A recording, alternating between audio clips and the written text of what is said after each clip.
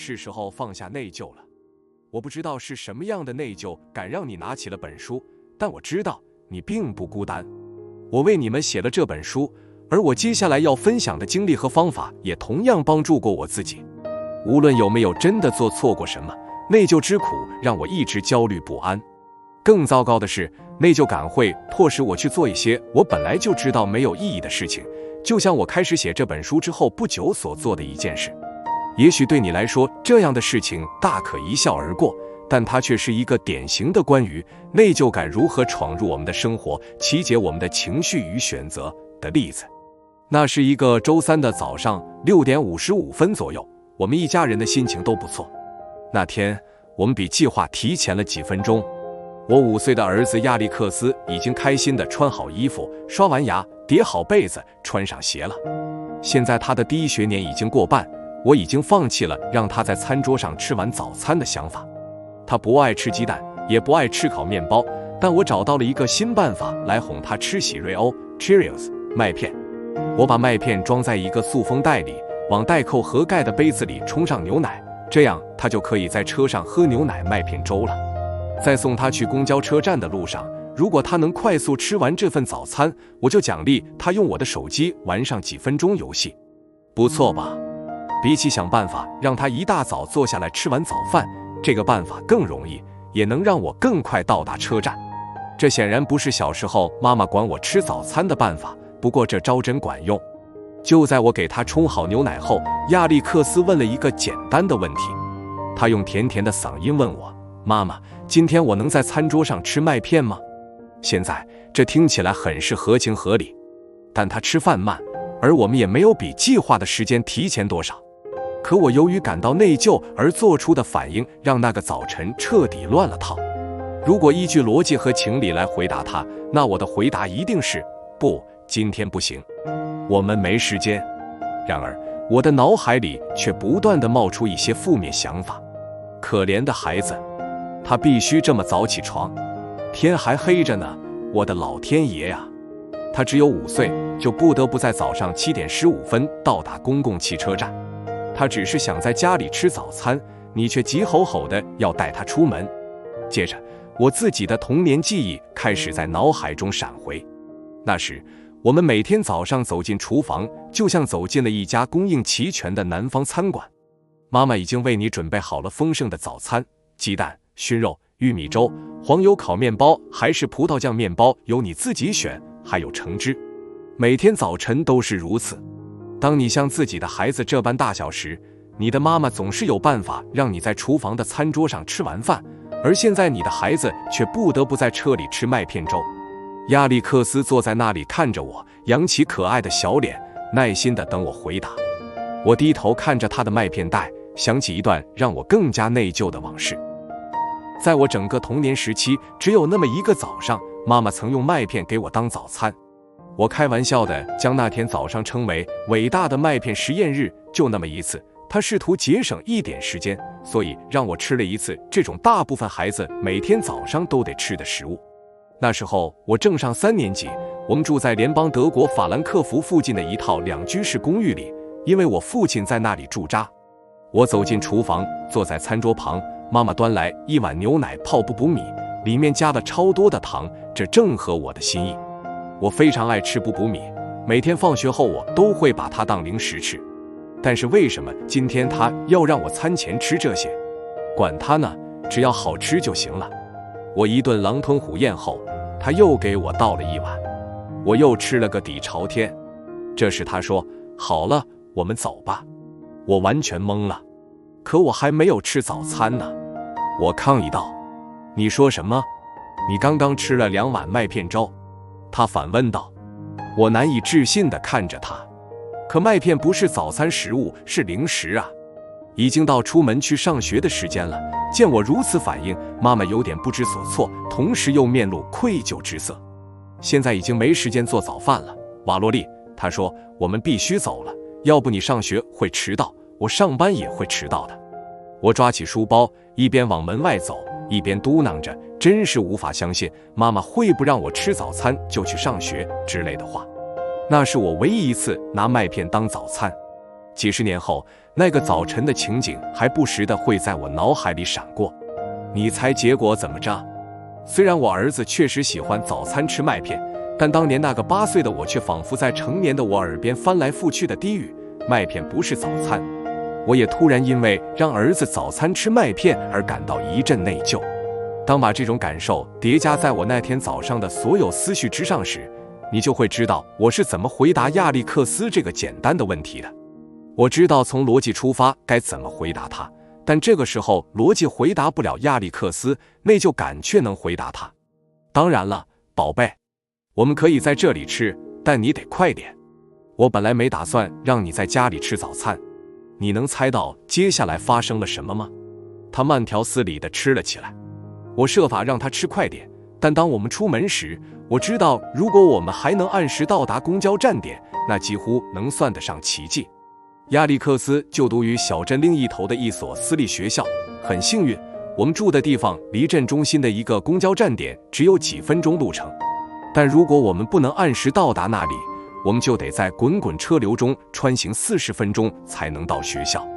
我紧握方向盘，好像这样我就能更快一点。我的目光在时钟和道路上来回切换，我绷紧肩膀，全神贯注地开着车。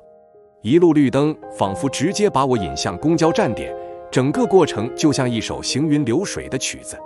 是的，也许奇迹真会出现。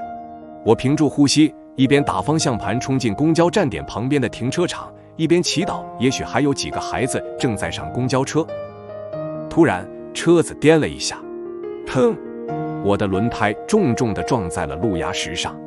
紧接着我看到儿子要搭的公交车先倒车，然后驶出了停车场，就像电影里的慢镜头一样。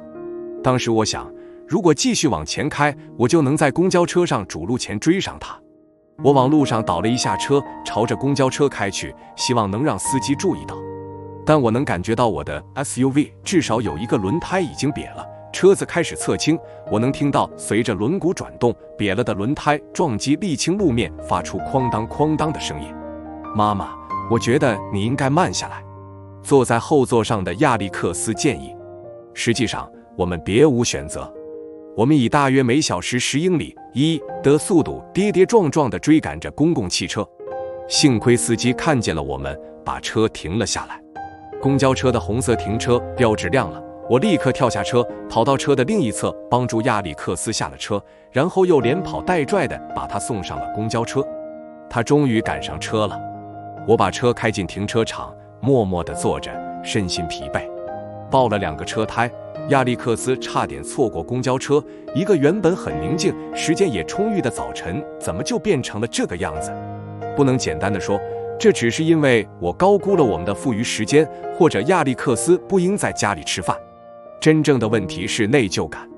当亚历克斯问可不可以在餐桌上吃饭时，随之而来的内疚感集结了我的思维，并导致了我接下来的行动。由此引发的一切打乱了我的平静，致使我要花6个多小时去拖车，还要花800多美元去修车。如果驾驶座上的我不为内疚感所困，所有这一切都是可以避免的，但它确实发生了。这可能就是为什么你和我会因这本书而相遇，这也可能是你为这本书所吸引的原因。内疚感会暗中作祟，它不仅会剥夺你的快乐，更可怕的是，它甚至会在你还没有意识到发生了什么的情况下操控你的思想和行为。它会触发你下意识的反应，使你去道歉，去过度补偿。它就像一名拳击冠军，会用娴熟的技巧打倒你。无论脑海中有个声音是在提醒你那些未能达成的期望，还是在提醒你多年前犯下的，现在仍在为此付出代价的错误，内疚的情绪总是在重复传递这样的信息：我有不足，我做的还不够，我做的不对，我应该做更多的事情，应该做有所不同的事情，应该做更好的事情，但我没有，所以我会感到内疚。这些毛病我会一犯再犯。最糟糕的是，我还把幸福当成了牺牲品。我用无休止的自责浇灭了幸福的火花。我的情况是这样的，内疚感不只会因为某件小事而在某个早晨的某个时间在脑海里显现，还会在许多个早晨出现，盘桓近日，在绵延入夜。它弥漫在我和孩子、丈夫、朋友、父母、我的员工的关系中。它已经影响到了我的经济甚至精神生活。当对内疚感的这种泛在性认识提高之后，我开始发现它无处不在，不仅存在于我自己的生活中，而且存在于朋友的评论中，与客户进行的辅导会议中，以及我的女性读者的评论中。我不禁想，只有我在吃内疚感的苦头吗？还是所有女人都在与内疚感缠斗？我认为内疚感在女性中更普遍，尤其是当代女性，她们承担着比以前任何一代人都要多的期待，这是由前辈们所没有经历过的机遇大迸发带来的。内疚感不是在渐渐消逝，它正以比以往更强烈的势头袭来。当你让内疚感占据上风时，它便会下意识地支配你的决策、你的人际关系、你的金钱，甚至你的食物以及你的宗教信仰。它会阻止你追逐自己的梦想，让你心生怨恨，让你的爱变得自私，让你推开自己真正想要的爱。当你想说不的时候，内疚感会驱使你说是。它会用一些漫无目的的事情将你的时间表填满，让你没有时间去做那些有意义的事情。它始终让你感到烦乱，让你心情沉重。基于以前的经历和未曾审视过的期待，我的内疚感驱使我在那天早上同意了亚历克斯的要求。你看到内疚感很快就能打乱我们最好的打算了吧？在本书中，我会向你展示如何有意识地选择自己的想法，放下那些会导致不该有的内疚感的想法，以免其控制你的人生。学会管理并转化内疚感。当你允许内疚感替你回应生活中的小问题时，你就会倾向于也让它来回应生活中的大问题。随之而来的后果就不像差点错过公交车或爆2个轮胎那么容易解决了。它导致的问题越大，造成的后果就会越严重。这些年来，我不仅自己成功地战胜了内疚感，而且指导上百人解决了这个问题。尼克尔坦言，她嫁给前夫是出于内疚。谢丽从不要求加薪，因为她觉得这样做很自私，会让她感到内疚。金觉得自己有义务继续在表妹的非营利机构做志愿者，因为10多年前自己最艰难的时候，他曾施以援手。梅甘承认，内疚感几乎日日提醒着他的存在，即使他根本就没有意识地去想这件事。她为不能坚持健康饮食而自责，为没有做更多的运动而自责，为丈夫随她四处奔波，把家人抛在身后而自责，尽管这是她丈夫自己的选择。当放不下内疚感时，我们可能会牺牲什么？我们会放弃自由，放弃快乐，我们会丢掉生活的宁静。内疚感有多种表现形式，也许其中有一些你会觉得眼熟。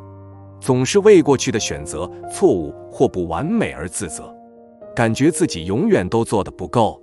在亲密关系中几乎感受不到快乐或和睦，在亲密关系中总是感到压力、怨恨或价值失落。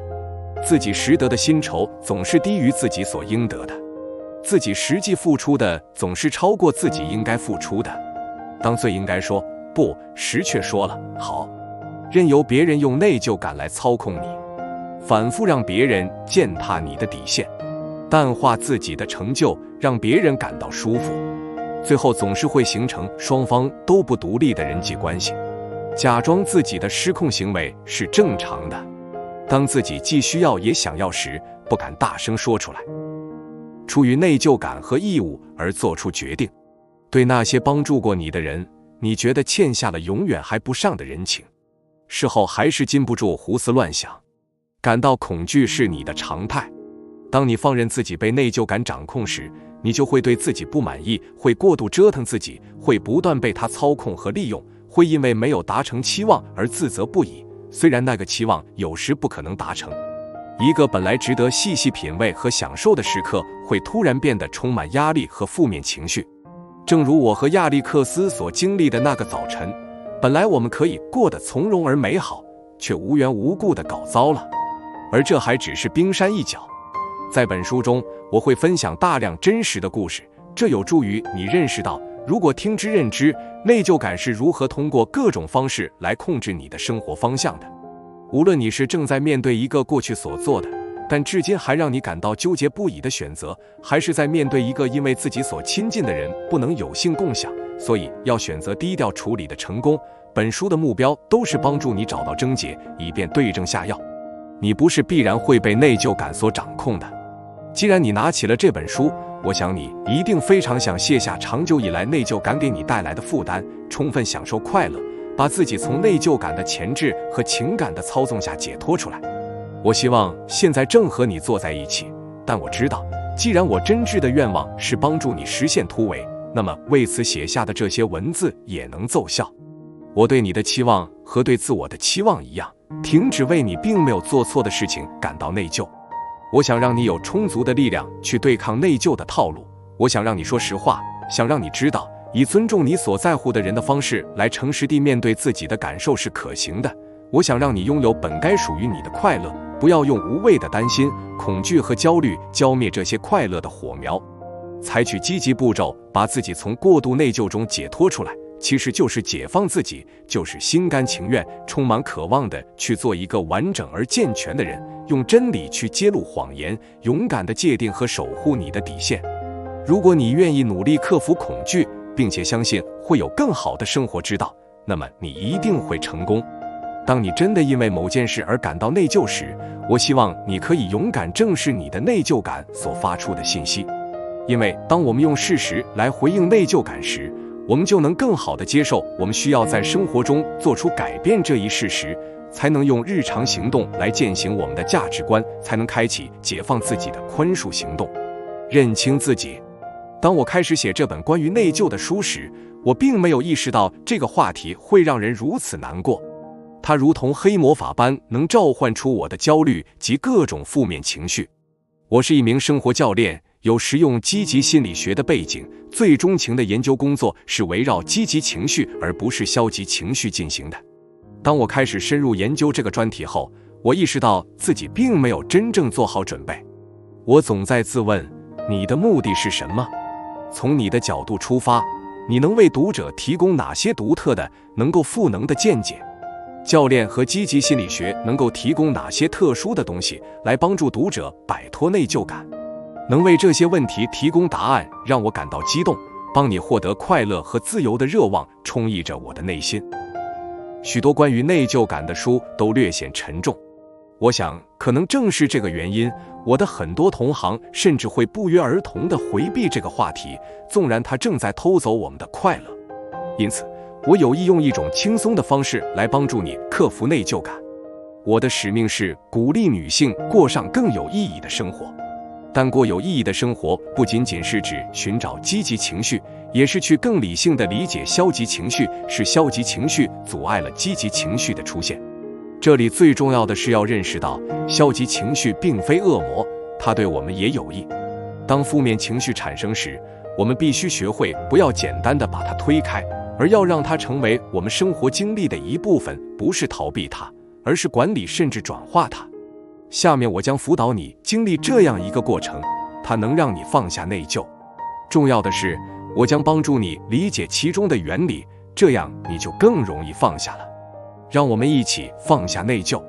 教练不仅能帮助你由现状变为理想状态，还能帮助你探寻出在这个过程中出现的所有障碍、担心和机遇。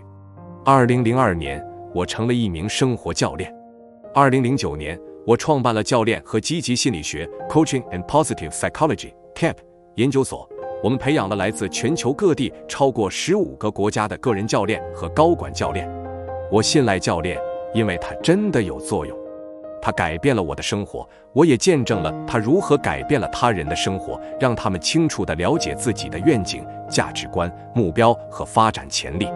教练帮助他们学会在面对两难困境时如何抉择，能为他们赋能，让他们自信地去实现自己的梦想。好的教练可以帮助我们突破自我。在本书中，我开发了一个通过书面表述来实现教练这一理念的过程，这能帮助人们放下内疚。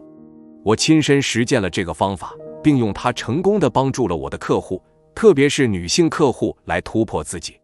这些女性的故事我会在后文分享。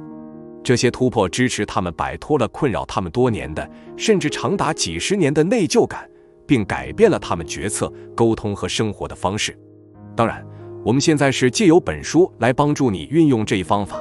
我现在邀请你用我提供的这些强有力的问题，我喜欢将之简称为 PQS， 即 Powerful Questions， 来做自我辅导。我建议你把你的答案记录下来，拿出你的笔记本或者打开电脑，甚至可以打开手机里的听写软件进行口述记录。把想法写出来比在头脑里静思梳理更有效。通常我们同时会有太多的想法，所以势必会忘掉一些，而我们所忘掉的恰恰有可能是一幅拼图中重要的几块。如果找不回这几块，我们就失去了理解整幅拼图的关键。因此，虽然只是读想想也是一个吸引人的做法，但我还是建议你在阅读、思考之后把想法写下来。如果真想得到想要的答案，就要这么做。这些年来，我运用这些技巧来帮助客户实现突破，放下内疚，提问挑战性问题的顺序变得越来越灵活。我发现这个方法并不死板，而是灵活的。对那些发人深思的答案，你要重视，要深挖其原因。从这些地方，你会不时地大声感叹，并获得对问题的深刻洞见。你如果正准备摆脱内疚感，想做出能让你的生活和人际关系焕然一新的改变，那你算找对书了。我很高兴能成为你的教练。我对你只有一个要求，就是诚实回答我提出的问题，这能转换你思考问题的角度，帮你理清思路，让你变得勇敢，并为你提供良好的行动指导。在指导别人体验过这个方法之后，我一次又一次得到了几乎一字不差的反馈，我觉得像是压在身上的重担被拿走了，我感觉好轻松。内疚感是沉重的，它会压得你无法呼吸。但事情本不应该是这样的，是时候放手了。让我成为你的教练，让我们开始吧。原谅了原本不该原谅的行为、态度或关系中的冲突，为感觉可能是由自己造成的问题而弥补某人，把接受不公平待遇视为理所应当，自己大包大揽负起责任，同时听任他人少负责任。当我们的内疚感是虚假的，即我们实际上并没有做错什么，但感觉好像自己做错了，我们就会觉得必须采取某种方式来补偿。这种补偿会表现在我们每天所做的决策、所说的言语和所采取的行动中。我有亏欠，这种感受也会表现为我配不上、我不属于和我做的还不够。由于这种自我意志、完美主义、不安全感、恐惧和攀比等问题就会浮出水面。起初，你很难认识到这些问题，但内疚感往往是导致众多对情绪有害的行为的第一张多米诺骨牌。这就是我们每个人都必须踏上自己的放下内疚旅程的原因所在。因内疚而自我审判。如果以最传统的词义来思考内疚这个词，你可能会想到一个被控有罪的人站在法庭上的场面，证据被呈了上来，辩护已经进行过，判决已经作出。如果罪名成立，他就将被判刑。在各种文化里，对于女性应该扮演什么角色，如何扮演好这些角色，以及应该为谁服务，都有着很多不同的观点。其中大部分观点根植于家庭传统和宗教，有些观点则来自女性运动和媒体的宣传，还有一些观点则是在我们自己的社区以及工作或礼拜场所中流行。我们很难不为周边的典范人物或人们对我们的期待所影响。作为女性，我们常常不自觉地把自己放在受审判的位置上。我们有什么可以被指控的？因未能达到自我强加的期待而进行夸张的自我指控，而被裁决有罪后，我们便会被惩罚，经常是自加其身，有时还是无期徒刑。当金开始感到自己要被工作和自己承担的事物淹没时，他出于内疚而把压力承担了下来。以下都是他对自己的指控。作为一名职业心理咨询师，我并没有实践自己所宣扬的东西，该内疚。当客户在不堪重负之际来到我这里时，希望见到的不是和自己一样不堪重负的人，所以我是个伪君子，该内疚。我的工作是帮助人们更快乐，我自己应该先快乐起来，但我并不快乐，该内疚。以下是一些他自我施加的惩罚：不断自责，不允许自己休息，直到完成承担的所有工作。只有当理顺了工作和生活后，才能去享受生活的其他方面。拒绝或挡开所有的赞美。当丈夫的人生被毒品吞噬，并且把报酬丰厚的工作也弄丢之后，卡莉与她的婚姻宣告结束，她也开始审判自己。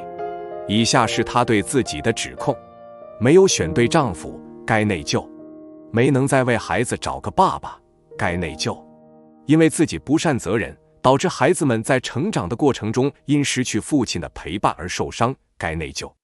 以下是她对自己的判决：在要求苛刻的行业里加班加点的工作，尽可能多赚钱，以弥补他所造成的伤害，放弃自己追求快乐的权利。由于前面做了错误的选择，因此自己不配得到幸福。再婚是为了孩子而非爱情。特莉在20多岁时完成了大学学业，开始了职业生涯。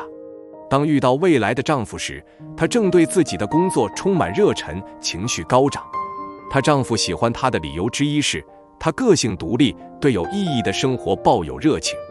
但是，特莉是把婚姻和生儿育女看成桎梏的，虽然她没有说出来。因此，当他们一结婚，她就开始在内心不断对自己进行审判。指控包括：家里不够干净，该内疚；在照顾家庭的同时，还渴望追求工作上的目标，该内疚；为了让自己更年轻、更有活力，什么都肯干，该内疚。以下是她对自己的判决：始终围着家庭转，忙着打扫卫生、做饭、带孩子，特别是在丈夫下班回家的时候，压制自己的职业抱负，完全放弃自我关注，并视之为自私的行为。多年来，女性角色的定义清晰而狭隘，尤其是在过去的50年里，这些角色被以很多方式质疑和改变着。当我们承担起的新角色不符合过去的传统时，互相冲突的意见和信息就会给疑虑留下很大的空间。许多女性会觉得自己做事的方式与母亲或家庭中的其他女性长辈不同，因此，即便得到了长辈们的全力支持，但因为认识到自己所做的选择有所不同，他们也会产生一种要进行自我判断和自我评价的意识，从而产生内疚。我这么做也许错了，也许他们过去的做法才是对的。想想当特莉把婚姻和生儿育女描述为桎梏时，她是如何向我们说起她自己的妈妈的。我妈妈会说，我没有朋友，我一生都和孩子们在一起。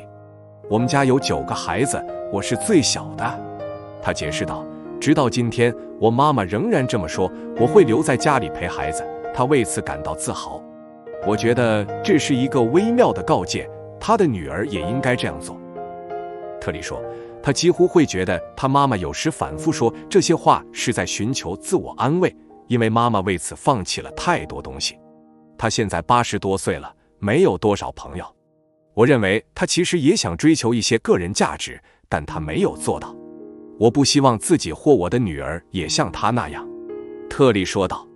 即便如此，特莉也承认她经常会进行自我审判，这或许源自她母亲的言语，或许源自教堂里祷告的回声。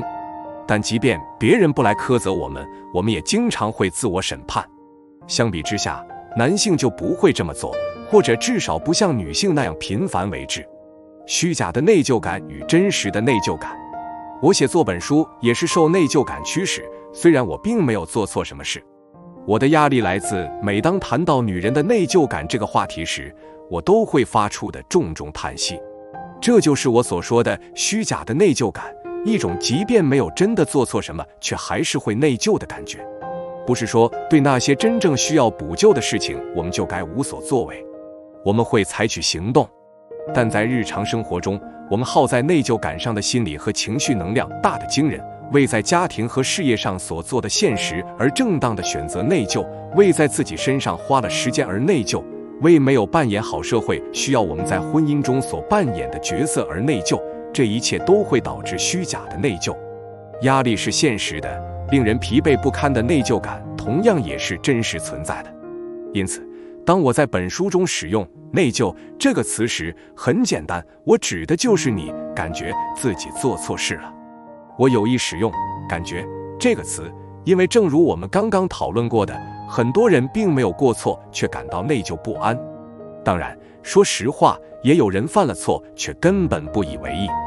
没有过错却内疚不安会导致自我伤害，人际关系失衡，并会产生低水平的焦虑，让你觉得自己应该更明白一些，干得更好一些，成为更好的自己。这导致我们不断地痛责自己，因为不管我们认为什么是正确的，我们都永远难以实现这种正确。这种内疚感就是我所说的虚假的内疚感。因此，在本书中，当我谈论内疚感时，如果没有明确说明这是真实的内疚感，那么我所讨论的都是这种虚假的内疚感。真实的内疚感是真实存在的，这是当我们做了错事或对他人造成伤害时理应感受到的。虽然我们也会讨论因为确实做错了事情而引发的内疚感，以及在这种情形下我们应该怎么办，但本书主要还是在讨论虚假的内疚感。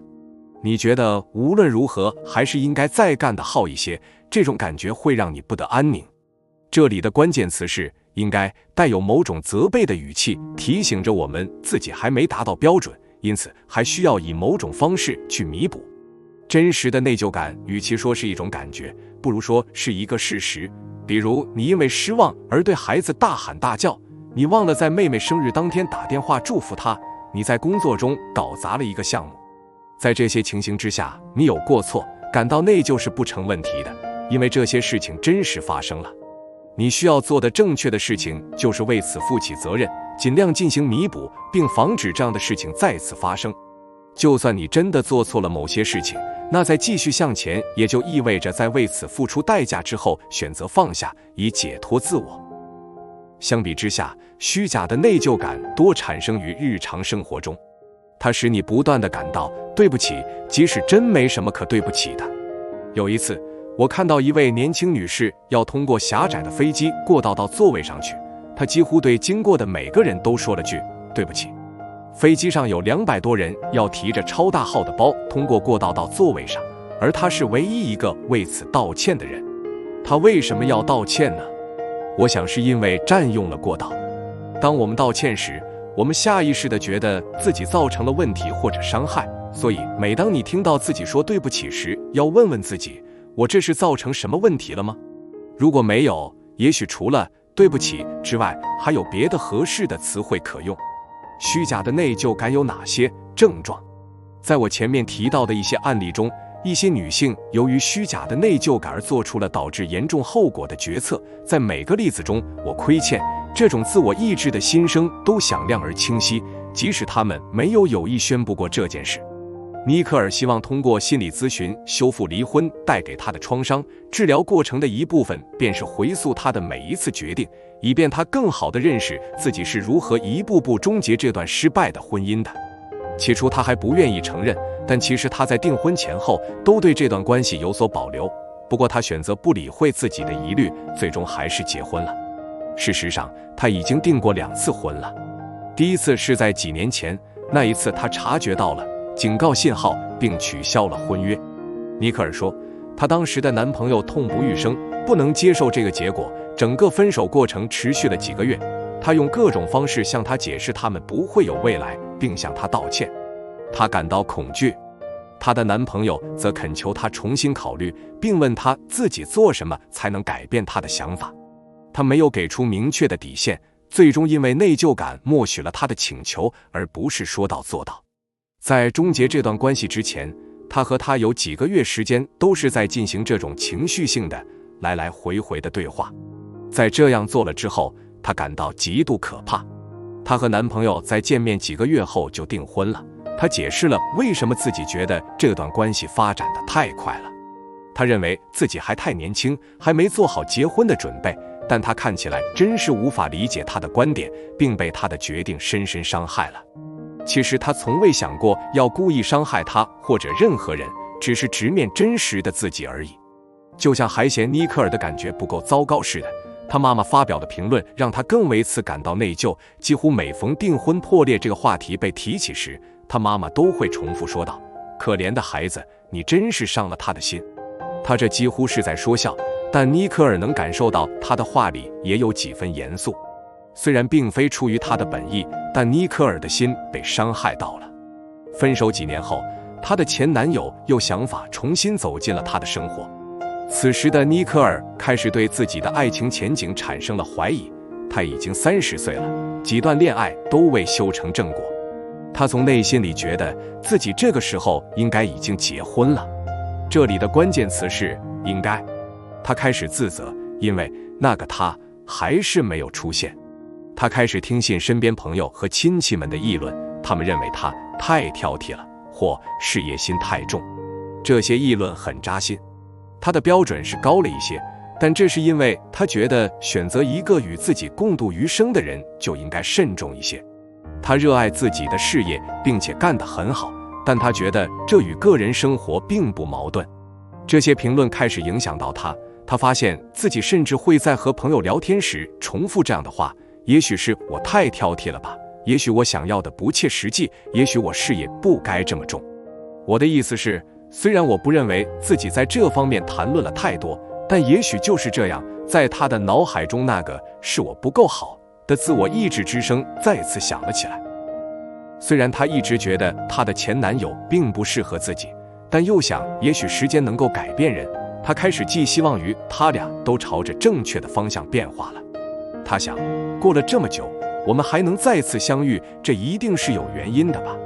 于是他决定再给他一次机会。这就是内疚感将他绊倒的地方。在离婚后的心理疗愈过程中，他回忆起了导致他决定结婚的关键几步。这完全是在内疚感的驱使下做出的一个关键决策。尽管已经分手多年，但他仍然为此感到内疚，并且觉得前男友仍然受着情伤。他基本上与自己达成了这样一个协议。当时我们正约会吃晚餐，尼克尔回忆道，这大概只是我们再次恢复关系以来第3次见面。我仍然对那时因悔婚而给他带来的痛苦深感内疚。这么多年过去了，我一直犹豫还要不要和他出去约会，因为我觉得自己可能会再次伤他的心。说句公道话，我至少应该不让他抱有太大的希望。我们边吃边聊，讨论了这段关系，以及是否要试着再续前缘。我同意了继续约会，但在内心深处，我知道我同意的不仅是约会，还有嫁给他。既然这些年来他对我的感情一直没变，我知道约会终将发展到他再次求婚的地步。我担心的是，他同意了约会，我却要拒绝他未来的求婚。但是我的内疚又让我觉得我欠他一段没有再次分手风险的感情。尼克尔对自己的接纳感到震惊。当他们2个人决定再次开始约会时，他与自己达成了这样一个心照不宣的约定：你曾伤过他的心，你欠他的，你不能再这样做了。当更诚实地面对自己时，他承认，在他所进入的这段关系中，对方在不断强化他的内疚感，并以此来控制他。在这段婚姻中，他的精神遭受了虐待，虽然当时看得不太清楚，但从一开始就是这么回事。他会为他找借口，但对别人不会这样做。他对他感到抱歉，部分原因是他总在提醒他，他的童年比他过得好，这成了他以自我为中心的愤怒、情绪爆发和不断严厉责备对方的借口。这一切都源于尼克尔接受了他亏欠他这一想法，却没有原谅自己订婚过早，没有接受人非圣贤，孰能无过的现实，并从这段错误的关系中吸取教训。他如果这样做了，就不会觉得自己亏欠了什么，更别说同意一段让自己内心根本就不得安宁的婚姻了。当我亏欠变成我不应得，在谢丽这里，这种我亏欠的心理变成了我不值得。他不愿向老板开口提加薪这个话题，尽管离上次加薪已经过去3年了。他热爱自己的工作，他所在的公司规模虽小，但利润很不错，而且他可以根据自己的需要灵活安排日程。他承担的责任增加了很多，但工资却一直原地不动。公司能给他这么多机会，让他觉得自己欠了公司的。他在工作上有弹性，在银行里有存款，这是前所未有的。他一直以来都努力工作，也得到了培训并提高了技能，这为他升职加薪创造了条件，但他并未以此居功行赏。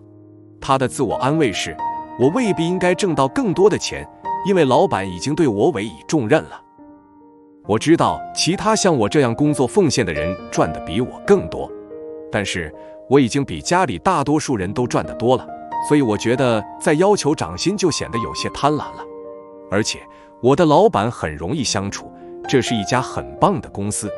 因此谢丽对此保持沉默，接受了低于应得的薪酬。因内疚感而产生的我亏欠，这种自我意志心理会控制你的行为，其后果是将你带入一种不健康或不平衡的心理状态，而这种心理状态往往需要多年时间才能克服。尼克尔很多年都活在失败婚姻的阴影中。谢丽多年来放弃了本可以用以补贴家用、还清欠款、建立应急基金或造福他人的高薪收入。我应该知道更多，做得更好，变得更好。让我带你再次回到并没那么久远的一个清晨。从那之后，我决定不再苛责自己，要找回久违的快乐。也许你也有过这样的一天。清晨一般是这样开始的：我睡得正香，正梦着几分钟后就不会记得的事情。在梦里，我正置身户外，因为我听到一只小鸟在轻声啁啾，微风吹得森林里的树叶沙沙作响。听起来这只鸟还有1-2个伙伴，它有一个完整的家庭。它们的叫声变得越来越大。真可惜，我的闹钟响了。因为讨厌睡眠被闹钟刺耳的蜂鸣声或急促的音乐打断，所以我把闹铃设成了柔和的森林之声。这声音听起来很自然。今天早上鸟还飞进了我的梦乡。不错，我已经半梦半醒了，清醒到能意识到起床时间到了，清醒到足以不情愿地想起计划中的雄心勃勃的晨练。我还没有准备好，所以我还处在半睡眠状态，脑子里在自我对话。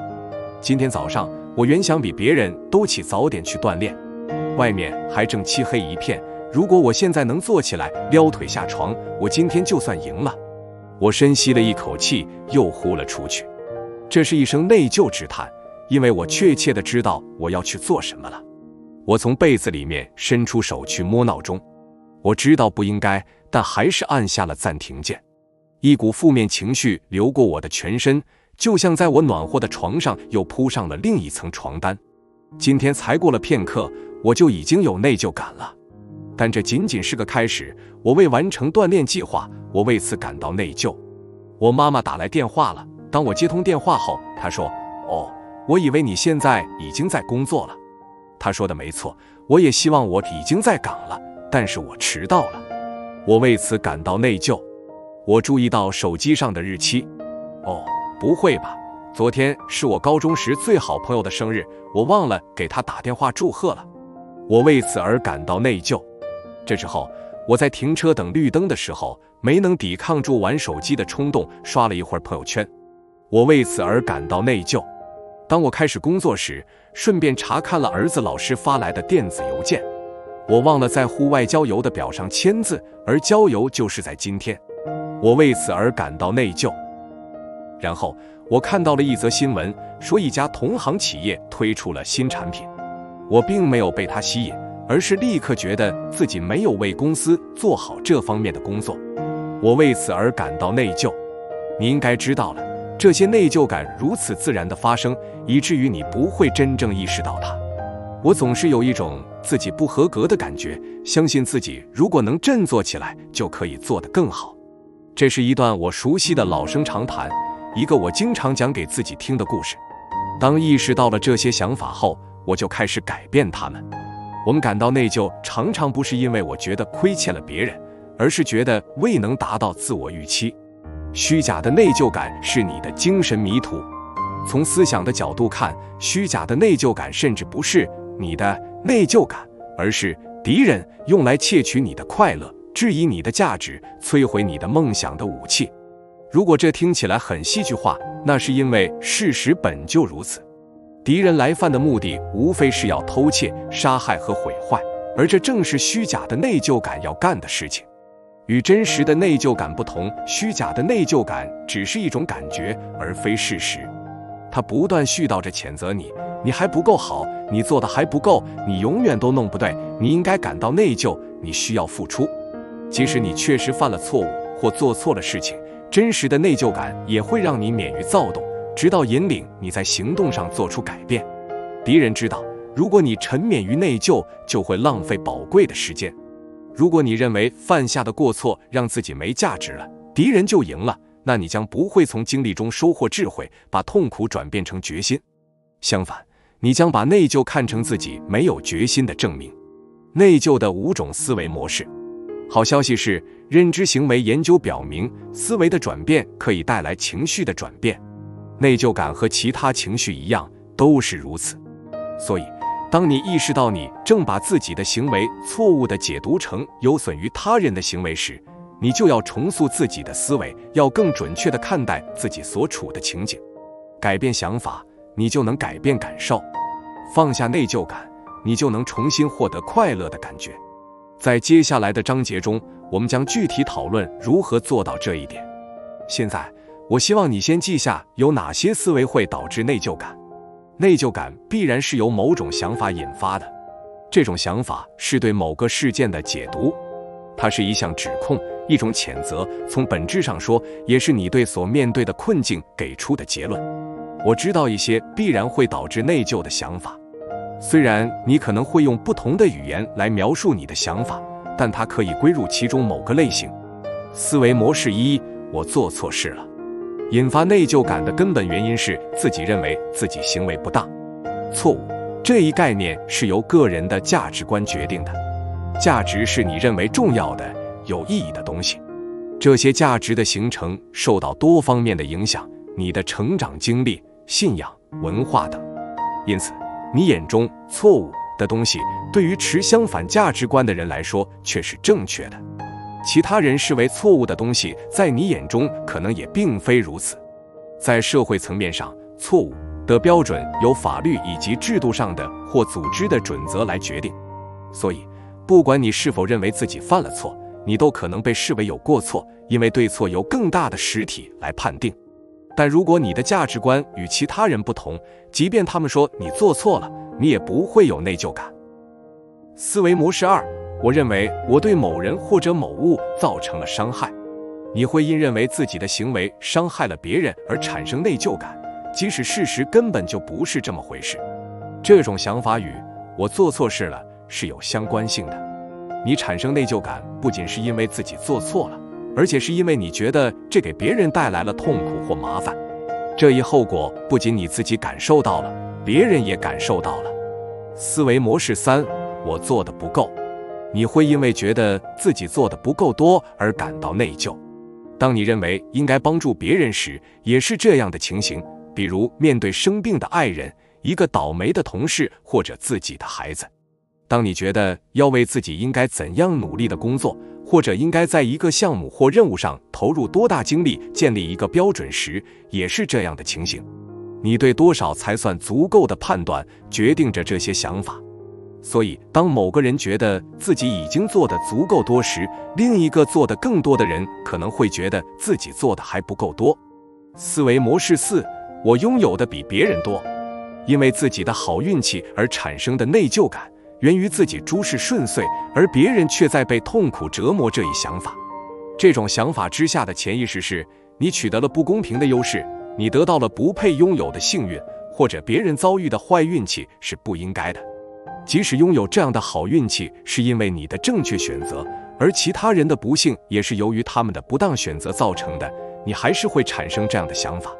当你认为上天的眷顾在你的好运中发挥了作用时，更会引发这样的想法：事情如此发展是不公平的，你只是幸运而已，你享受的福气多于应得的，而别人得到的却少了。总之，为什么就你摊上了好运气，而别人却没有呢？思维模式5：我没做某件事情，但我想做。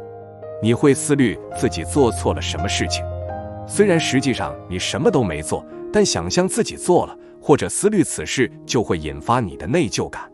或者，这也许就不是一个自觉的行为。你想象自己想要什么东西，或者做了什么违背价值观的事情，清醒之后，你记住了自己刚才的想法。当你原想做某件好事，但最后并未实现自己的愿望时，也会陷于这种情形。不要让内疚感替你做主。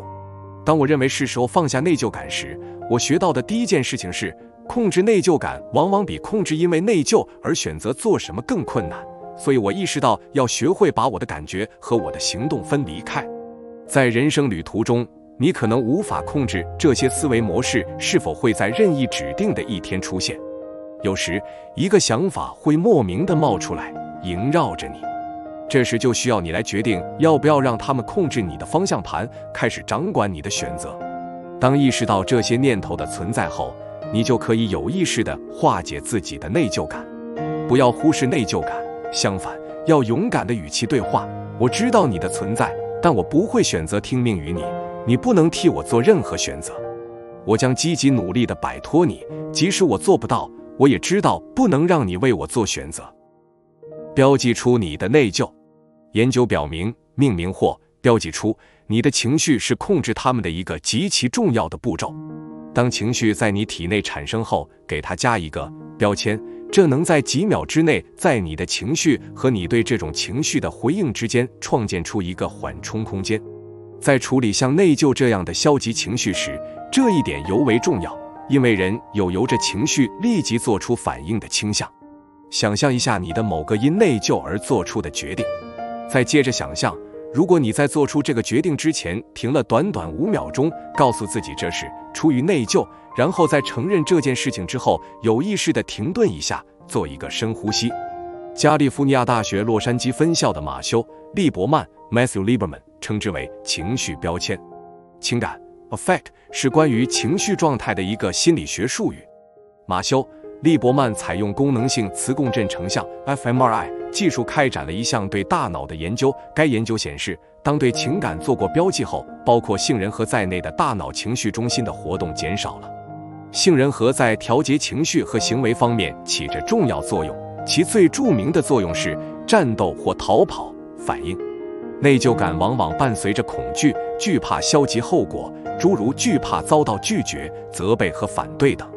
给内疚贴上标签，停顿下来注意到它，深呼吸，这能让你有机会慢下来，以不同方式来处理它，从而打破自动的战斗或逃跑反应。通过标记自己的情绪，你就能更充分地认识到这种情绪的出现及任由其控制你的反应的危险。对情绪进行标记也会使之中断，这是一个机会，能让你停下来，重新控制你现在的想法。换句话说，告诉自己，内疚来了，它正想控制我。停下来，做深呼吸。我想起那天早上，我儿子亚历克斯问我，今天我能在餐桌上吃麦片吗？设想一下，在听到问题和回答之间的几秒钟内，如果我注意到了自己的想法，对自己说，这是内疚感上来了，然后深吸一口气，这样我就能做出回应，而不是简单的做出反应。反应是自动的，通常受情感和冲动的驱使，而回应是慎重的、有意图的。这么简单的标记步骤，不但在一些令人内疚的小事上有价值，在一些大事上也能强有力的作用。设想一下，如果尼克尔为与前男友分手这一虚假的内疚贴上了标签，并且暂时停了下来，把要不要投入这段让他无法平静的婚姻的控制权拿了回来，结果会如何？设想一下，如果谢丽已经标记出了要求加薪所导致的虚假的内疚，并拒绝因此而沉默，情况将会如何？最重要的是，请想象一下，当在下次的谈话中你突然感到了虚假的内疚时，你及时为其贴上了标签，并且在做出反应之前先停顿了一下，你的做法会有什么不同吗？现在花点时间找出内疚通常在你的生活中出现的方式，这是列出你的内疚清单的起始步骤。这是一个可供利用的机会，你能由此搞清楚你在生活中可能最需要克服的内疚是什么，这是你想要放下的，即使目前你对如何放下它还不是很有把握。接下来你要做的事情，列出你的内疚清单。当你坐下来准备写下你的清单时，先问问自己是什么样的内疚感促使你在这个时候来读这本书。记住，列内疚清单的目的不是马上就要解决任何问题，你简单的找出正让你感到内疚的最重要的事情即可。让我们把列在这张清单上的事情称为你的内疚触发点。我知道你现在可能有100件事情想要写下来，不光你是如此，我们也是一样的。但现在我希望你只选3件事。什么事情最让你感到痛苦和焦虑？什么事情正在窃取你的安宁和快乐？我想让你就从这样的角度出发来展开思考，继续沿着这段旅程前进，你将获得相关的知识和工具，解决列在清单上的内疚问题，重获你所渴望的自由。第2章，层层拨开内疚感。要是只听莫妮卡说，你会觉得她的第1个孩子生活在水深火热中，但其实她的大女儿贾娜是一名20岁的大学生，住在家里，有一份兼职工作，对人很有礼貌，是还未到青春期的妹妹的好大姐。我觉得当年没照顾好女儿，莫妮卡的话语中混合着后悔、羞愧和内疚的情绪。本来我能当个好妈妈，但我觉得自己没有做到。当有了第2个孩子，看到自己这回成了这么好的母亲，有了丈夫，还有了更多的资源时，我只觉得当年对不起她。这是莫妮卡内心最深处的内疚。每当与女儿们互动时，这种感觉就会在她的内心泛起。她说，当我和小女儿加布利埃尔一起做作业时，就会自责当年没有花更多的时间陪贾娜一起做作业。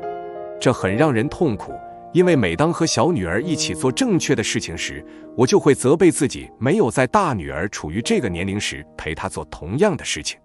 我为莫妮卡做了一次心理辅导，帮她放下多年来沉重的内疚感。在与她的谈话中，我可以看到很多种导致她内疚的思维模式。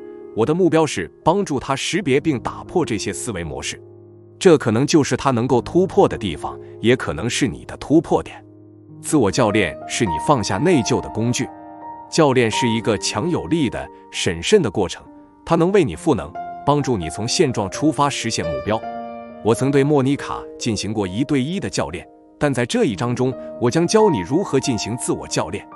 不管辅导如何实施，它都可以帮助你暂停下来，注意到造成你内疚的思想的各个层次，层层拨开这些思想层次，可以帮助你选择保留哪些层次，放弃哪些层次。当放弃了那些不真实的、不正常的思想层次后，内疚的重负就将慢慢从你的肩膀上卸下，取而代之的是平静与快乐的轻松之感。我创建过一个专门解决内疚问题的教练流程，我将这个过程称为玻璃 Peel 流程，这是一个缩写，其中包含的步骤我稍后会解释。我在客户身上，甚至自己身上都运用了这种方法。玻璃流程植根于我早前提到过的围绕思想、情绪、行为之间内在联系的研究结果。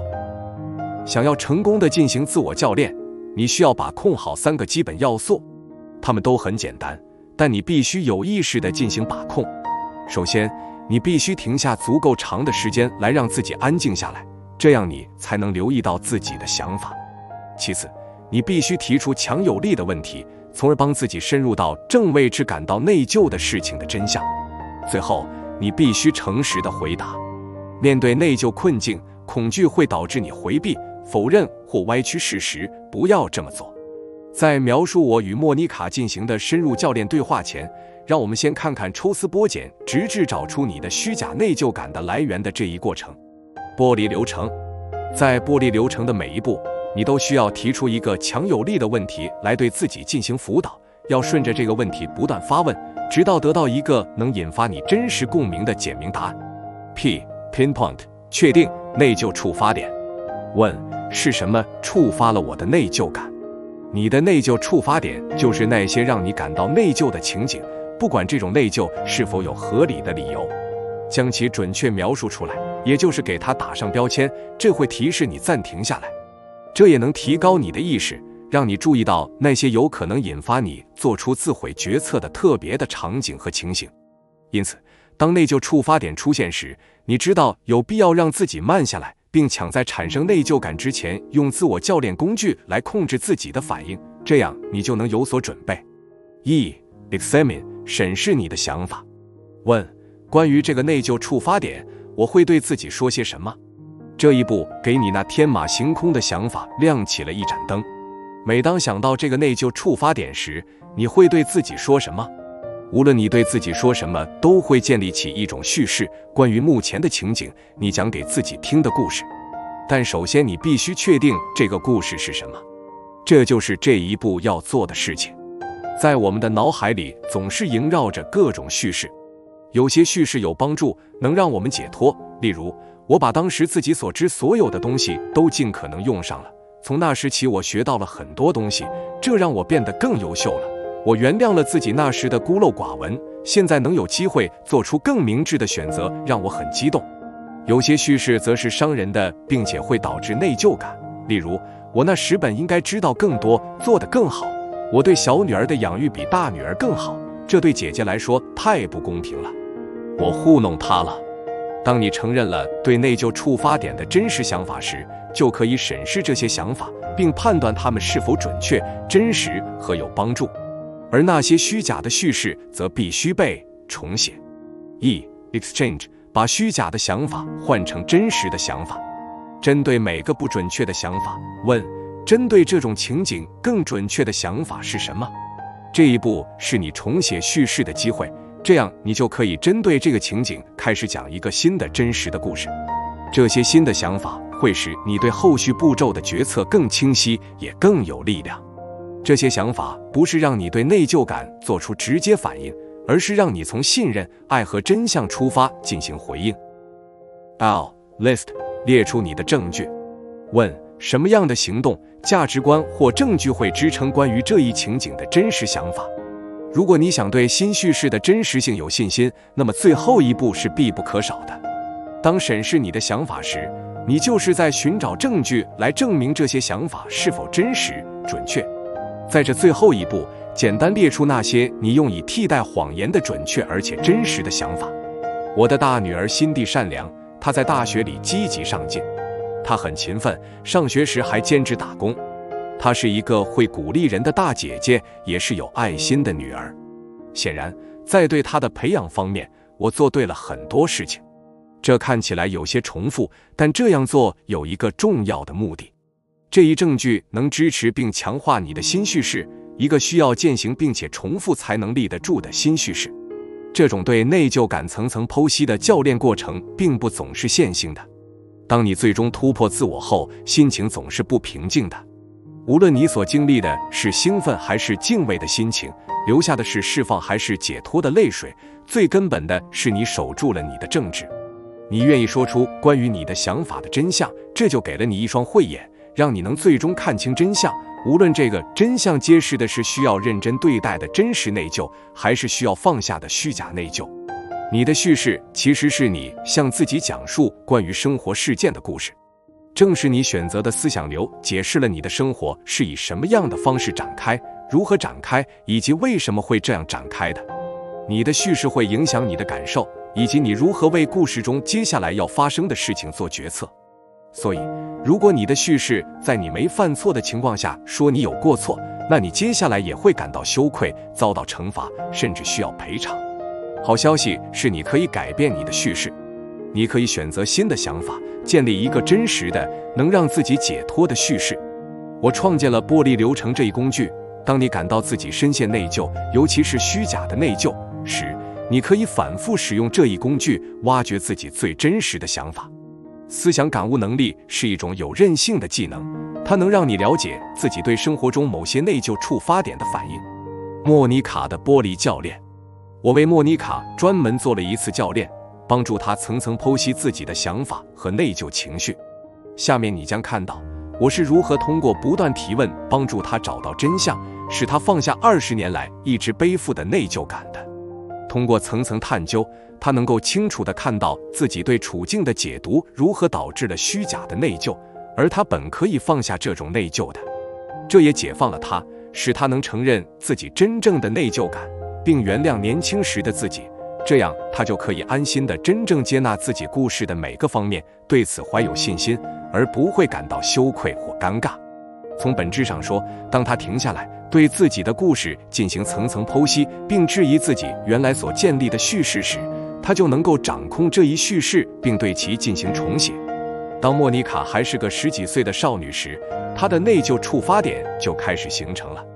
怀孕时，她还是一名17岁的高中学生，一名学习勤奋、热爱学校的优等生。孩子的父亲是她做兼职时的老板，比她大8岁，不愿为此承担责任。贾娜还小时，在刚开始那几年，莫妮卡多次试图让她和他们的孩子建立起联系，都遭到了她的拒绝。莫妮卡决心绝地求生，她独自抚养孩子，并且在全职工作的同时还要完成大学学业。这很难，但她想尽可能让女儿过上好的生活。她相信继续深造能帮助她实现目标。但是鱼和熊掌不可兼得。虽然在她工作和上学时，家人帮她照顾贾娜，但莫妮卡在下午5点工作结束后要直奔夜校。夜校的课程每周有3天，上完课回到家已经是晚上10点了。在不上夜校的晚上和周末的休息日，莫妮卡又需要打理家务、到超市采购，根本无法全身心陪伴女儿，用心教育，帮她成长。她为此不断自责，因为女儿如今还没能确定自己的职业规划，没有理财意识，只会把钱花在看电影和在外面吃饭上，而且学习成绩也没有莫妮卡预期的好。我不知道你怎么看，但当听到莫妮卡对女儿的担忧后，我想到了2件事情。其一，贾娜听起来就是个正常的20来岁的小姑娘。其二，我没看出莫妮卡担忧孩子的那些问题和她作为孩子母亲的抚养方式有什么关系。如果因为孩子还不知道自己想做什么，花太多的钱在娱乐和在外面吃饭上，没有获得全力的成绩，就认为自己是个失败的母亲，那即使是最有爱心、最一以贯之、最令人佩服的父母，也可能是失败者。我问莫妮卡，你为什么内疚？她回答，我为女儿没有走上正轨而内疚，因为作为母亲，我本可以做得更好。这就是剥离流程的第一步，即精确定位你的内疚触发点。在日常谈话中，我们很容易对莫妮卡这样的回答信以为真，觉得那一定感觉很糟糕，我能想象你有多内疚。这就是为什么剥离流程的第2步，审视你的想法很关键。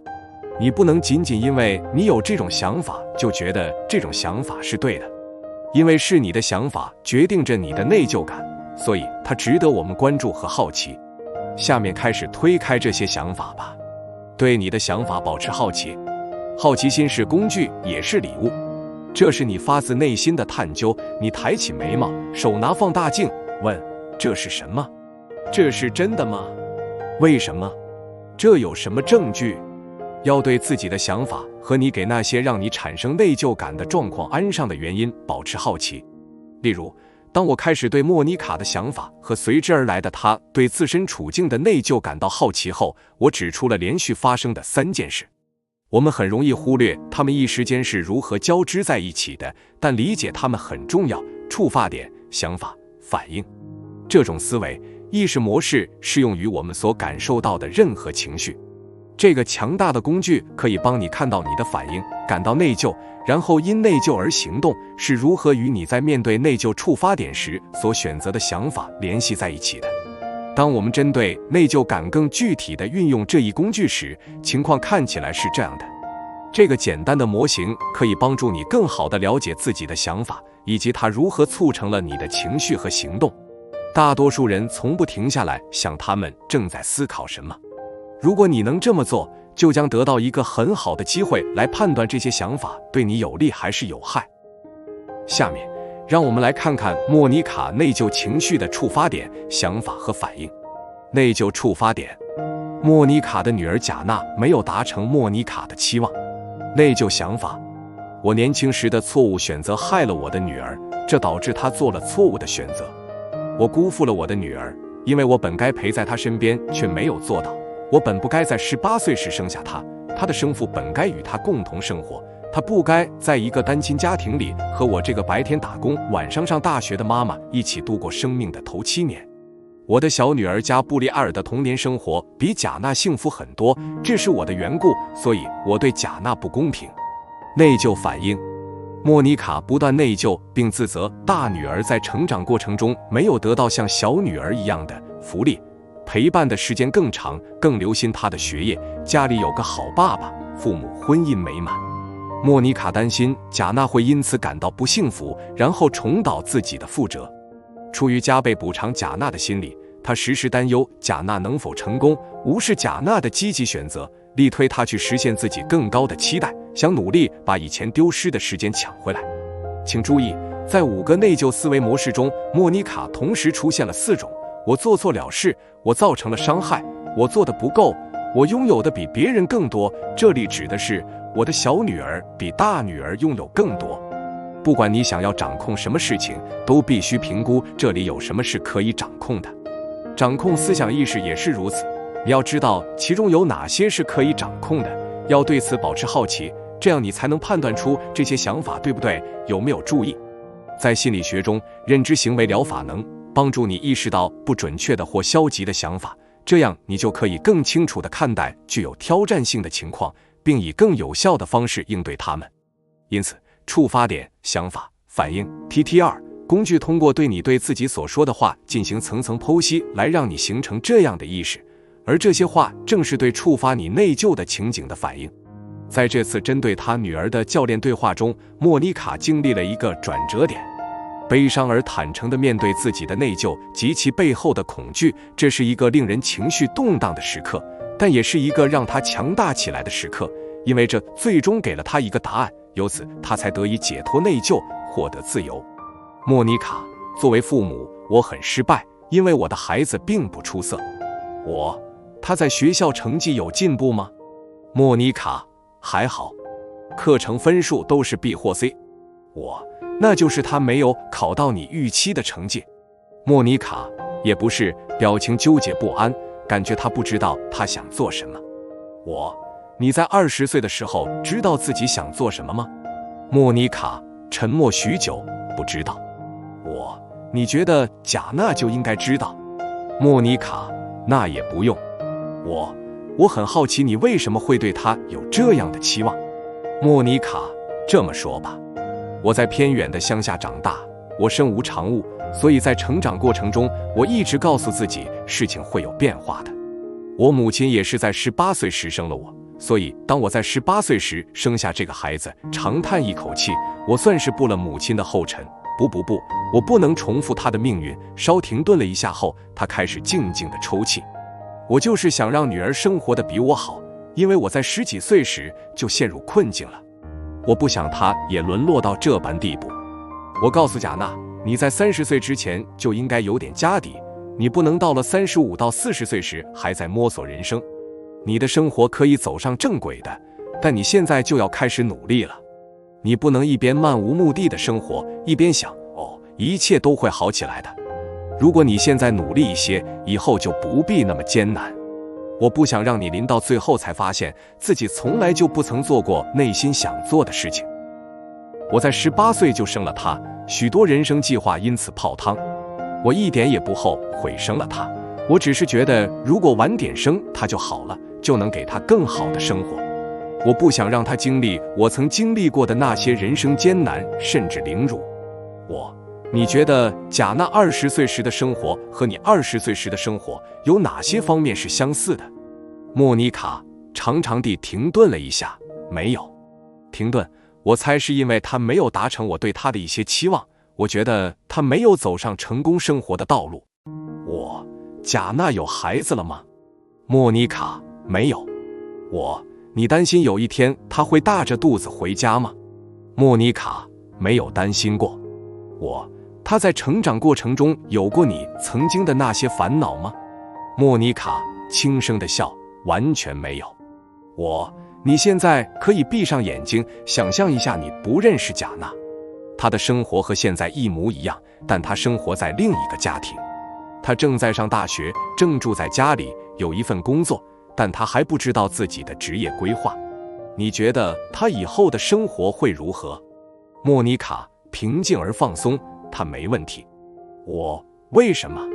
莫妮卡，因为她走在正确的生活轨道上，没有吸毒，不粗野，鼻塞声很重。她和现在其他那些20来岁的年轻人一样，喜欢看电影和在外面吃饭，不确定自己想要什么。你对你刚刚说的这段话有什么感觉？莫妮卡，很不错，也不会因为我脑子里的想法我是个失败者而责怪自己太多，这显然不是真实的情况。那我们如果再回到你原来的内疚陈述，作为父母，我很失败，因为我的孩子并不出色，你还认同吗？莫妮卡，不认同。你能用更准确的描述来取代这个想法吗？莫妮卡，可以。稍作停顿，贾娜很优秀，我的期望值也许有点高。作为父母，我没有辜负他，但我对他的期望要现实一点。那么你能接受的2个现实的期待是什么？莫妮卡在长长的停顿后发出一声叹息。在学习方面，她很专注，也很努力，这很好。如果她就是只能得到 B 和 C 的成绩档次，我肯定也会接受，不会苛求她为什么就得不上 A。在生活方面，她也不一定到21岁时就能把生活上的事情都搞明白，不一定知道自己要选什么样的专业和职业道路。所以你现在的新想法是什么？莫妮卡，我不是失败者。你接下来要怎么做？莫妮卡，轻松了，我要继续对女儿的生活产生积极的影响。我要支持她的大学生活。我要坐下来和她一起制定一份规划，而不是让她只是因为我的反对意见而手忙脚乱。莫妮卡现在能够放下内疚，并且把自己看成一位仍然需要指导的成年孩子的母亲。对于当年无力改变的境况，她能原谅自己了。原谅让你能够释放愤怒和其他有害情绪，这些情绪往往会扰乱你的思考，让你难以卓有成效的发展。虽然你的内疚触发点可能与莫妮卡的很不相同，但通过这段谈话，你可以看到精确定位内疚触发点，然后审视会导致你内疚感的想法是一个多么有效的方法。莫妮卡发现自己的想法并没有如实反映事实，于是她把这些不真实的想法替换成了真实的想法，并用证据来支持这些事实，这就是剥离流程。我现在想请你亲自试试真实的内疚。如果你的内疚不是虚假的内疚呢？如果这条信息拼命想要引起你的注意，并告诉你你的行为与你的价值观在哪些地方不吻合呢？并非所有内疚都是虚假的，有时我们就是做错了。摆脱真实内疚的唯一方法就是以足够的谦逊、勇气和诚实去面对它。感到内疚是我们天生就有的能力，因为这有助于我们将自己的价值观与行动统一起来，这服务于一定的目的。当预计事后可能后悔时，内疚感就会阻止我们去做那些将来我们可能为之后悔的事情。正如我们将要探讨的，内疚不一定是一种消极情绪。如果真的做错了事，真正的内疚是正确的反应。但我们要学会走出这种类型的内疚。我们常常出于恐惧而抗拒真实的内疚，因为承认错误就意味着我们需要承担一些后果，而我们却想避免承担这些后果。避免疼痛是人类的自然反应，但我们要记住，内疚是一个信号。你坚信自己应该说出真相，应该道歉，应该弥补吗？再多的逃避也不能消除你的内疚。自由会伴随着真理而来，我们必须愿意接受结果，相信未来会由此展开。正如有一个教练过程能帮助我们摆脱虚假的内疚，放下真实的内疚也有一个教练过程，我喜欢称之为6V 过程。1. 承认过错 Admit， 我的确做错了，我造成了伤害。我承认错误。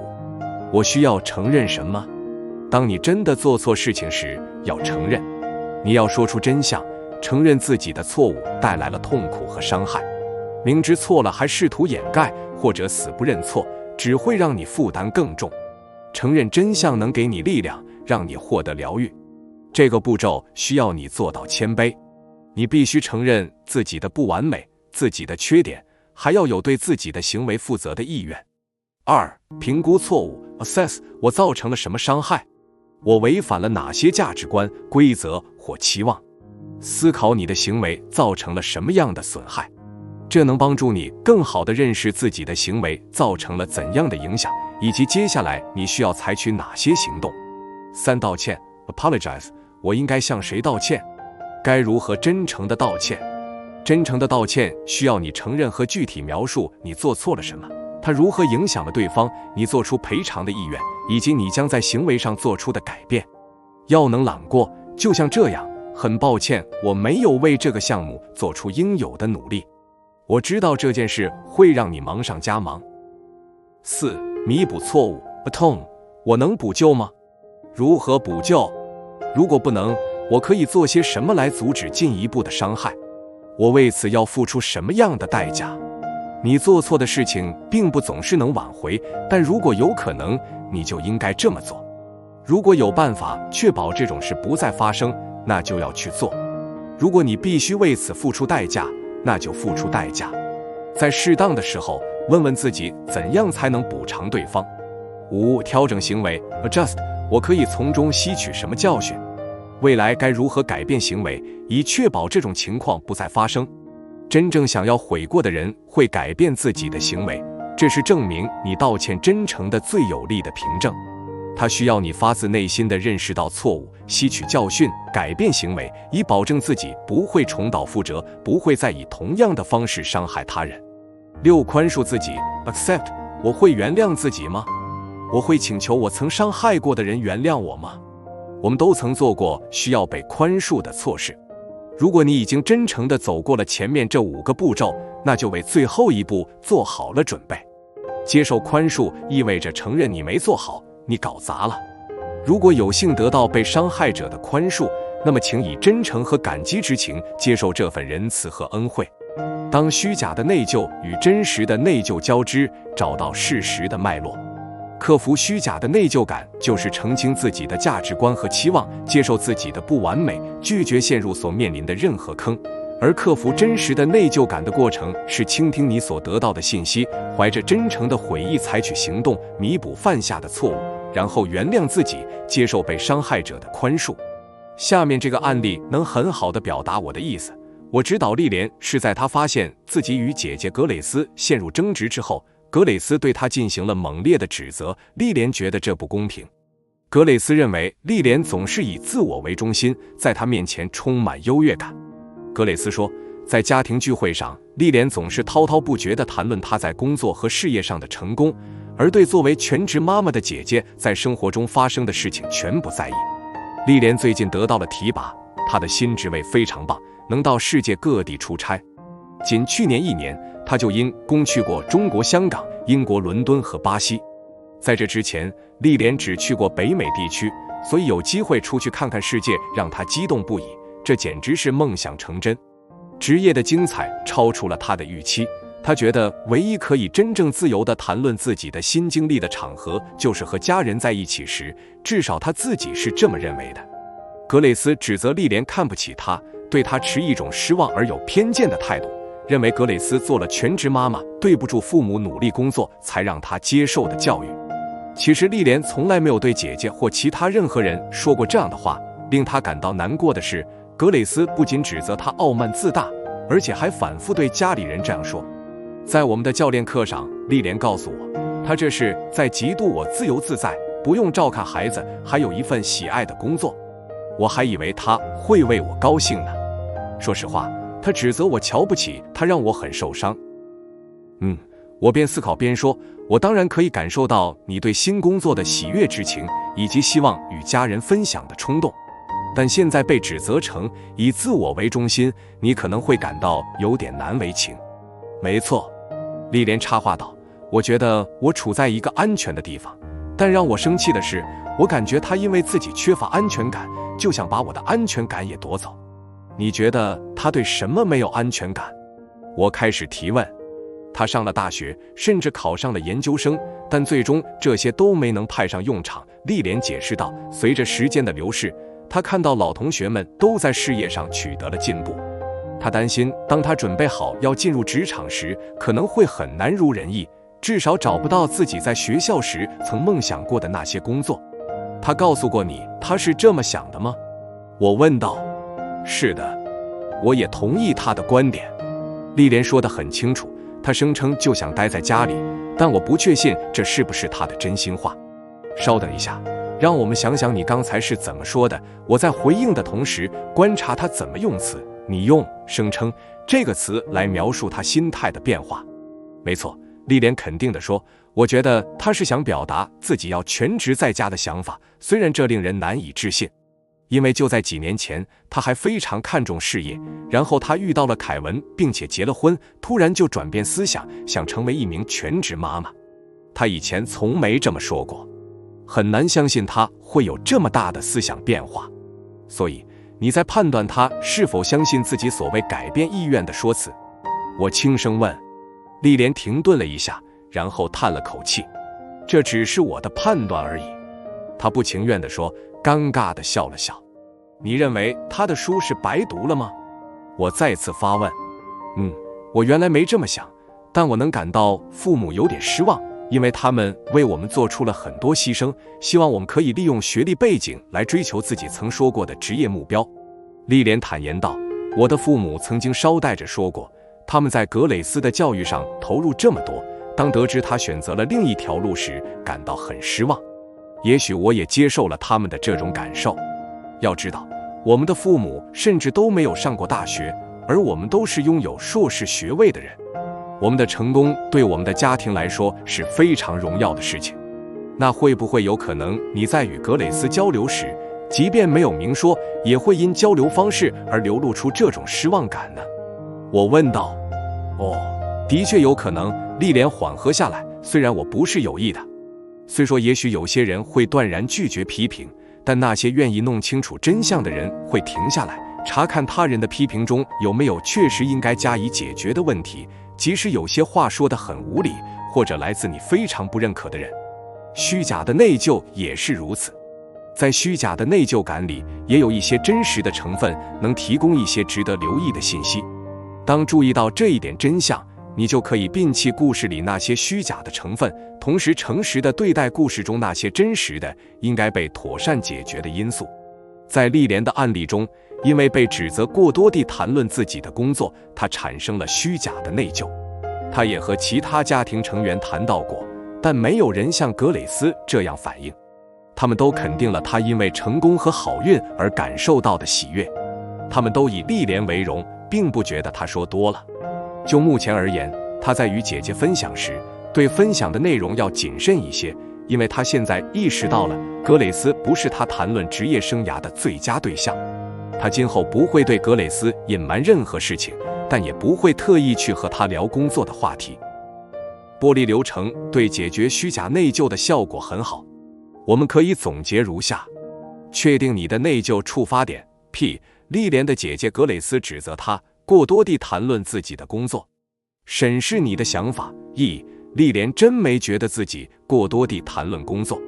把虚假的想法换成真实的想法。E. 丽莲已经因为这虚假的内疚而不敢和任何家人分享工作成就了，但在与其他家人讨论之后，她确信这并非必要。我可以和家人谈论工作带给我的惊喜，但现在不宜和格蕾丝分享，因为这会给她带来一些困扰。列出你的证据。L. 丽莲与其他3位家庭成员沟通了，大家都不认可格蕾丝的想法，这样的证据给予丽莲信心，让她放下了虚假的内疚。此外，丽莲在沟通中可能表现出了对姐姐的优越感，也是事实，这与她善良、谦逊和爱的价值观相抵牾。因此，源于此的内疚感是真实的。想要消除这种内疚感，她就必须负起责任，并在行动上有所改变。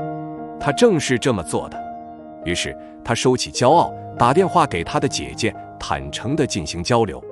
她解释说自己并非故意要让姐姐痛苦，她认真考虑了姐姐的指责，她理解格蕾丝是如何得出这个结论的。丽莲诚恳承认，并为此道歉。她改变了自己的态度。对于姐姐在人生的这个阶段改变对工作的心态，她不再去做评判，而是认同其选择，并选择相信她所说的话。格蕾丝畅谈了她的人生选择，并向丽莲解释说，她原本并没想要改变自己的职业心态，但有了孩子后，看法就变化了。她想待在家里，尽管她意识到这意味着她需要调整自己未来的职业期望，但还是平静地接受了。丽莲利用6A 过程消除了她的内疚感。承认过错 admit， 她向姐姐承认，她和父母一样感到有些失望，因为格蕾丝在教育上投入了这么多，却似乎很快就放弃了自己的梦想。她不知道格蕾丝是否能诚实面对自己的这一愿望。她承认这些想法影响了她对格蕾丝谈论某些事情的方式，这是不对的。评估错误 assess， 她告诉格蕾丝，当她那样对格蕾丝说话时，格蕾丝当然应该感到沮丧和恼火，格蕾丝可能会觉得自己这是在被人评判。虽然丽莲不是故意的，但那是错误的。她为这件事对格蕾丝的影响承担了责任。道歉 apologize。他诚恳地说，我为以前的傲慢道歉，很抱歉这让你感到难过，希望你能原谅我，弥补错误 atone。在听完格蕾丝分享自己的心态为什么会有这样的变化后，莉莲决定找机会和父母分享一下她对格蕾丝这种变化的理解。她不想再静观，甚至助长父母的失望之情，她要帮助父母从不同的角度来看待这件事情。调整行为 adjust。莉莲答应，当以后与格蕾丝谈论工作和事业时，会注意语气，并理解和支持她的选择。宽恕自己 accept。格蕾丝对莉莲的坦诚感到惊讶，她原以为莉莲会继续否认她有傲慢行为。格蕾丝很感动，她原谅了妹妹。接下来你要做的事情，从你的内疚清单中找到你现在最想解决的一个内疚触发点，采用剥离流程进行层层剖析，并确定它是真实的内疚还是虚假的内疚。执行流程的每一个步骤，最终放下内疚。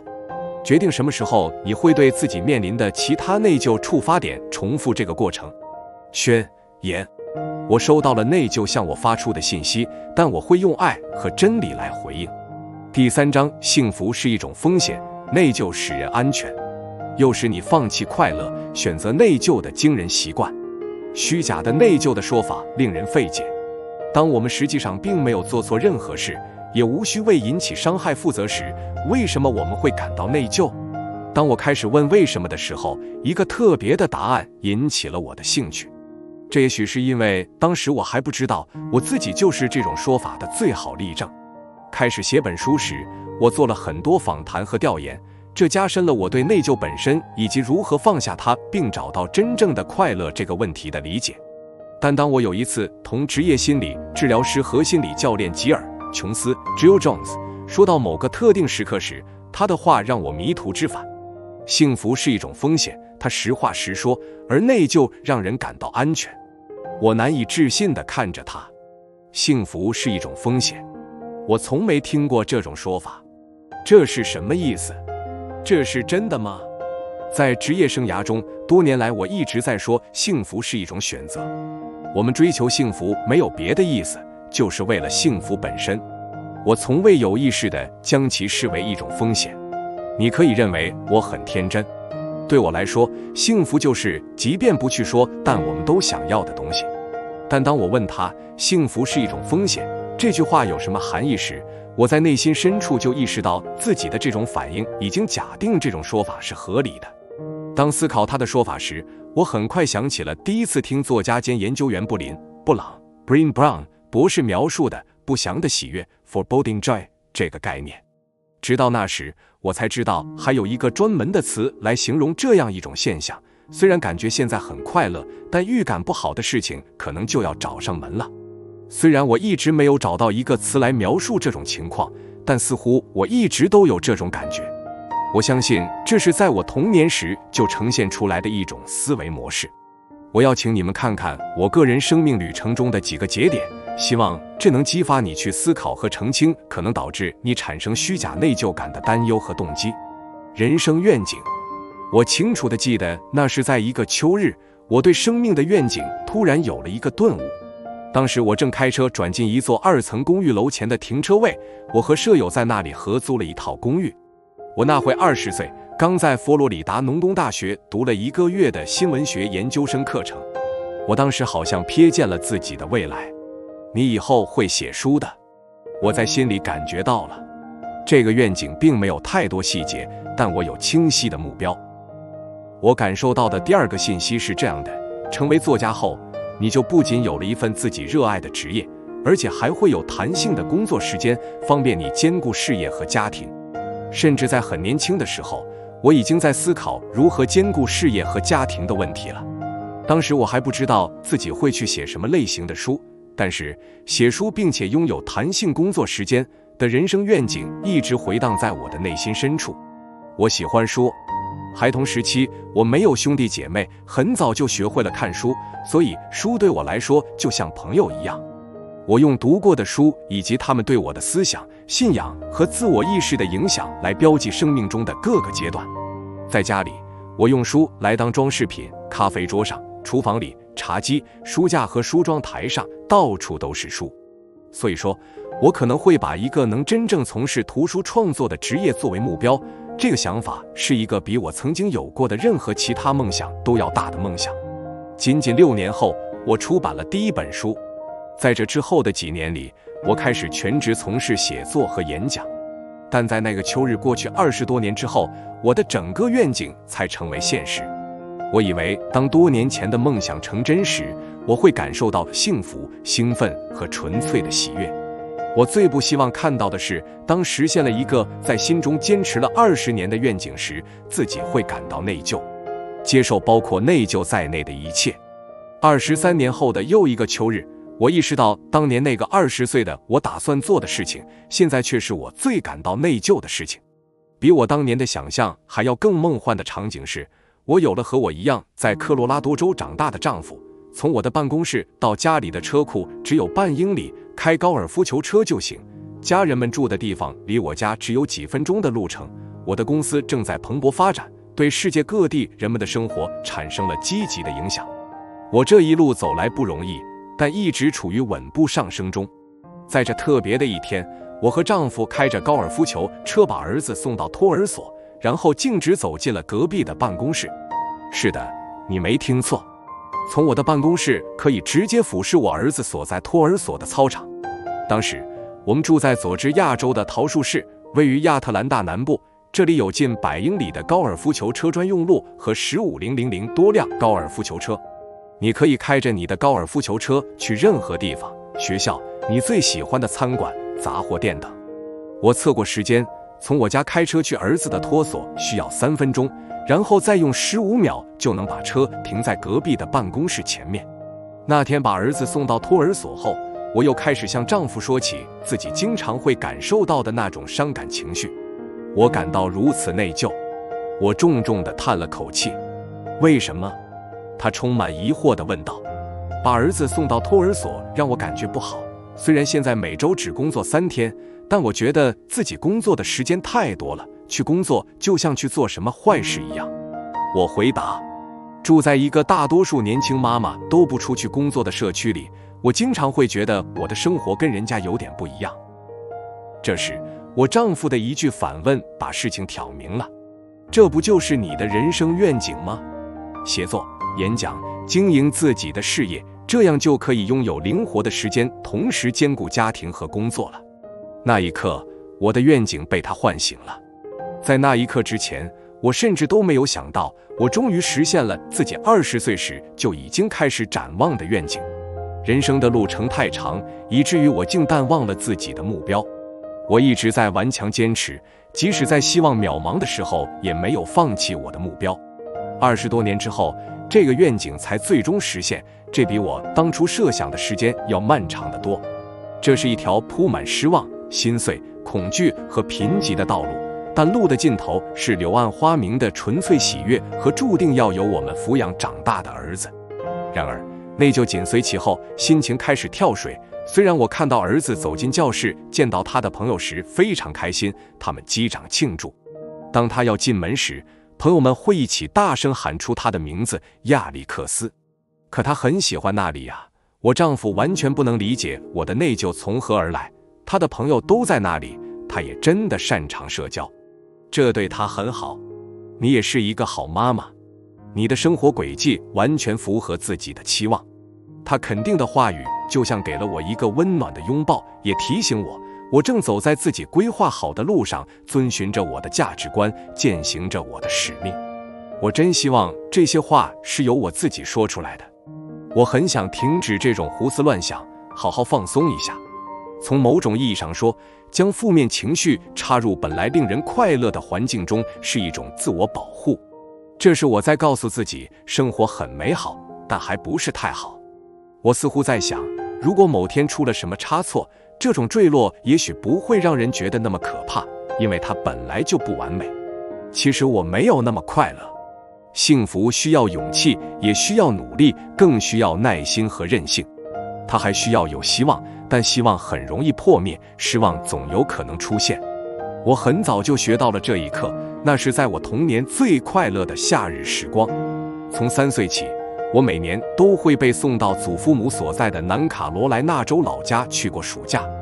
那时候的日子无忧无虑，充满童趣和亲情。那些夏日帮助我解决了我是谁，我从哪里来的问题，驱策着我去过一个有意义的人生。当我在那里度过第7个夏天时，爷爷说他得了癌症，这是一个我从来没听说过的生词。我们整个夏天都在陪爷爷看医生，爷爷不停地念叨说这是我们在一起的最后一个夏天了，奶奶会迅速地反驳他。但爷爷是知道的，劳动节刚过他就走了。这么多年过去了，我还是会哭着打出这些字。爷爷相信我是非凡的，他爱我，他让我觉得自己很特别。他的过世是个开端，此后大约每过2年，我的世界都会变化一番，变化方式可谓多姿多彩。我还记得我坐在奶奶的膝上哭着，无法想象我们再也见不到爷爷了。他擦去我脸上的眼泪，向我承诺道，从现在起，我既是你们的奶奶，也当你们的爷爷，一切都会变好的。可他的这个承诺也未能天长地久。在爷爷去世2年后，奶奶也去世了。似乎每当我习惯了一个无奈的现实，一个新的无奈的现实就会出现。在他去世2年后，我的父母又分开了，母亲搬到了90英里外的另一个州。这之后的第2年，我们的家彻底散了。又过了2年，我的父母最终离婚了。我告诉你，这些不是想让你为我难过，我们都有各自的人生故事。我想表达的是，我总是觉得我的世界会从我的脚下被夺走，总有一种声音在告诉我，不要太高兴了，它不会持续太久。我确实不敢幸福，因为我害怕失去幸福。对我来说，幸福是有风险的，要幸福就要冒着失望的风险。完全拥抱幸福意味着，我会在其实并无信心的时候，仍然期待幸福会在身边出现。幸福指数越高，我就越担心灾难将会来得更剧烈。所以，如果能找到一种方法，把我的幸福指数降低几个点，我就可以感到更安全一点，我就可以缓冲那些让我如此焦虑又下意识地害怕定会到来的灾难。因此，我倾向于把一些负面情绪带入我的生活里来做中和。20岁刚出头时，我从学校毕业，开始了一段令人惊叹的生活，可这让人患得患失。我担心自己会遭遇可怕的悲剧，尽管一切似乎都很顺利。我祈祷继续幸福并收到祝福，但我又担心自己要求太多了，因为我已经得到了这样的祝福。当我和男朋友订婚时，我担心在婚礼前会发生点什么事情，通往真爱和婚姻的道路显得如此漫长。愿望真的会实现吗？我数着日子，担心在我们结婚前脚下的红地毯会被抽走，但我不敢告诉任何人我有这样焦灼的不理智的想法。后来我们结婚了，我的梦想实现了。然而，这种担心并没有完全消失。随着我的生活被作为妻子和继母，然后是妈妈的新责任填满，以前的担心基本上远离了我。但是快乐并没有取代忧虑，相反，我的担忧换成了内疚。这并不是说幸福的感觉会让女性担忧。佐治亚州的职业临床社会工作者吉尔·琼斯解释道，他们是担忧作为一种人生命运的幸福。这种感觉就好像我们相信，当上帝俯视着众生时，会说，就是他，这个人拥有的幸福太多了。更糟糕的是，他还指出，许多人因宗教信仰而相信2件事：一，你必须通过总是做正确的事来赢得进入天堂的道路；二，作为人类，遭受一些苦难是我们的本分，因此我们会用内疚和恐惧来制造一点痛苦，以中和幸福。正如琼斯所说，我们总是会认为这不是我应得的，我何德何能配拥有这一切。让我们仔细看看这里的问题。我们渴望幸福，我们害怕幸福，不幸福带来的安全感，内疚的好处。我们渴望幸福。我曾把幸福当作我们实现自己定下的各种目标的动力来讨论。从根本上说，幸福本身就是我们所追求的东西。我们之所以追求其他事情，一般是因为我们相信，如果得到了这些东西，我们就会更幸福。无论这是一段感情，还是一个职业机会，无论是挣钱还是减肥健身，我们追求这些目标，也是因为当实现目标后，我们会更富足、更快乐。没有人会问你为什么想要快乐，因为这是理所当然的事情。即使那些最悲观、最懒惰的人，也不会设定一个目标，让自己在新的一年过得更悲惨、更痛苦一些。那么，什么是幸福呢？这是一种主观上的安乐之感。我不能下结论说你是幸福还是不幸福，因为只有你自己才能做评判。问题是，通往目的地的道路都是曲折的，障碍和挑战比比皆是。为了目标，我们常常要付出代价，付出我们的时间、精力，以及做出其他方面的牺牲。一般来说，我们想要感到幸福、快乐，这是人类的本能。但幸福是一段充满选择的旅途。研究表明，50%的幸福可归因于我们天生的性格，40%归因于我们有意识的选择。我们可以通过自己的选择来影响幸福，这是一件很笃定的事情。但是，当那些能带来更多幸福的选择与我们虚假的内疚感纠缠在一起时，事情就变得复杂了。此外，当我们对幸福的信念让我们感到对幸福的渴望是自私的、不公平的或非精神性的时候，内疚感就会淹没它。我们害怕幸福，大多数人害怕风险，所以从来没有为他们的宏大梦想坚定地迈出脚步。无论是失败的风险、被拒绝的风险，还是其他不确定的风险，未知总会点燃恐惧。一系列如果会怎样的问题出现了，这意味着红灯亮了。如果失败了怎么办？如果我是错的怎么办？如果他们不认同我的决定怎么办？如果当你问了自己一堆这样的问题后，恐惧就会把你打败。无论是什么目标，我们总喜欢高估追逐目标的风险，尽管这样的目标真的能让我们感到幸福。这是一种保护机制。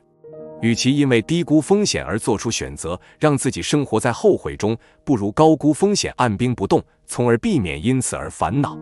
恐惧的力量是强大的，我们的大脑会自动捕捉到恐惧的信息。不论是没有理由的恐惧，还是有理由的恐惧，大脑都会认真处理。因此，当那些如果会怎样的问题开始出现，我们的恐惧就会进入峰值。我们的大脑自然地想要避免那些恐惧，提醒我们可能会出现的潜在危险、代码、疼痛。如果说幸福是一种风险，那它同样也伴随着一组如果会怎样的问题。如果我不配享受幸福呢？如果我是幸福的，而与此同时别人却在受苦，那可怎么办？如果我不能总是保持这种程度的幸福或成功呢？如果别人嫉妒我怎么办呢？如果我的反对者是对的，当我失败时，他对我说：“我早就告诉过你吧。”怎么办呢？如果我的幸福会阻碍我的人际关系，怎么办呢？如果找到幸福的时间比我预想的长呢？如果我追寻的幸福最后没能让我获得幸福呢？这些问题我们通常不会大声发问，有时它们是我们脑海中固执而安静地播放的副歌。有时，它们是我们精神世界中很大的一部分，我们也从来没有意识到它们会让我们感到恐惧。为了幸福，你可能需要放弃已知的确定性，但对有些人来说，在潜意识里，固守已知比冒险走出舒适区更能让人感到安全。但是，如果在生活中做出了本来害怕做出的改变，你可能会成功地变得比以往任何时候都快乐。不幸福带来的安全感。如果幸福是一种风险，那么不幸福就是安全的。事情是确定的，你知道应该预期什么。内疚是造成不幸福的众多负面情绪之一。当你感到内疚时，你就会出于内疚而采取一些行动，而这些行动就会变成你的标准动作。你能预料到自己的行动，其他人也能预料到。这是一种束缚，但你知道界限是什么。这些界限把你限制在一种不真实的生活中，尽管它肯定是你所熟悉的。不快乐带来的安全感就是舒适区带来的安全感，但这实际上不是真正的安全，而只是一种安全的感觉。你可能不喜欢不快乐，但至少你知道接下来会发生什么。你知道会有什么样的争论，该去安抚谁，以及你将会有什么样的感觉。要想幸福，你可能得设定界限。你可能得停止为那些不相干的事情负责，而是让其他人入局。你可能要有自己的价值观和意见，可能还得与周围的众人不同才行。你可能要停止在事实并非如此的情况下假装一切顺利。你可能要停止把问题归咎于他人，而要自己承担起责任，即使你对承担这样的角色感到内疚。你可能不得不对自己过去的选择做出评估，吸取教训，并原谅自己。这不是一件容易的事情。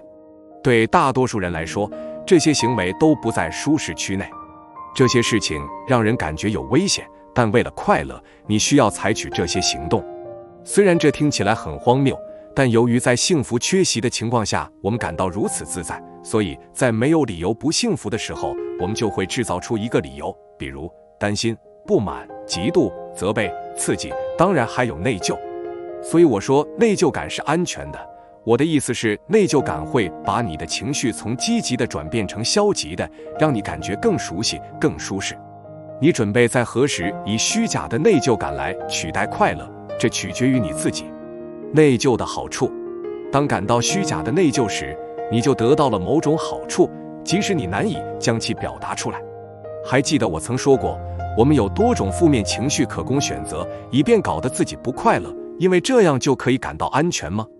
这么说吧，内疚是一种消极情绪，它具有很多别的消极情绪所没有的好处，其中之一就是内疚会让你看起来更高尚。毕竟，如果你感到内疚，那就意味着你能给人不错的感觉。你有所担心，你小心谨慎，你想做正确的事。如果别人能同情你，那就更好了。即使不是，考虑到别人对你的看法和反应，内疚也有助于你在某种情况下有更好的感觉。等下我会为你们提供一个工具来处理这个问题，你就能理解我的意思了。深入运用自我教练。一个我最喜欢的方法是将教练与写作结合起来，以对某个困境进行层层剖析，从而更好地了解到底发生了什么。虽然有个教练带着你通关是一件很棒的事情，但比这更棒的是你掌握了自我教练工具，并可以随时随地加以应用，不仅仅是在教练课上。这个过程很简单，但还是要按以下步骤来完成。停下来，安静下来，祈求智慧和勇气，完全诚实地作答。在你的这种情况下，是什么样的恐惧和障碍阻止你得到自己想要的东西？问自己一个强有力的问题，找到这种恐惧或障碍的根源。例如，在这种情况下，我能从内疚感中得到什么？写下或口述你的答案。继续追问下面的问题，继续对内疚感进行层层剖析。比如，看看自己对以前问题的答案，接下来可以问：这能给我什么？或者这样做会有什么样的安全感？写下或者口述你的答案。只有当你问过自己这些强有力的问题，揭开了这两层思维，你才可以开始看清楚内疚是如何悄悄地潜入你的思维过程，并创作出关于它的故事的。然后看看你真正想要的快乐，你想以此取代内疚。问自己这个问题：在这种情况下感到快乐会是什么样子？如果在这种情形之下，快乐不是一种恰当的情绪，那么也许可以用平和这个词来代替。写下或口述你的答案。最后，如果你诚实地回答了以上问题，那就问自己，接下来的明智之举该是什么？自我教练并不是一门精确的科学，但它很管用。花点时间，放慢节奏，注意到你的内疚感，探索它，有意识地选择你想如何前进。为了帮助你理解如何运用这种方法，我将分享自己是如何将这个过程用于写作的。当没有完成写作计划，或者更糟糕的是，当交稿日期临近时，我的内心经常会充满内疚。但因为我真的很喜欢写作，所以我的内疚其实并没有什么影响。这两个对立的事实榨干了我的快乐。在职业生涯中，我放任这种情况发生过很多次。我想知道，幸福是一种风险，而内疚让人感到安全，这一观点到底是不是有用？当进行自我教练时，我发现内疚确实让我感到了安全。以下是我的自我教练日记的一部分。请注意，我是如何先承认遇到的任何问题，然后再另外提出问题来一层层抽丝剥茧地进行分析的。当我没有写作时，内疚感能让我得到什么？这有什么好处？好像这样我就会觉得自己真的很努力，感觉自己在苦苦挣扎，感觉对不住自己，相信别人会同情我，感觉可以再往后拖一拖。上面这些感受会给我带来什么？这些好处给了我一个借口，让我把当前正在做的事情坚持下去。这还让我觉得写作不管怎么说都是困难的事情，不能等闲视之。觉得写作必然是困难的，又会带给我什么好处？更少的幸福感，这是对不写作的惩罚，因为写作是我应该做的事情。不写作而快乐是不被允许的。如果写作是一件快乐的事情，我的感觉会怎样？我感觉自己总是有目标，写作时会有深深的满足感，但我不知道自己能否坚持下去，这是一种来自成功的压力，我会担忧自己是否能继续成功下去。这个感觉就像患上了冒名顶替综合征 Imposter Syndrome。 我已经出版了12本书，不会是侥幸吧？我这是不是撞了大运？还写得下去吗？还能写出第13本书吗？当写第1本书时，我感觉如梦如幻。等等，事实并非如此。我是在第3次尝试写作时才完成了自己的第1本书，那时我已经厌倦了只是嘴上说说而不付诸行动，所以才走上了写作之路。所以我这是在说什么啊？这还能算如梦如幻？也许是直到我真正开始写作之后，它才变得如梦如幻起来。在那之前，翻来覆去就是一种模式，不去写，然后再因为没有写而感到内疚，接下来自我同情、自我谅解就有了许可证。这是我的缺省设置，这对我来说是安全的。但是如果在这本书的写作过程中，我真的把写作变成了一种享受呢？当快乐成为这本书写作过程的一部分时，情况又会如何？如果我不再感到内疚，而是感到快乐，那会如何呢？在写作过程中，怎样才能让自己感到快乐而不是内疚呢？我将不得不放弃那些借口，我将不得不接受找时间写作是一种挑战这一现实，然后不顾挑战找到写下去的方法。放下内疚需要自律。我想说的基本上是，如果想要快乐，我就必须选择用纪律约束自己，而不是用内疚来为自己开脱。我必须选择自律，而不是内疚。如果想要快乐，我就得这么做，不然的话，我为什么不该感到内疚？或者换个说法，不然的话，为什么写书能让我感到快乐？因为写作是上天赋予我的天赋和使命。因为写作是我工作中最核心、最有意义的元素，其他一切都是随之而来的。因为我想快乐，我想快乐。每当想到这一点，我就会真的快乐起来。我不想再与内疚搏斗了，我想快乐。这里的关键是要记住，我的安全网是根植于恐惧的默认设置。你的情况又是什么样的呢？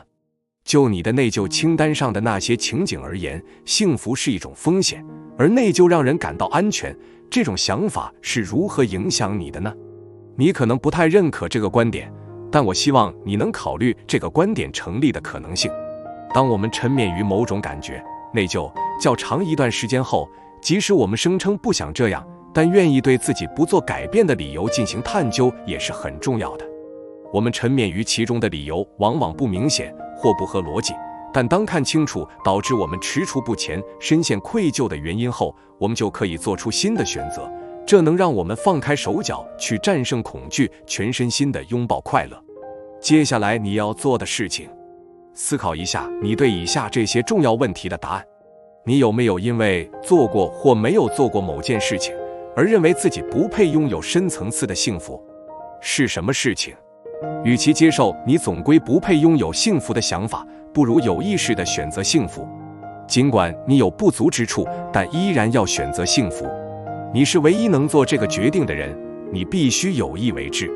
当我们长时间地形成内疚的思维模式后，这就会成为我们的默认模式，直到我们有意识地持续地练习新的思维模式，情况才会改变。你是否觉得在享受完全的平静和喜悦之前，仍然需要为过去的错误、选择或失误付出代价？如果你是这么认为的，那你此前付出代价的时间是不是已经足够长了？我们的行为动机有两种：避免痛苦或拥抱快乐。沉湎于内疚能让你得到什么？不要立刻回答什么都没得到，静静地思考这个问题，要诚实地思考答案。如果放下了内疚，你的人际关系局面将会有怎样的改变？想象一下，你的人际关系会是多么自由自在。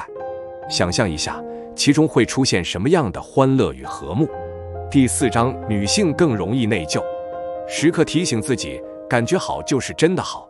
女性比男性感到更内疚的原因很多，其中不可小觑的是外界那些不依不饶的要求，即告诉我们应该成为什么样的人，还告诉我们应该如何成为那样的人。此外，研究表明，与男性相比，女性的情绪高潮更高，情绪低谷也更低。这意味着我们更容易察觉和感受自己的情绪。再加上女性更追求完美主义，女性彼此之间也会很严厉，尤其是对自己的女儿。这样你就有了一个用内疚来浇灭快乐的妙招。杰茜卡的丈夫在加利福尼亚州的电影片场工作，而她则为雇主管理南加利福尼亚州附近的客户。虽然她偶尔需要短途出差，但她的丈夫为了拍摄电影，一次要离开长达8个月的时间。我不认为我丈夫曾感到过内疚，他说，他从来没有因为总出差而觉得自己是一个不称职的爸爸。相反，他真心觉得他的工作对我们的家庭是一个很好的机会。不仅他自己感觉良好，周围的人对他的反应也与对我的反应不一样。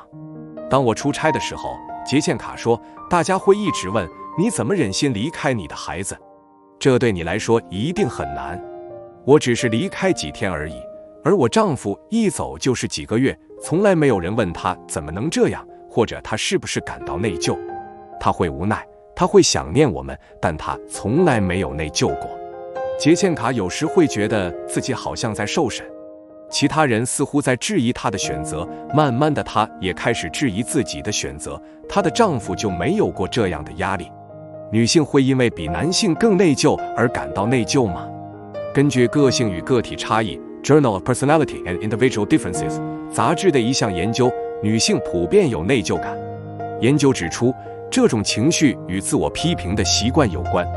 当然，自我批评的另一种表达方式就是自责。女性的确更容易自责。习惯性内疚似乎一直伴随着女性，我们有时会仅仅因内疚而内疚。这通常是因为小事而内疚，因为有些期待和追求难以成年累月天天达到，就不免让人自责。而男人往往会对大事感到内疚，比如欺骗，或因做出错误选择导致了严重后果。因此，与男性相比，女性更常感到内疚，也会因更多的原因感到内疚。为什么我们作为女性似乎更容易与内疚感缠斗在一起？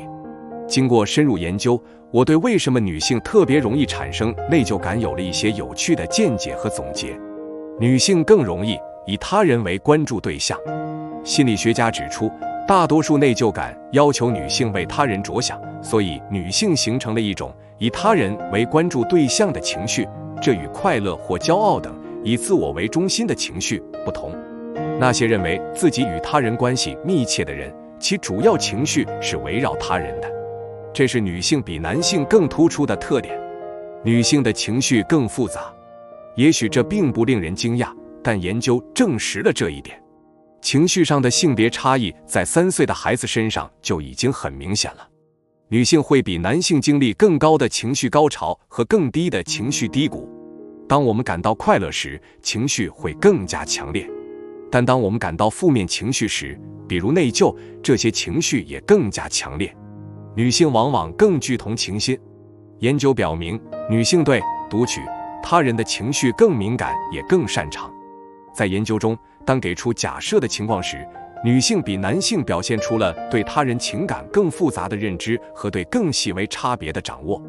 这种高敏感度使女性能更加敏锐地捕捉到自己的行为对他人产生的影响，因此，女性更容易产生内疚感。男性天生欠缺内疚感。一个西班牙心理学家团队的研究表明，男性天生欠缺内疚感，或者换个更大度的说法是，他们缺乏人际关系敏感度。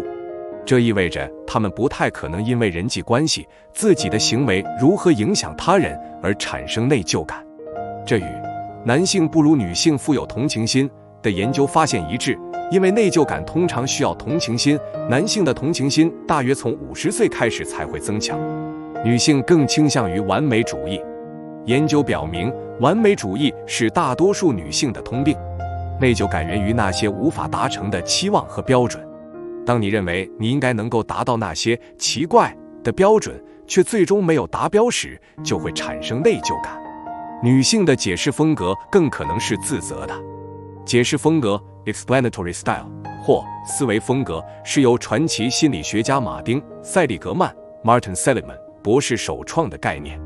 他描述了人们如何解释生活中好事件和坏事件的原因。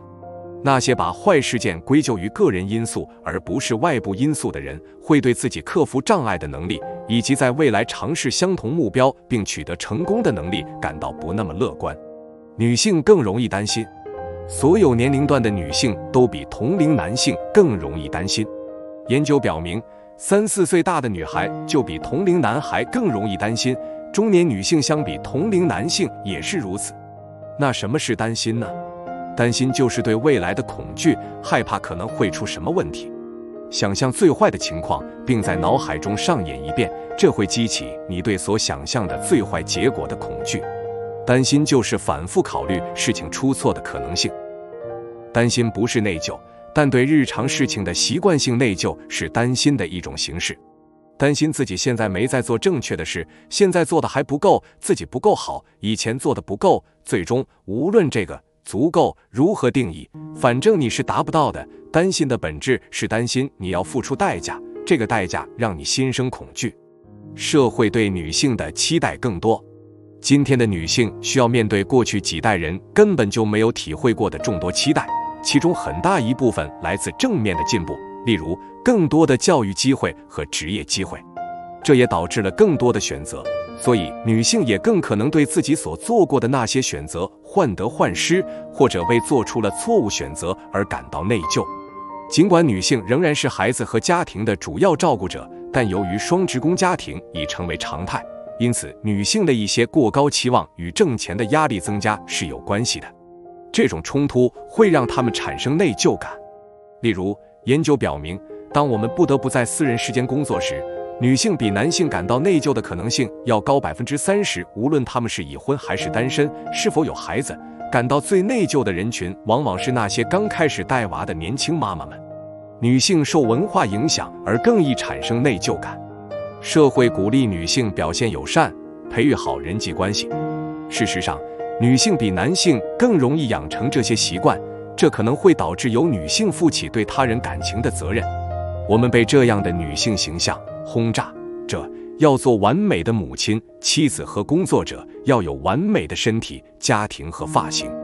这些期待会在最不合时宜的时候急吼吼地对我们嘟囔，让我们感到内疚，影响我们的选择，给我们造成不必要的压力。下次当你站在商店的杂志架前时，请注意一下。当然，男性杂志也会有关于提升自我的封面文章，但其重点是为自己而不是为别人来提升自我。而女性杂志的文字经常是从为他人着想的角度来写的，因为这样能让你变得更好。这种关注点上的细微差异意味着，如果你不能达到某个理想的标准，这不仅会让自己失望，也会让周围的人和你最亲近的人失望。女性并不总能得到教会文化的支持。有宗教信仰的女性在工作场所中所承担的角色很少得到肯定。我们作为妻子和母亲的角色会受到鼓励，但很少以领导者和专业人士、员工、同事和老板的身份而受到鼓励。对我们生活的这些方面，沉默不语是很显著的现象。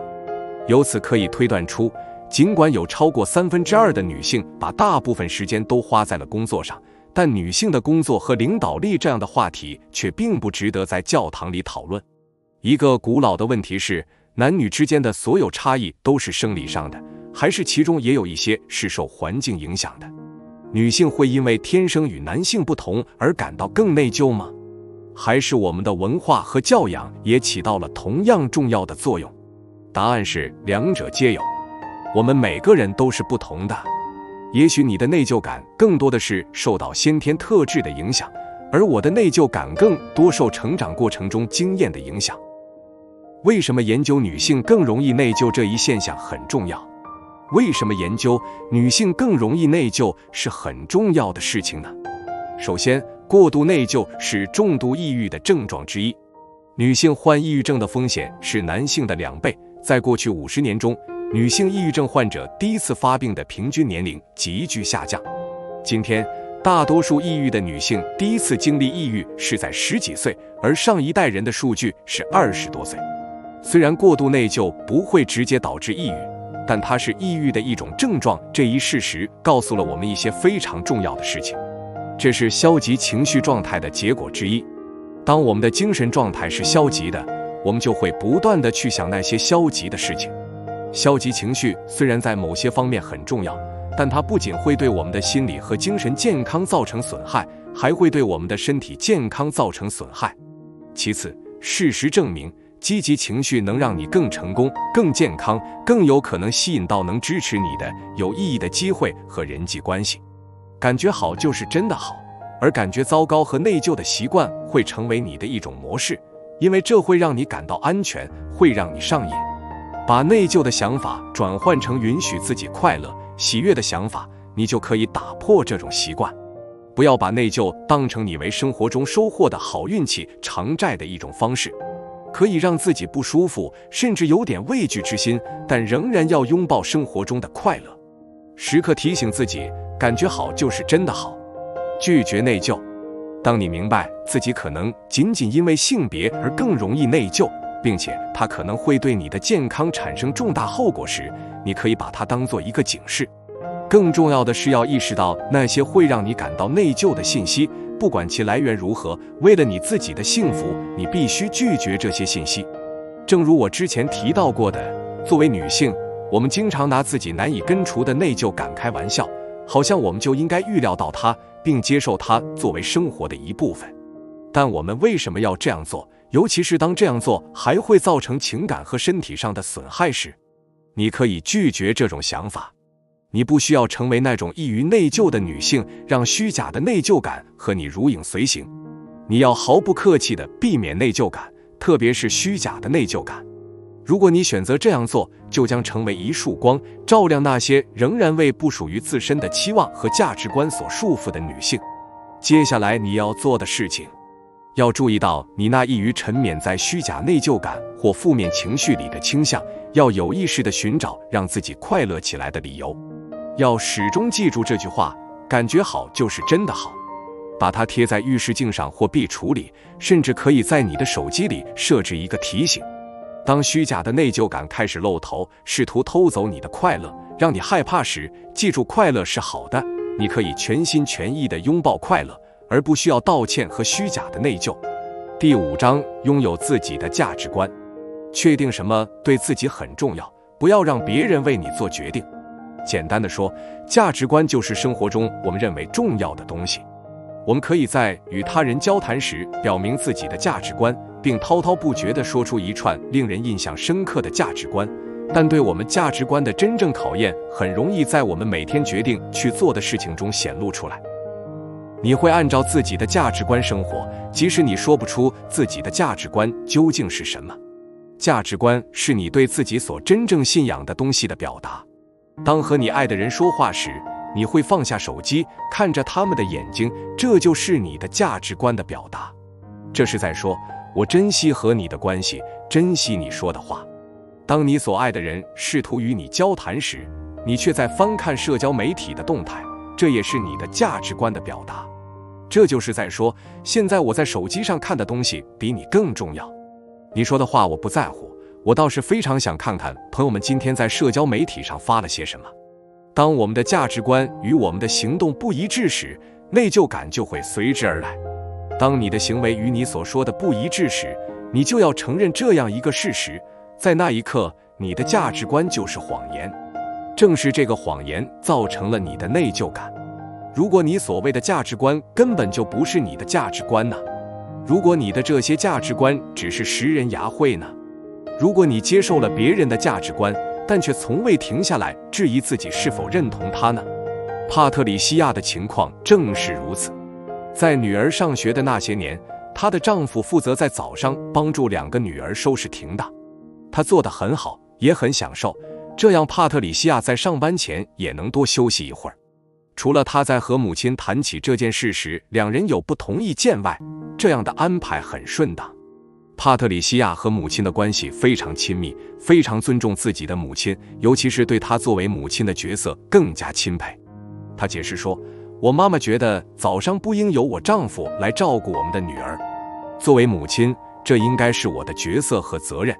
但在经历了多年的内疚感，又经过深刻反省之后，她迎来了一个简单而深刻的顿悟时刻，那是我母亲的价值观。我的价值观是我们夫妻2个应该共同抚养孩子。帕特里西亚花了很长时间才发现，她的期望所依托的价值观甚至不属于自己。所以，尽管她的行为与她所声称的价值观不符，但这些价值观是她选择采纳的别人的价值观。你的价值观是什么？你的价值观会让你与之产生深刻的共鸣，你会毫不费力地被它吸引。它们不仅仅是你认为好的东西，它们也是你庆贺和衡量成功的标准。它们是你想要被人记住的东西，是你愿意为之牺牲和付出超长努力去获得的东西。如果你只能从下面的价值观中选择最喜欢的3到5个价值观，你会选哪些呢？哪些对你来说最重要？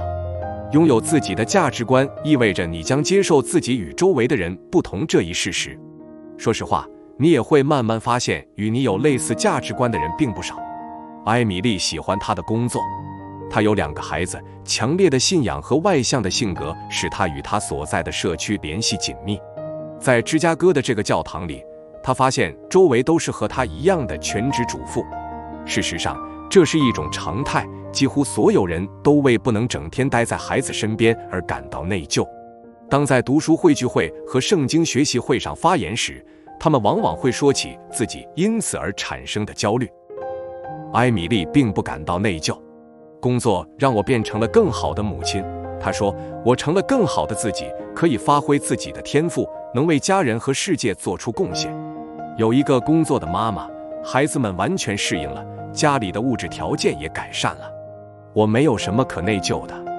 我唯一觉得内疚的是，我居然不感到内疚。当教堂里的其他妈妈谈论她们有多内疚时，我只能保持沉默。我曾经假装过理解她们的感受，但后来我为此感到内疚，因为这是在欺骗她们。对她周围的这些妈妈来说，感到内疚是正常现象。内疚成了一种共同体验，成了凝聚感情的纽带，但艾米丽没有这种感觉。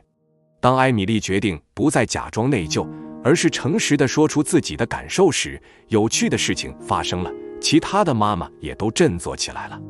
他们很好奇艾米丽怎么会有这种感觉，因为坦率地说，他们也想要这种感觉。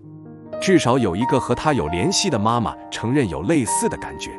艾米丽发现，教会里有一种文化底色，认为女人的角色就是妻子和母亲，除此之外的任何身份都不会真正被接纳。即使在当今这个时代，我认为女性也会感受到压力，要去遵循那些文化上的观念。通过讲述真相，我能够在周围的女性中发动一场讨论，讨论成为一名有信仰的职业女性意味着什么。哪些价值观会触发你的内疚感？价值观是指导你的决策和行动的基本信念，它们形成了导致这些决定和行动的思想。你的思想不是凭空产生的，它们基于你的经历、学到的经验教训以及环境和文化。你可以通过明确指导思想形成的价值观来评估思想的起源，这是放下内疚过程中的一个关键部分。为什么呢？因为思想，你对自己说的话会引发反应，反应是你的所感、所说、所做及情感和行动。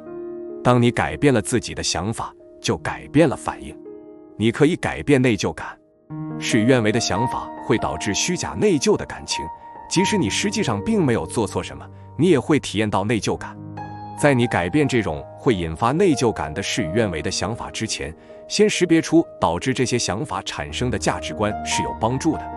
这是我们很多人都会犯错误的地方。虚假的内疚感不是由实际发生的事情引起的，而是由你对这些事情的自我解读引起的。你的自我解读是由你所信奉的价值观驱动的。你可以选择接受哪些价值观，拒绝哪些价值观。这需要意识和意图，但选择要由你做出，它能开启放下内疚的过程。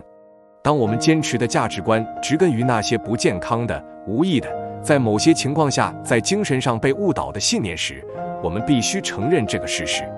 所以，我想帮助你慢下来一会儿，来澄清那些让你感到内疚的价值观，并判断它们是不是你真正的价值观。当说到真正的价值观时，我的意思很简单，它们是不是最能反映你想要的快乐和自由的生活的硬道理？当你按照真正的价值观生活时，你就拥有了它们。你应该对它们感到理直气和、善良但坚定。我自己在生活中经常运用这个过程来放下内疚，我对客户也采用这个方法。我所采用的技术一方面来自阿伦·贝克 Aaron Beck 博士的研究，他以开创认知行为疗法的研究而闻名；另一方面来自我在抗逆力方面接受的训练，这是从我上研究生的时候开始的。当时我是著名的抗逆力研究者和心理学家卡伦·莱维奇 Karen Reivich 博士的学生，他是《抗逆力因素 The Resilience Factor》一书的合著者。自我教练可以帮你弄清楚是哪些价值观导致你产生了内疚感。为了说明这一点，让我们举一个简单的例子。每次我出差需要在外面过夜时，内心都会产生一种虚假的内疚感。这种内疚感就像一块湿毯子，闷死了出差机会带来的热情和欢乐之火。每当想到家庭，引发内疚感的那些想法就会给我造成持续的焦虑。我的想法是这样的：你应该待在家里，儿子还这么小，你在外面过夜是不对的。你的家人比工作更重要。你可以想象，只要有这3种苛责之声在，即便是做了一场最成功的演讲，我还是可能感到内疚。尽管我在演讲过程中鼓舞了成千上万的女性，并且离开家只有不到24个小时，还安排我妈妈到我家过夜，好让我儿子感觉一切如常。我对这些想法进行了层层剖析，以找到导致这些想法的价值观。我采用了强有力的问题 PQS 这一方法来进行分析。对于每一个想法，我都会提出以下这些问题进行深入挖掘，直到找到这些核心的价值观。这一价值观对你意味着什么？这一价值观对你而言最糟糕的部分是什么？这一价值观最困扰你的是什么地方？当慢下来思考这些问题时，我就可以识别出我需要调整的价值观。当试着这么做的时候，你可以先从一个内疚的想法开始，然后一次只就一个想法提出问题。我是从一个感觉最挥之不去的想法开始的，这个想法让我感觉最糟糕。儿子还这么小，你去出差并在外过夜是不对的。以下就是这样一个过程，请注意，这不是一个完美的过程，每个问题都有多个答案，这很正常。我一次只探究一个答案，最能引起共鸣的答案。请看看吧，儿子才这么小，就在外出差过夜，有什么让我难过的地方？这意味着我儿子将有20至36个小时见不到我，这取决于我离开或到达的时间以及他在学校的课程安排。这意味着我会想他，他可能也会想我。这意味着我儿子在这段时间里没有妈妈陪伴，所以我不得不依靠别人来填补这段空白。必须依靠别人来填补你作为母亲的位置，这对你意味着什么？其最糟糕之处是什么？最糟糕的是，它让我感到我很自私。也许我的缺席会让他焦虑，也许这意味着我正在遭遇失败。作为一名母亲，我不够称职，因为我没有用足够的时间来履行承诺。现在，你可能正处在抵触状态。瓦洛利所说的“儿子还这么小”是什么意思？对于一位要在外面出差过夜的母亲来说，多小才算太小？为什么作为妈妈寸步不离地在家陪儿子就这么重要？如果没做到，就是有错吗？如果你开始质疑我所陈述的这些想法的有效性或相关性，就说明你已经有所领悟，这就是建立思想意识的意义所在。我们说的一些话是基于错误的假设，甚至是错误的信息。除非我们放慢速度，清晰表达自己的想法，否则很容易注意不到我们到底在对自己说什么，以及这会如何影响我们的内疚感。推回摆脱内疚感的关键。这个过程的下一部分是放下内疚的关键，我称之为推回 pushing back。 你的一些想法是诚实的，但不一定是事实。就我而言，我真心觉得你应该待在家里。注意助动词应该，这是一个经典的会引发人的内疚感的词。还要注意这一陈述明显的模糊性。为了放下我的内疚，我必须把这个挥之不去的想法推回去。推回意味着要问一些问题，以帮助你判断一个想法是否正确。如果是正确的，那它在什么情况下是正确的？你可以这样提问：这是真的吗？由谁来定？为什么说这是真的？为什么说这不是真的？如果说这是真的，为什么这对我很重要？如果这不是真的，为什么说我停止相信这个谎言很重要？如果我所说的这些不是真的，那在什么情况下它们会成为真的？当我推回你应该在家这个想法，思考其是否正确时，我的回答是：当我有工作要做，需要离开家在外边过夜时，就不能认为这种说法是正确的。当然，我想尽可能待在家里。在当下的人生时节，家庭生活比工作更要优先考虑，所以对得到的机会我要更审慎。这样，当我定下来要出差到外面过夜时，内心就会平静，也不会有内疚的感受。通过把一个想法推回去进行审视，我就会发现这个想法中那些符合事实的部分。我想尽可能多地待在家中。为什么呢？我想尽情享受居家时光，想多教孩子一些东西，想享受更多的乐趣，想留下更多美好的回忆。我的工作能让我履行我的天职，为家庭做出贡献，同时还能让我丈夫和我过上想要的生活。这样的生活也许看起来和你的生活不一样，但我很清楚，我是在做当下这个人生阶段该做的事情。当思考自己写下的那些想法时，我感到一种信念在心中更加坚定了。回答这些简单而有力的问题，促使我澄清自己的价值观。这些价值观一旦得到澄清，我就可以拥有它们了。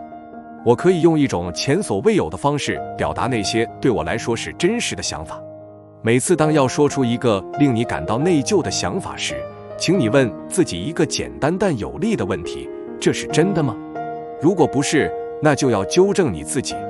就我来说，我会问自己，在什么情况下不带孩子独自在外面过夜是不妥的？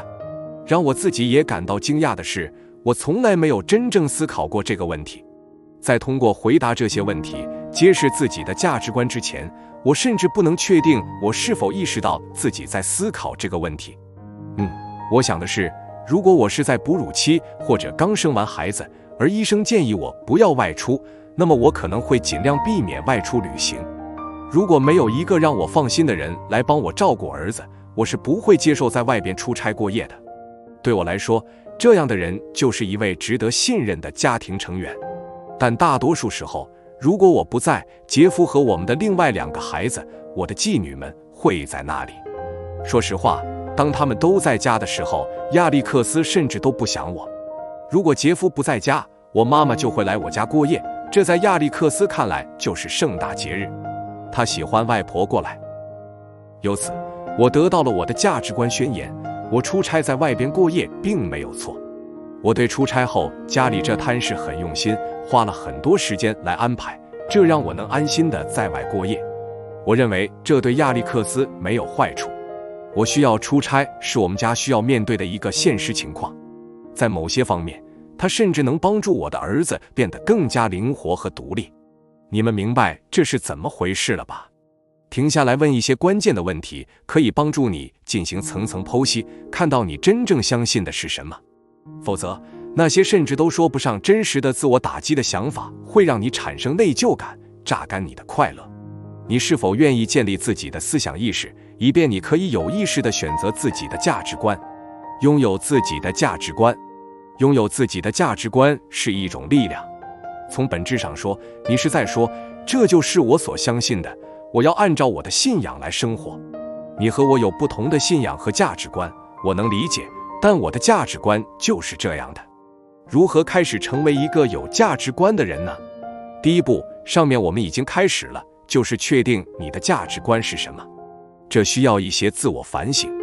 大多数人并不会有意识地去确认自己的价值观，不过我们中的大多数人都是在按照自己的价值观生活，虽然没有真正说清楚他们是什么。如果我能看到你过去7天的生活记录，就能准确地告诉你你的价值观是什么。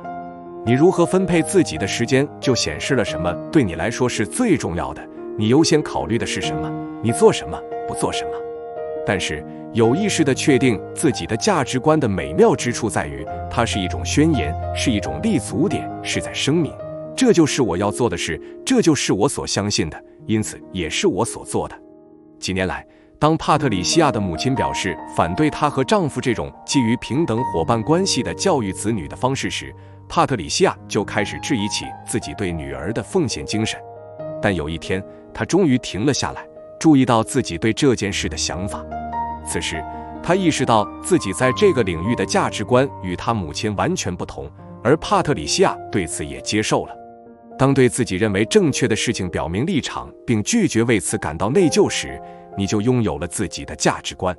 当发现自己因为没有做那些别人觉得你该做的事而感到生气或内疚时，你就停下来检查一下自己的想法，用剥离流程来揭示你自己价值观的真相。这个过程看起来是这样的：准确描述你的内疚触发点。你会因为别人的价值观而感到内疚吗？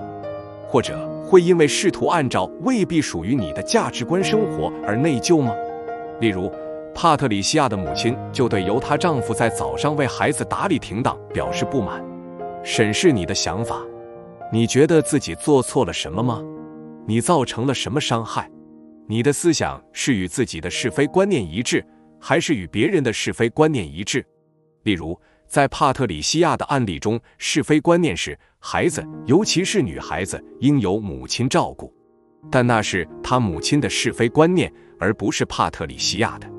帕特里西亚的答案是，在我们家，父母双方都要亲力亲为照顾孩子，共同承担养育责任。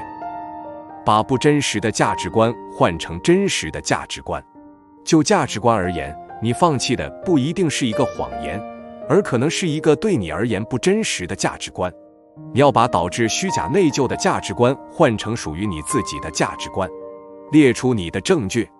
当涉及你的价值观时，你的证据就是你要问的为什么和从哪里来这2个问题。为什么这个价值观对你这么重要？这种价值观从何而来？它与你的信仰、信念一致吗？列出你的证据，你自然就会拥有自己的价值观。我们中很少人拥有自己的价值观。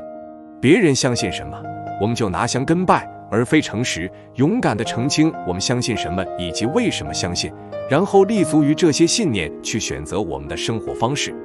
拥有自己的价值观是在为自己赋权，也是在解放自己。请不要错过它。慢下来，请听好。做深呼吸，为获得清晰的思路和勇气而祈祷，然后观察那些因为能真正做自己而生出的自信。当最终明确并拥有了自己的价值观后，你对已经做出的选择总是患得患失的问题就能解决了。这是因为你已经决定要基于对选择背后的价值观的理解来做出自己的选择，你没有必要再让自己受审了。你可以活在自己的生活中，知道正在做的就是自己注定要做的事情。你虔诚地选择了自己的价值观，即使别人对你评头论足，或者你自己也还未能与其完全契合，你也不会再感到内疚。接下来要做的事情，看看你的内疚清单，选择那个最挥之不去的内疚困境。回答以下问题：是什么价值观让我感到内疚？这是真的吗？这是谁说的？为什么说这是真的？为什么说这不是真的？如果是真的，为什么它对我很重要？如果这不是真的，为什么我不接受这个谎言很重要。如果当我陈述这一价值观时，它并不真实，那它在什么情况下对我来说是真实的？第6章内疚的积极意义。为什么让你感到内疚的特质也能助你成功？在我对内疚感所做的所有探寻中，有一项研究发现真让我大吃一惊。我总是倾向于把内疚和负面情绪混为一谈，因此我很好奇地发现，神经科学研究表明，我们的大脑会因为内疚感而奖励我们。依据神经系统科学家螺旋式上升 Upward Spiral 一书的作者亚历克斯·科布 Alex Korb 博士的研究，内疚情绪及与其相关的骄傲和羞愧能激活被认为是大脑奖励中心的神经回路。因为内疚可以由小事激发，但即便是这些微不足道的小事也能激发大脑的奖励中枢，所以它能让人上瘾。这也许可以解释为什么我们喜欢听别人的忏悔。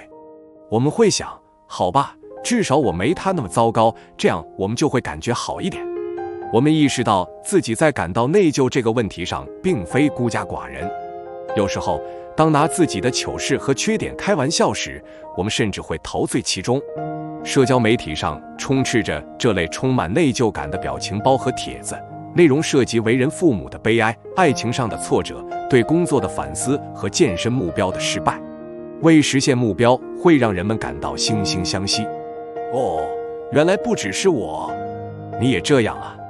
我们这算是神奇的巧合，不是吗？内疚感会让你成为更好的自己。为什么内疚感会产生让人感觉良好的化学物质作为回报呢？其思考逻辑是，内疚可以驱动良好的行为，它激励人们去做正确的和有道德的事，公平和善地对待他人。如果你一直因为内疚而打击自己，那内疚可能有积极的一面，就是一个令人愉快的信息。尽管你的内疚感有时会让你精疲力竭，但它们也可能对你的成功、你的人际关系以及你做出的正确决定有帮助。这是因为内疚除了以负面情绪折磨人之外，还另有他用。最终，它会激励我们改善自己的行为，去做正确的事情，并善待他人。人们普遍认为，成功人士之所以成功，是因为他们对自己所做的事情倾注了激情和热爱。这就是说，如果你喜欢某样东西，你自然就会受其驱策并投入其中。但如果这只是问题的一小部分呢？如果我们过于相信积极情绪的激发力量，而忽视了消极情绪的积极作用，那又会如何呢？例如，内疚感对你的出勤记录所起的作用，可能比你对工作的热爱之情更大。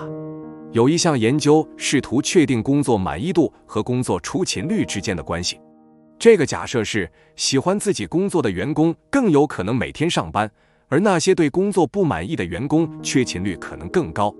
这听起来很有道理，对吧？但事实证明，这种假设是错误的。宾夕法尼亚大学沃顿商学院助理教授丽贝卡·肖姆伯格 （Rebecca Schomburg） 和斯坦福大学商学院组织行为学教授弗朗西斯·弗林 （Francis Flynn） 在应用心理学 （Journal of Applied Psychology）杂志上发表了他们关于内疚感倾向在员工可靠性中所起作用的研究结果。他们将内疚感倾向定义为员工对个人的错误行为产生负面情绪的倾向。他们发现，那些有内疚感倾向的人，无论对工作是否满意，都有较高的出勤率，而那些内疚感较少的人，只有在他们喜欢自己的工作时，才会有较好的表现。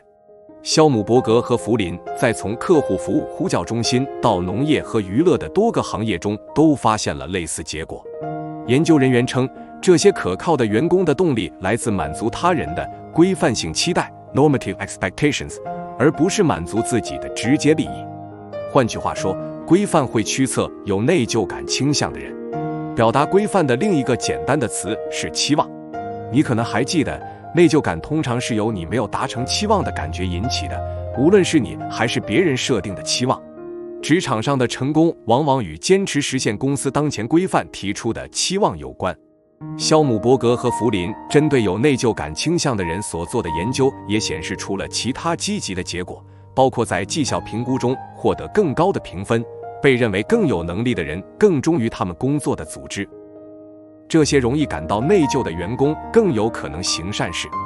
在接受《哈佛商业评论》Harvard Business Review 采访时，福林表示，他们可能也更无私。我们看到内疚倾向和利他行为之间有着密切的联系。内疚的人更愿意进行慈善捐助，并帮助有需要的同事。内疚和积极的社会行为之间有一定的联系。多年来，我的工作重心一直是研究和揭示成功女性的与众不同之处。我完全相信，我们中有太多人过于关注成功的步骤，而对成功的思考过程关注不够。人们普遍认为，如果懂得步骤，你就可以达成任何目标，但这种想法忽略了关键信息。在旅途中，你一定会遇到障碍、失望或挫折。在人生旅途中的每一步，成功者和失败者的区别在于他们对自己所说的话不同。在设定目标时，会对自己说什么？当遇到疑问时，会说什么？当遭遇失败时，会说什么？当犯了错，感到尴尬，一段重要关系破裂时，他们会对自己说什么？最成功的女人不会只是遵循某些步骤，她们在面对每一个挑战和机遇时都会有不同的思考。可以假设她们的想法都是积极的，但事实并非如此。虽然在深入研究内疚之前，我从未想过这一点，但内疚在他们的成功中确实发挥了作用。内疚感有诸多正面意义，其中之一是对内疚感的预期会引导你的行为，让你成为一个更可靠、更成功的人。当你想放弃时，比如当你想按下闹钟、想打电话请病假的时候，它可以让你恢复自我控制。这能促使你维护雇主的目标，去为他们争取最大的利益。这可能会为你带来晋升、认可和加薪。它能让你去为那些需要帮助的人付出，一个能带来幸福和满足的习惯。所以，虽然内疚感似乎是一种总是偷走我们快乐的消极情绪，但如果我们辜负了别人的期望，对内疚感的预期实际上会导致我们做出符合别人期望的选择。这样的选择往往会带来积极的回报和成功。这就是内疚的积极方面，它可以引导你变得更好。比如，内疚感促使你去做正确的事。假以时日，做正确的事可以帮你建立积极的关系，实现重要目标，让你更值得信赖。内疚感有助于你忠于自己的价值观，忠于自己的价值观会让你变得平和。这也意味着你为人真实，这是获得复原力的一个必备技能。内疚感是承担责任的邀请函。当你错了，承认它，这是正确的态度。内疚感会促使你为自己的行为负责。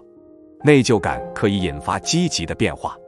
如果你想让自己的行为与价值观保持一致，那么内疚感或对内疚感的预期能激励你采取行动去进行改变。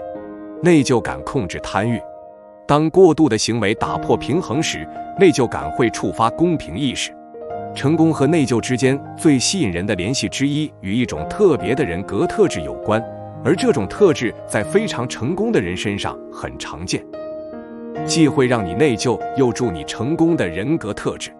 在心理学上，研究人员已经确定了5种常见的人格特质，通常被称为大5人格特质。根据研究人员的说法，人格特质被定义为相对持久的思维、感觉和行为模式，代表着对特定环境线索以特定方式做出反应的预备状态。这5种人格特质是：开放、责任心、外向性、神经质、友善。在所有这些特质中，有一种特质在成功人士中最为常见，即责任心。责任心是一种倾向于有计划、有组织，以任务和目标为导向，自我控制、延迟满足以及遵守规范和规则。牛津英语词典对尽责的定义是：希望认真做好自己的工作或尽忠职守的品质。以下是定义有责任心的人的其他一些品质：勤劳、可靠、勤勉、有条理、仔细、尽职、考虑周到、缜密，以成就为导向。一个人的责任心会有哪些端倪可见呢？他们会有待办事项清单，会有计划人员提供支持，会有严格执行的日程安排，会有整理的整整齐齐的书架和衣柜，工作或上学的出勤率高，会定期去看医生，有审慎的消费习惯。这样的人就会是一个有责任心的人。这当然不是一个详尽的清单，但这里的重点是，有责任心的人倾向于采取高效的行动，考虑未来的后果，让自己能够成功地达成积极的结果。事实上，读、听那些有助于你成长并实现目标的图书，就是一种认真负责的行为。我并不是说这是你的基本人格特质，但我猜你的人格特质至少在某种程度上与之相关。毕竟，比起读一本关于如何克服人生挑战的书，你也可以把时间花在一些不需要太多注意力和动力的事情上，对吧？那些缺乏这一特质的人，往往不太关心目标，而且更加懒散。责任心与内疚，那么这一切又与内疚有什么关系呢？有责任心的人相信他们正在很好地完成自己的工作，履行自己的职责和义务，或者至少是在朝着这个目标努力。他们的行为是负责任的，他们正在努力工作，他们正在维护规范，他们正在满足他人的期望，他们正在实践着自我控制和自我牺牲，以得到想要的未来。一个有责任心的人会认为这些行为符合美德，这些行为会带来一个精心计划的未来，并因深思熟虑和从容审慎而得到回报。尽责的人有很多理由成功，这能给人以启发。尽责的人在行为方式上表现出秩序、勤奋、责任、控制冲动和遵守常规等特点。研究人员继续解释说，那些尽责的人倾向于井井有条的生活，努力工作以实现目标，满足他人的期望，避免屈服于诱惑，并且比他人更能坚持生活的规范和要求。仔细阅读最后一句话，你会注意到这些倾向有时会造成期望落空的局面。目标、诱惑、规范和规则都需要自我控制，而事实是，自制力是有限的资源。如果你一直需要它，你肯定会有用完的时候，那时就是内疚感发端之时。不过，看看这些描述，你也许能明白为什么许多领导者、明星运动员和受过高等教育的人都是些认真尽责的人。取得高水平的成功需要计划、毅力和自制力，而这些都是以责任心为标志的。如果内疚感来自未能达成期望，而负责任的结果是达成或超过期望，那么尽责的人似乎不会有内疚感，内心充满喜悦，是这样吗？他们尽职尽责，做事彻底，这与他们的价值观是一致的，这让人感觉很好。因此，与其他人格特质相比，他们的内疚感似乎应该更少，而不是更多。也许是因为负责任会让一个人坚持规范，努力取得成功，不辜负他人的期望，所以他们最终会经历更多的失败。人们很难做到一以贯之地负责任，当做不到负责任时，他们就会觉得自己做错了什么，这会导致内疚。原因如下：规范是指用以判断什么可以接受的基本规则，他们是由有责任心的人已经决定接受的价值观所驱动的期望。记住，内疚感是建立在你的价值观和从这些价值观中产生的期望之上的。坚持规范是一种由内疚感驱动的行为，因为一个有责任心的人会认为规范是应该遵守的正确的东西。不辜负别人的期望是一个以他人为中心的目标。正如我之前提到的，内疚是一种以他人为中心的情绪。当我们觉得自己造成了伤害时，它就会随之而来。因为没有达成他人的期望而让他们失望，当我们觉得这样做已经造成了伤害时，就会产生内疚感。因为我们是凡人，所以不完美是不可避免的。当一个有责任心的人力有不逮时，他们就会觉得自己做错了什么。他们会认为，如果自己更细心、更周到、更有自控力，也许就不会把事情搞砸了。无法完美地维持如此高的标准，会导致更深的内疚感。对有责任心的个人来说，尤其还会导致虚假的内疚感。以卡拉为例，在参加了我们的教练培训项目后，他最近开办了一家人际关系教练公司。卡拉是一个非常认真的人，他非常勤勉地按照在我们项目中学习到的业务发展计划去做事。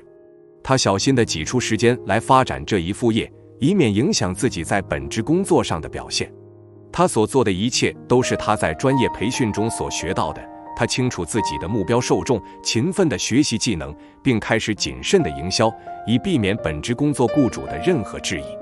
作为一名教练，他的工作与他作为一名公司培训师的全职工作无关，但他不想让人觉得他没有全身心地投入到本职工作中，或者失去了工作重心。在过去的6个月里，他总共接了4个每周上1次课的客户，在周2晚上和周6上午辅导他们。事情进展顺利，他有时希望业务能发展得更快一些，最终他还是想辞职出来去创业，想全身心地为自己工作。他在社交媒体上关注了许多教练，被他们的成功深深地打动，但上周他浏览了自己的社交媒体动态后，最终感到深受打击。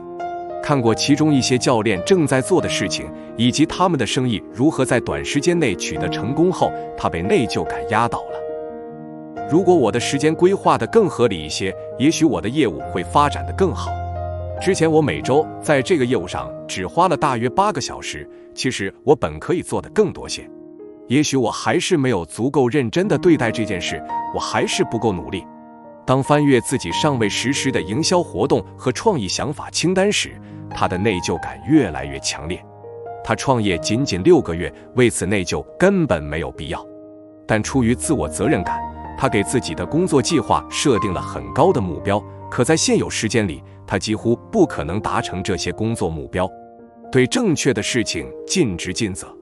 虽然责任心能促使人们去有效地承担责任、履行义务，但这也可能导致人们对错误的事情过于上心。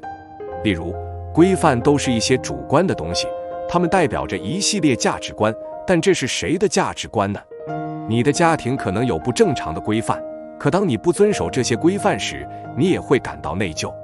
同样，你可能会在一个你不认同其价值观的组织中工作，你可能还是会去遵守这些价值观，因为这些准则是已经公开宣布的，并且遵守它会得到奖励。当不遵守这些准则时，你会发现自己会为此感到内疚和纠结；当遵守这些准则时，你同样会感到内疚和纠结。你不能一味地遵守规范，你需要认真考虑哪些规范是真的好，真的正确。这就是说，你需要采取一定的方法来重置和调整自己的行为，以消除虚假的内疚。你必须根据你的价值观有意识地选择自己的准则。当拥有了这些价值观时，你就能放下内疚。与其试图满足由雇主、文化或整个社会所确定的其他期望或规范，不如搞清楚究竟哪些期望是应该满足的。什么是终极性的正确？是标准越高越好吗？你的规范是什么？你得把它们弄清楚。那些适合别人的规范未必适合你。然而，当因遵循了家庭、文化或公司的价值观而获得奖励后，你可能很难搞清楚并真正拥有自己的价值观。远离不符合价值观的事情。安妮塔已在一家经营额数百万美元的媒体公司当了几年广告销售总监。她的老板有一天告诉她，公司将在几个月后出售给一家行业领先企业。公司希望在接下来的几个季度，客户的广告委托量还能继续上升，但不想让客户发现公司股权出售这一情况。问题是，随着公司的广告位售出，整个广告推广模式将会改变，这意味着目标受众也会改变。许多客户如果知道即将到来的股权转让，就会重新考虑他们的广告投放。毕竟，他们是在向特定的受众做广告。安妮塔和她的销售团队会继续宣传，就好像什么都不会改变一样。安妮塔很有责任心，为公司赚了几百万美元，但她觉得有些内疚。我认为这些客户中有许多是我的朋友，她回忆道，我以前和他们一起工作过，他们信任我。假装我不知道这桩买卖，在明知他们买不到自己想要的东西的情况下，还让他们花冤枉钱，这是做得不对。但他团队中的大多数人都默认这种做法。摆在安妮塔面前的有2个选择：为了销售业绩对他的客户撒谎，或者辞职。他选择了后者。从本质上说，安妮塔知道自己如果对客户撒谎将会产生内疚感，这让她没有违背自己的价值观。安妮塔知道她的价值观是什么，为了自己的利益而误导别人，以牺牲他人为代价来操纵局势，这是不合适的。尽管如此，但这些都是他的雇主的规则和期望。其他同事留了下来，选择接受公司的规范和期望。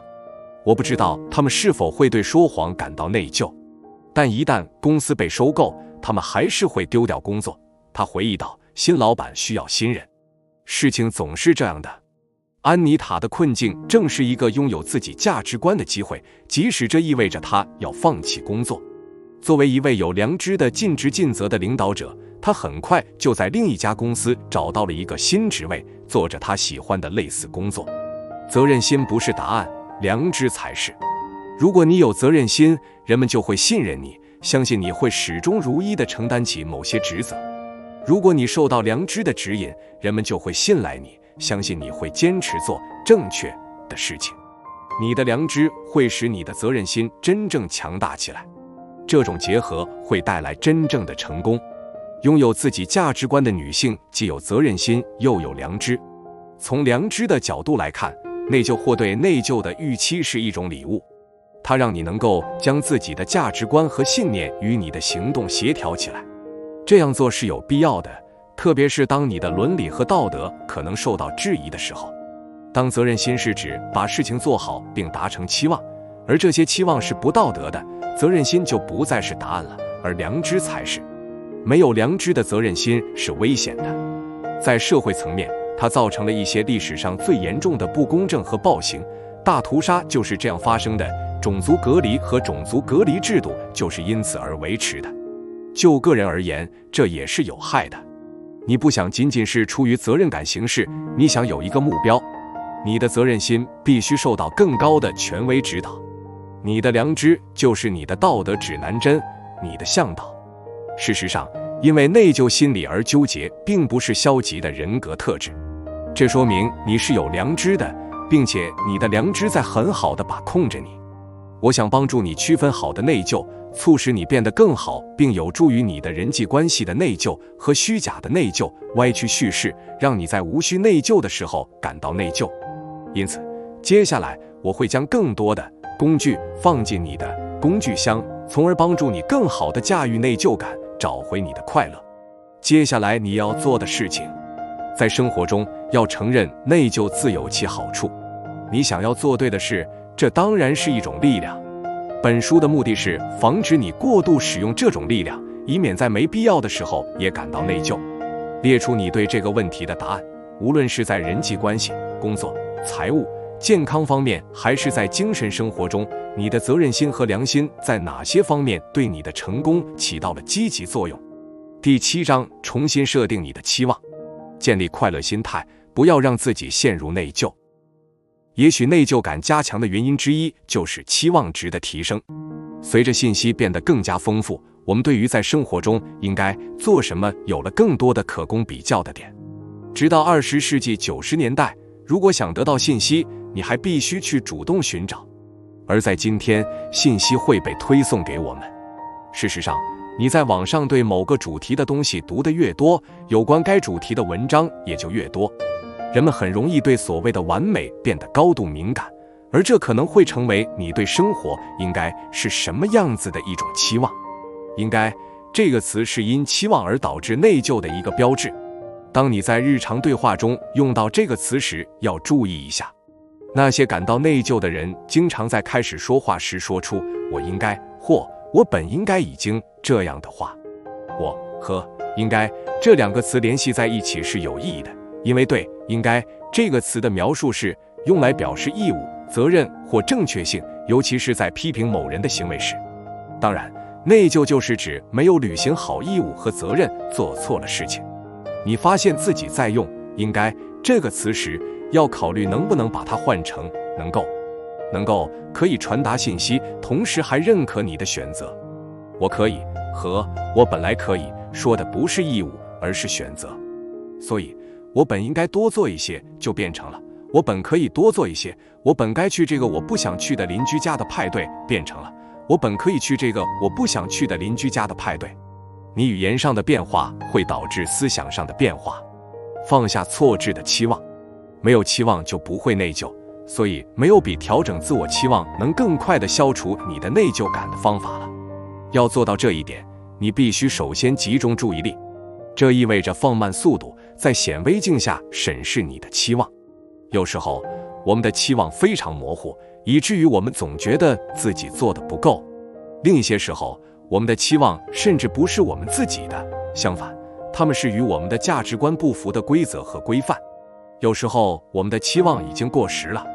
在我们生命的某一个时期，它们是有意义的，但在今天，就我们当下的愿景和责任而言，它们没有意义。要想放下内疚感，需要自我关怀 （self-compassion）。我们必须放下那些与我们的身份和位置不符的期望，有意识地重新设定我们的期望，以反映我们渴求的快乐和目的。不要因为没有达成错误的期望而责备自己，而是要善待自己，因为自己为达成这些期望努力过了。然后深呼吸。要点来了，要确认这些期望对你来说是否正确。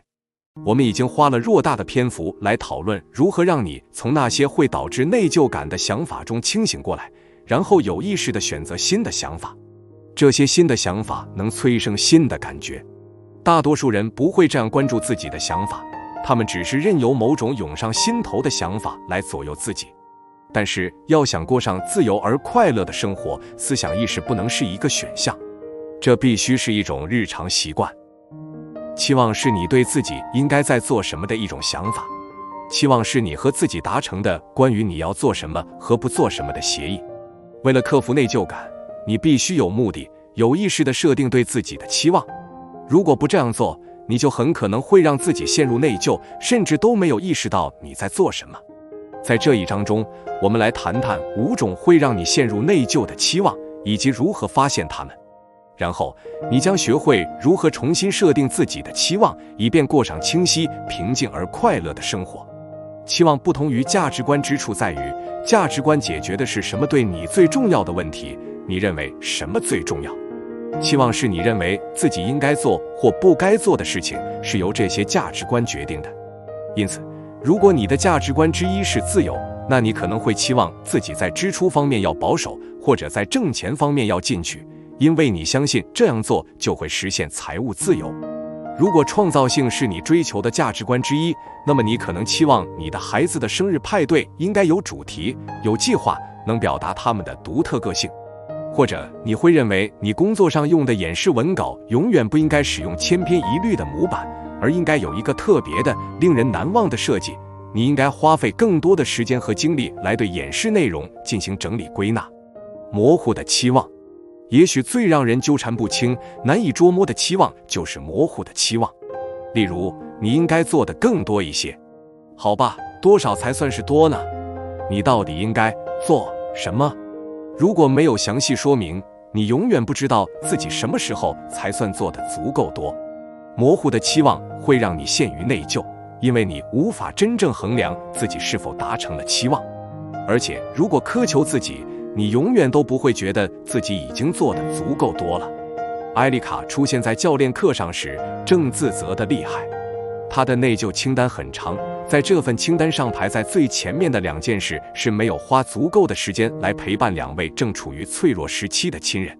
她解释说，我觉得很内疚，因为我和我哥哥住在不同的城市，而且很少见到他。他哥哥20多岁时因一次事故残疾了，虽然可以独立生活，但仍然面临许多困难。艾丽卡在母亲去世前向他承诺，自己会一直确保哥哥得到照顾。虽然他做到了，但他觉得没有达成自己想要实现的那种期望。我确保他在经济上有保障，并且每天都会和他通几次电话，其他家庭成员每周都会去看他好几次。他接着说，但我毕竟不住在那里，而让他搬到我的城市对他来说困难太大了，这会是生活上的巨变。你认为你的母亲会失望吗？我问。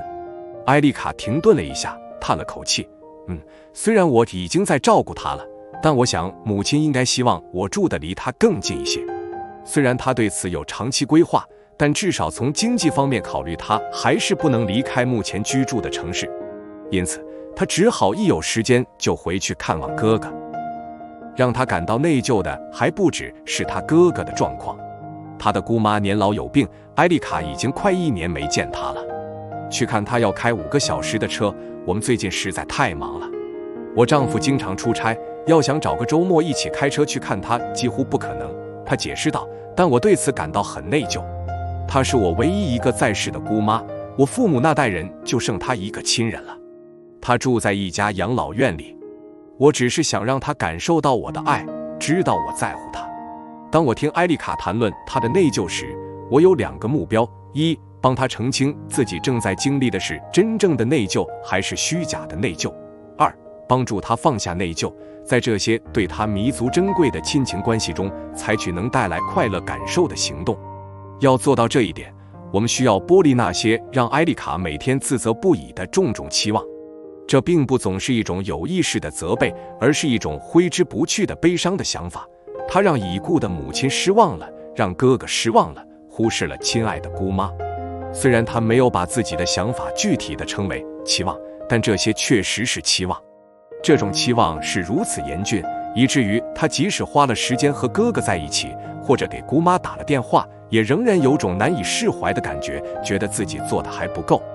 我指导艾丽卡的过程是一个通用性的过程，我们所有人都可以用来对那些会导致人难以放下内疚的思想和情感进行抽丝剥茧的分析。这个过程表明，他的想法是以他那些尚未审视和阐明的期望为中心的。他们看起来是这样的：我用一句话说，你究竟为什么内疚？艾丽卡，我没有按照承诺多花时间和哥哥在一起。姑妈年老后，我也没在她身边尽心侍奉。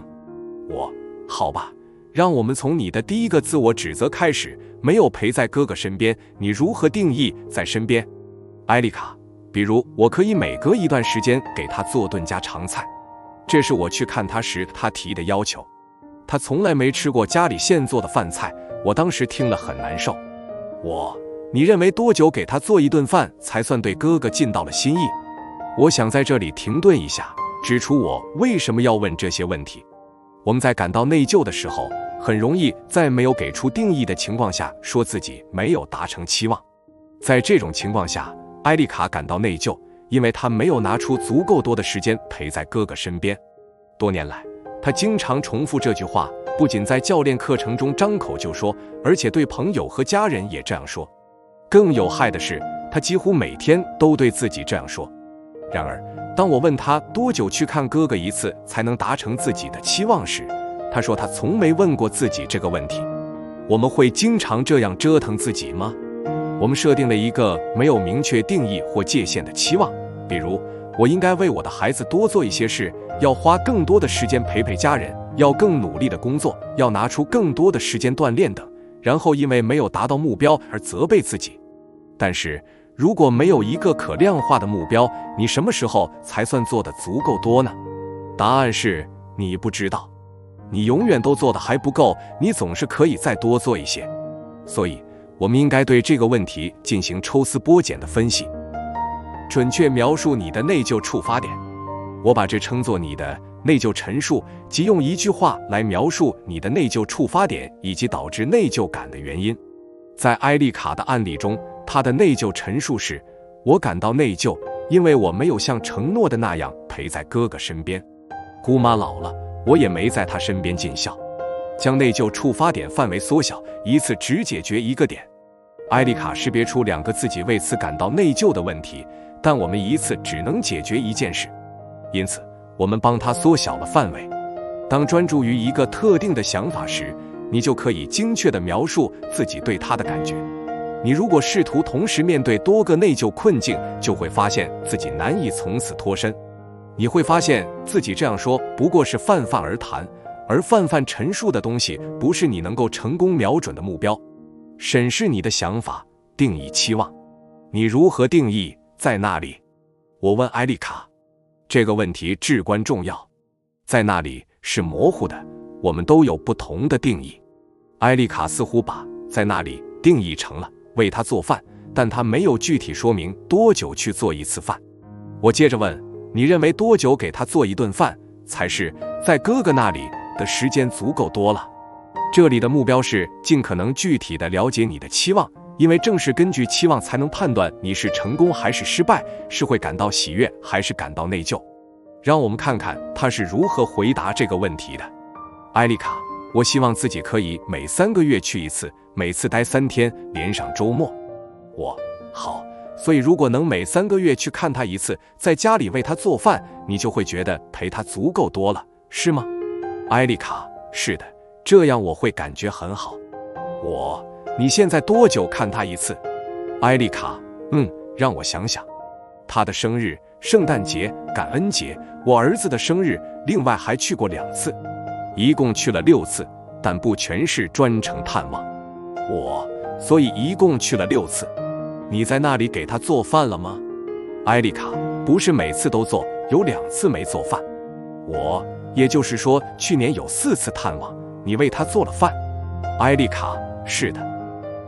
所以说，按平均数看，你去探望和给他做饭的次数已经达到了你所说的能让自己感觉陪伴他的时间足够长的标准。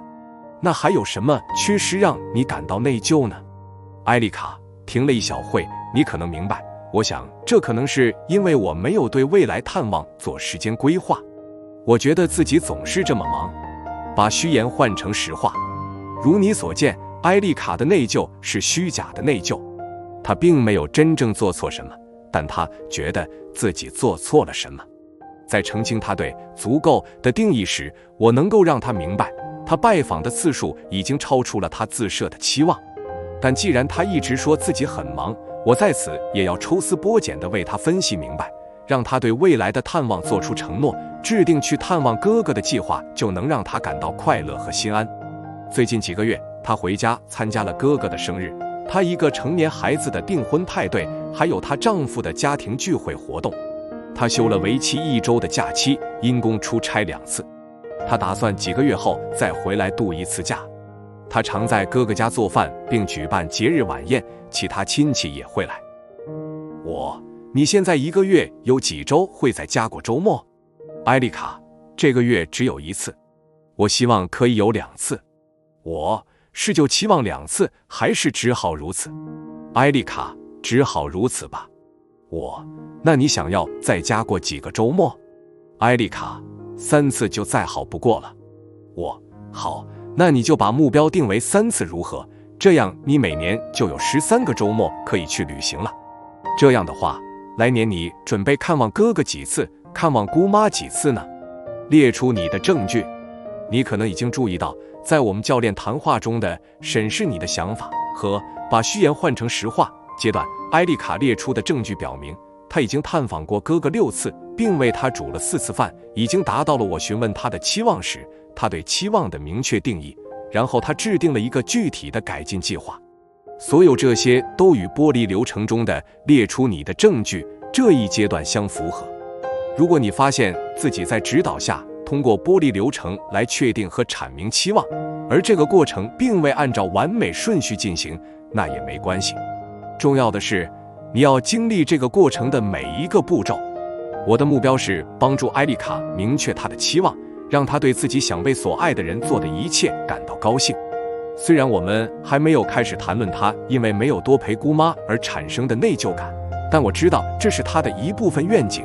既然她已经明确了陪伴她哥哥的目标，我就把她陪伴姑妈的问题也纳入进来。艾丽卡在教练结束时说，她觉得好像压在自己肩上的重担没有了。她还计划拿出14个周末外出，包括与丈夫一起旅行、与闺蜜一起旅行、过生日，以及陪伴哥哥、姑妈和其他家人。我还问了她为陪伴哥哥和姑妈而做的其他事情。这张清单相当长，例如她会检查她哥哥的账单是否已付清，每天会和他交谈好几次，会敦促他的成年子女定期来看他，并且对他的生日和节假日也非常重视。她仍然计划让哥哥最终搬过来。我们的教练促使她和丈夫开始对何时搬过来这个问题进行讨论，即使这要等到5年以后才可能实现。在姑妈这边，艾丽卡为她操办了一个盛大的80岁生日派对，和她一起度过了生命最后几年的每个生日。每个月都会寄给她一个爱心包裹，每个月至少给她打2次电话。当住得离她更近后，艾丽卡经常去看望她。艾丽卡的孩子和这位姑婆也熟了起来，对她有了美好的回忆。毫无疑问，我尊重她，她知道我爱她，即使我不经常在那里。艾丽卡承认，艾丽卡的内疚感来自她似乎从未达成的模糊期望。他的内疚陈述是很难辩驳的，没有多陪伴我哥哥，没有对已经步入老年的姑妈多尽孝心。通过给多陪伴下定义，他突然发现自己实际上已经达成了期望，但因为没有明确定义应该多陪伴的想法，让他不知所措。做事情当然总是多多益善，对什么时候算是做到了，更多设定一个明确的期望，这是消除内疚感的关键。过时的期望，随着环境的变化，你必须重新评估你的期望。当然，大多数人不会对自己说，我正在进入一个新的人生阶段，我需要坐下来重新评估我的期望。但那些这样做了的人确实能获得显著优势。当你的生活以某种方式改变了，你要尝试花点时间去审视自己的期望，并在必要时进行重新设置。无论这种生活变化是换新工作、婚姻状况改变、财务状况变化、身体健康变化、搬家，还是其他任何改变你生活日常运行的事情，如果你在新的阶段还维持旧的期望，那你就是在为产生内疚感做准备。即使是精神和情感成长方面发生了变化，你也应该暂停一下。你通过研读本书了解了一些概念，得到了一些指导，你已经意识到了自己观点的转变，这就需要回顾一下你从前认可的那些期望。原来可行的期望现在未必可行，这是一件好事。当试图满足过时的期望时，你就会阻碍满足当前的新期望的能力。你可能会因为没有达成期望而感到内疚，其实这些期望在新的时期已经不再合适，甚至已经无法达成了。例如，有父母承诺在孩子从学校毕业到找到工作并实现自立的过渡期间，在经济上帮助他。如果没有预定一个时限的话，双方都会发现自己处在一个令人困惑的境地。父母原本打算提供6到12个月的经济援助，结果援助期却变成了3年，并且看不到尽头，这让父母对切断援助的想法感到内疚。父母的预期是为孩子支付某个时期内的某些费用，而那个时期已经结束了。通过重新设定期望，父母就能从已经不再合适的义务中解脱出来，成年的孩子也能自由地站起来，实现独立自主，这对每个人都好。即使你一开始没有表明你的意图，现在也可以这样做。在父母与孩子的关系中，过时的期望很容易发生，因为随着孩子年龄的增长和心智的成熟，他们的能力和肩负的责任会发生变化。这种现象也发生在其他领域，听从惯性，接着做你一直在做的事情很容易。也许你的新工作需要更长的通勤时间或更严格的日程安排，但你会感到内疚，因为你不能再做某些过去常做的事情了。现在你会因为不能经常和朋友聚在一起，或者没有达成自己对做家务的原有期望而自责。但如果你停下来，重新审视自己的期望，你就会意识到，如果要放下内疚感，重新获得快乐，可能就要重新设定自己的期望。不平衡的期望。当你的自我期望高于对他人的期望时，就会出现期望不平衡的现象。当你觉得自己必须以不平衡的承担责任的方式来回报你的好运，或你认为自己欠下的债务时，这种情况经常发生。例如，我的工作经常需要我去出差，有时我要在周末的会议上发言，这样我就需要找到安静的独处时间准备会议的发言材料，比如凌晨4点或晚上大家都上床睡觉后。这意味着当团队其他成员都在工作时，我却可能在休息。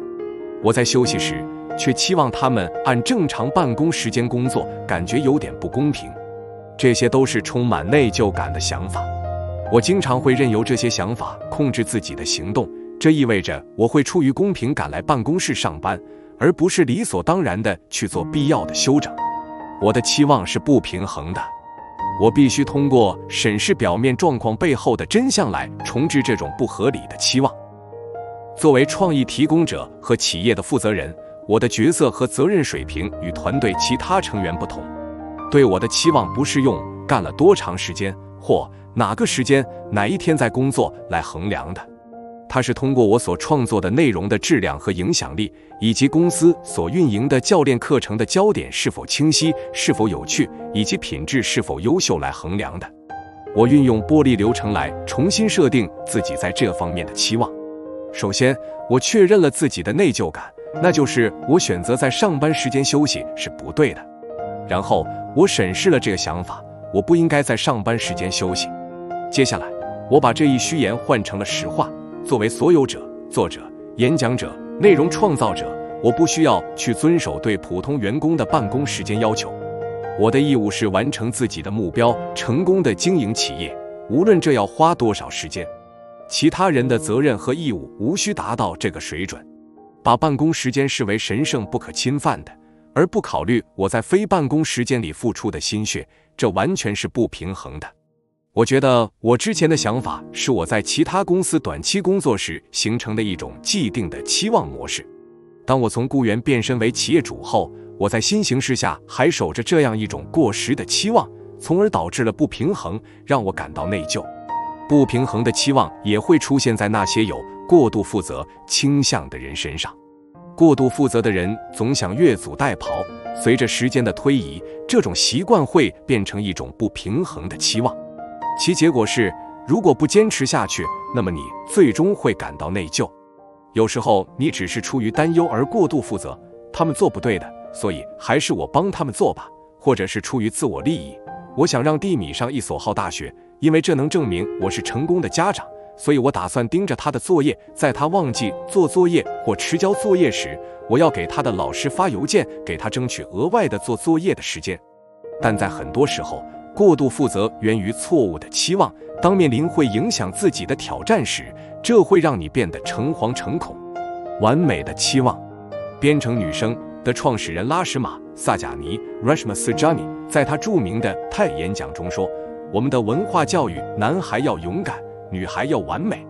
这在很大程度上是正确的。完美主义在很大程度上是女性的问题，这与我们的社交方式有关。我们看起来应该漂亮，应该整洁，我们应该找一个童话般的丈夫，应该养育有教养的孩子。我们应该有完美的家和家居装饰，有完美的食物和完美的身材。这些是我们一遍又一遍收到的信息，难怪我们有这么多的焦虑和压力。即使我们不想这样做，也很容易将这些外界期望内化成为自我期望。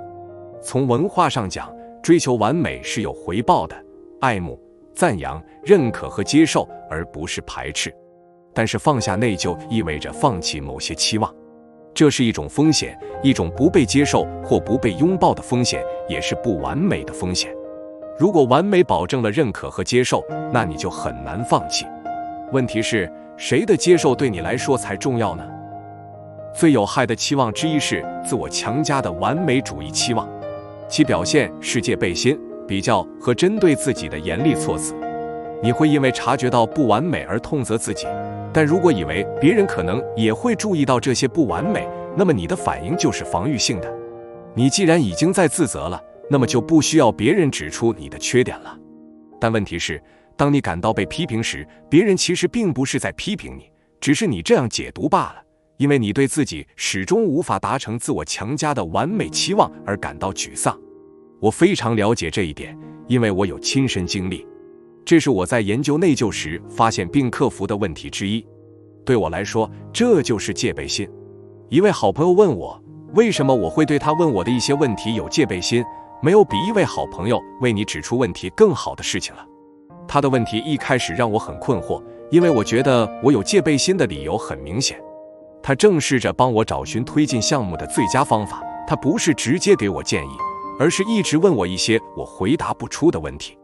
他每问一个问题都等于提醒我，还有那么多我觉得自己应该知道但却并不知道的东西。难道他不知道我不知道吗？为什么他还要通过问我这样一些我无法回答的问题来强调这一点？我觉得自己露怯了，内心充满了失败和无能的感觉。这可真残酷。其实他的目的恰恰相反，他是想让我思考一些可能的答案，而不是因为不知道答案而感到内疚。就在那时，我决定审视自己的想法，是哪些自我强加的期望造成了我的这种内疚感？是完美主义。我们正在讨论一些与我的工作有关的事情，我的期望是能知道所有问题的答案。我有一个固定型思维，但甚至连自己都没有意识到。这种固定型思维认为，一个人的智力、天赋和能力是固定的、不可改变的，难以通过努力来提高某种特质，你有就是有，没有就是没有。当承认了自己的戒备心理之后，我发现了关于自身的一些东西。我对自己有一种期望，这会让我感到内疚。我需要变得完美才能被人接受，而我对完美的定义之一就是对工作上的问题，我要知道答案。当我不知道某个问题的答案时，就意味着我做错了什么事，我不够努力，因此不值得拥有自己现在所拥有的机会。如果我认为自己应该知道一切，那么当不知道某件事情的时候，我就会感到内疚。当我的朋友问了一个我无法回答的问题时，就像是把那些我做错了并且已经为之自责的事情放在明处。我不知道，因为我没有花时间去搞清楚它。我不知道，因为我很懒，我还不够努力，我需要更集中精力。当使用波粒流程来审视自己的想法时，我对出现的情况感到非常震惊。对我来说，戒备心理对我是个提示，但请记住，比较和严厉的言辞同样是。这里还有一个例子。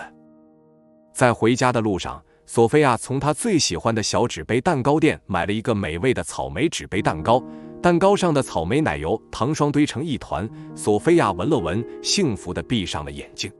在品尝最喜欢的美味之前，她习惯于先享受那甜甜的味道。她坐在车里慢慢地吃着光滑的奶油糖霜、湿润的蛋糕坯，二者混合的味道和质地让她的味蕾陶醉了。在紧张了一天之后，这是一个令人垂涎的快乐时刻。但就在咽下最后一口蛋糕的时候，她的胃里感到一阵剧痛。这不是因为吃了糖而痉挛，而是因为她的情绪对自己感到失望，紧接着就是内疚。因为这与他说过的这周要做的事情背道而驰，为了努力吃得更健康一点，不能吃甜食。他消极的自我对话就是自责。我向自己保证，这周我终于要开始健康饮食了。可你看看我，坐在车里狼吞虎咽地吃了一个含有500卡热量的纸杯蛋糕，我居然会这样干，因为这样就没人知道我在偷吃了。我只是想在忙碌的一天后得到一点快乐。可为什么我不能像我的同事健身达人安吉拉那样通过锻炼来减压呢？为什么我就不能像我姐姐那样更自律一点呢？唉，索菲亚沮丧地低下头，叹了口气。我估计下周可以开始健康饮食计划。她这样对自己说，但心中并没那么自信。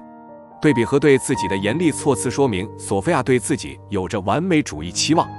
当开始写本书的时候，我认为引发内疚的最大元凶应该是子女养育、工作以及由亲密朋友或家庭成员挖的内疚之坑。但让我惊讶的是，通过对数百名女性的调查，我发现虽然这些生活领域确实会造成很多内疚感，但在饮食习惯方面的内疚感却高居榜首，其次是在锻炼习惯方面。因为吃东西是你每天都要做很多次的事情，所以你很可能会因此感到内疚。也许你从来没有想过这是一种内疚感，或者从来没有想过脑海中吃还是不吃的对话是如何影响你的快乐情绪的，但它确实可以。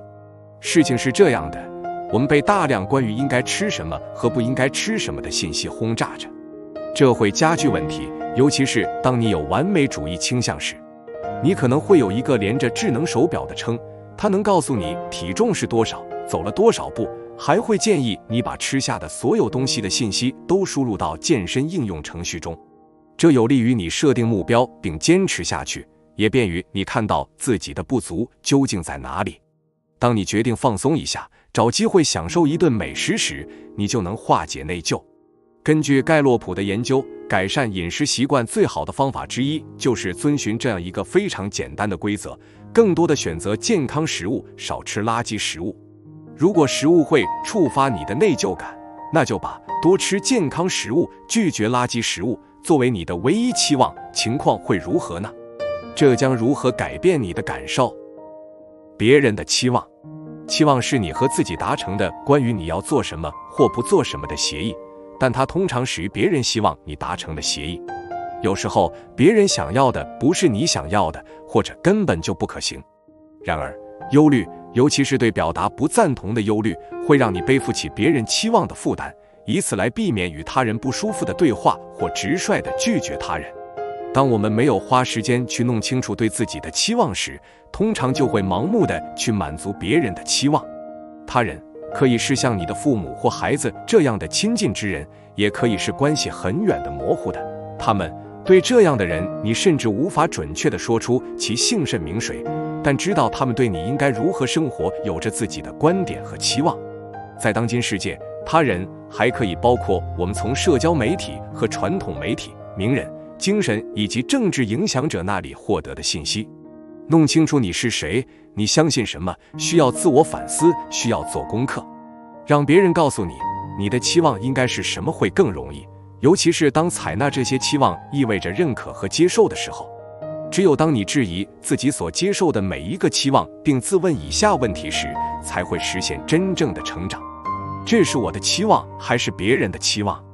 如果这是我的期望，那么为什么它对我很重要？如果这不是我的期望，那么它从何而来？在人生的这个阶段，我应该有的明智的期望是什么？接下来你要做的事情，为了重置那些会让你产生虚假内疚感的期望，你可以使用我下面给你的提示来指导自己完成这一过程。重新设定期望是很有用的，这需要练习。一旦你确定了新的期望，就将其摆在眼前。你可能愿意把它们写下来，在手机上设置一个提醒，或者与朋友进行分享。这样，当就期望带来的虚假内疚感开始悄悄出现时，朋友们就可以帮助到你，让你不忘自己的期望，并为之负起责任。虚假内疚感的核心是需要重新设定的期望。现在，请你重新设定自己的期望，这些期望会让你产生虚假的内疚感，因为要么你无法达成这些期望，要么这些期望与你所想要的和关心的并不一致。问问你自己，当下我的期望是什么？这种期望从何而来？我是否已经将此期望定得足够具体，这样就能知道何时才能达成这项期望？此期望能反映出什么对我重要吗？当你已经开始看到这些期望将如何导致虚假的内疚感时，请进一步思考这些期望是从哪里来的。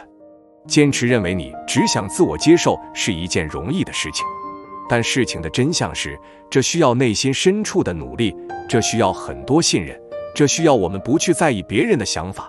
不管我们说了多少次不在乎别人的想法，毕竟说起来容易，做起来难。如果我们要打破由完美主义所代表的束缚，这就是必要的。请采用下面这4个步骤重置你的期望，建立起你能快乐、平和、自在地实现的真实期望。给自己内心的声音一个新的剧本，确保你内心的声音是要放下内疚感，而不是夸大它。你不一定要选择那些偶尔出现的想法，但一定要选择那些会反复出现的想法。当因为没有达到预期而自责时，你对自己说了什么？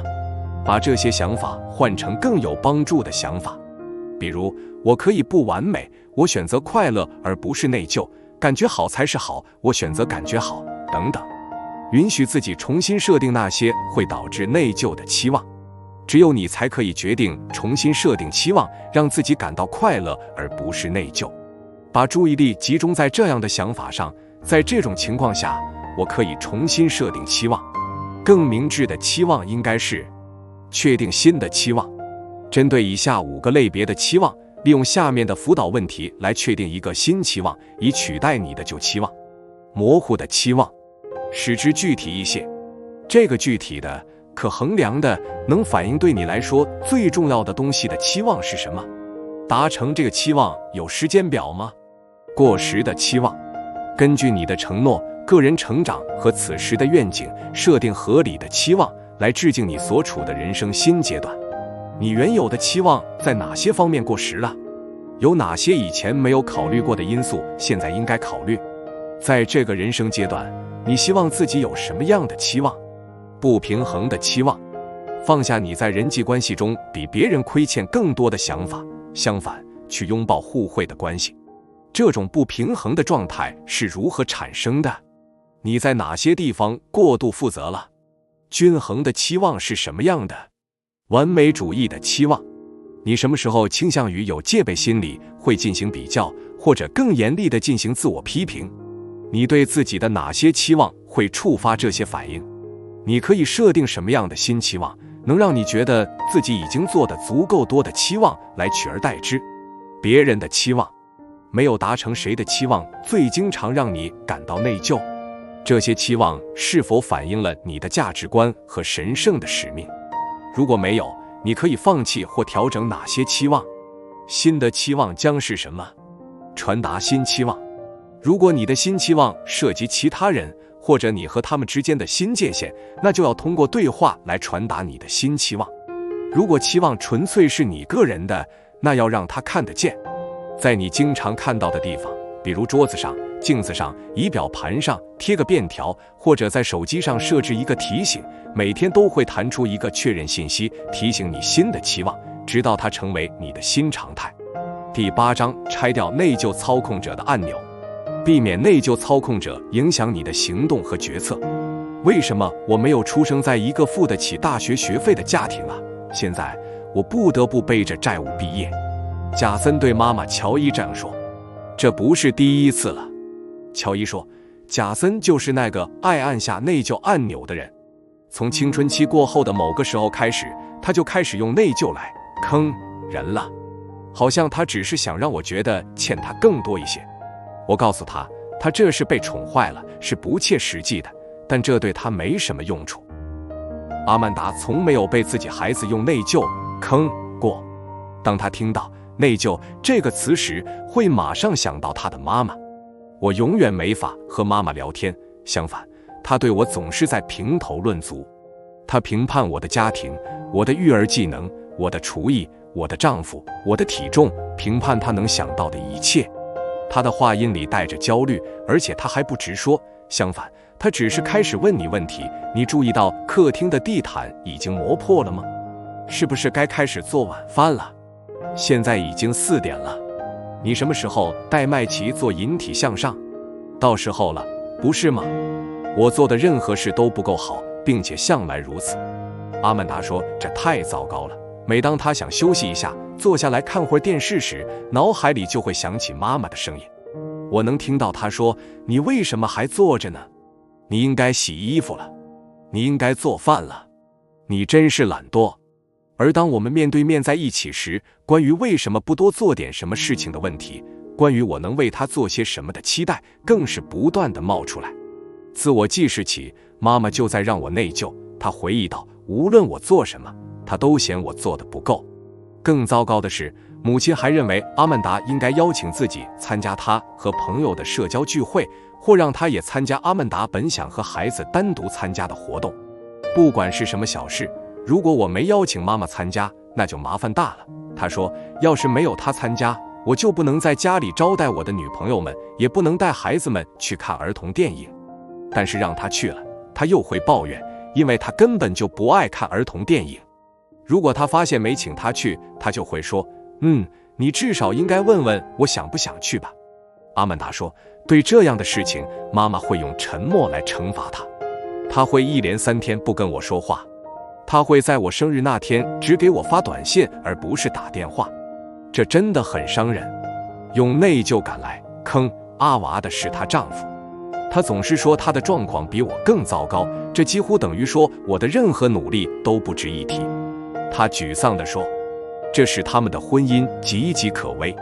阿娃发现自己在不断调整行为来取悦他，但这还是远远不够。他们结婚了，本来计划要孩子，但在几年后，他声称真的不想要孩子了，因为他认为他不够有条理，不适合做妈妈。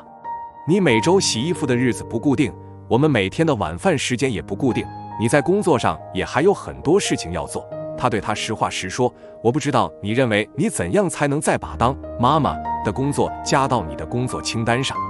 尽管听起来很可笑，但阿娃也开始怀疑自己有条理的工作生活的基本能力了。对于丈夫的批评，她的回应是尝试建立起更多可预测的日常生活安排，并开始阅读有关如何变得更有条理的文章。然后丈夫又与她展开了进一步的讨论，我需要你解释一下你为什么想当妈妈。当她说，我总是会想象自己和孩子们在一起的场景，我爱孩子们，我想有个家时，她说她的回答没有意义，她需要一个更好的理由把孩子带到这个世界上。每次说到这个话题，阿娃最后都会觉得自己想要孩子是不对的，她开始质疑自己是否应该要孩子。我真的开始为自己想当妈妈的想法而感到内疚。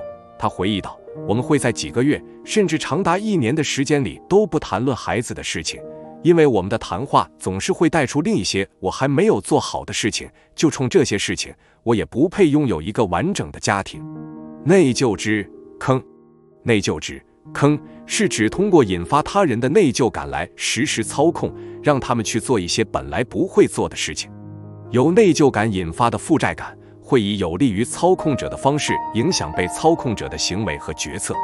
虚假的内疚感基本上是一种自投罗网的内疚之坑，而一般的内疚之坑是他人企图把你拖进来的，这也更难解脱。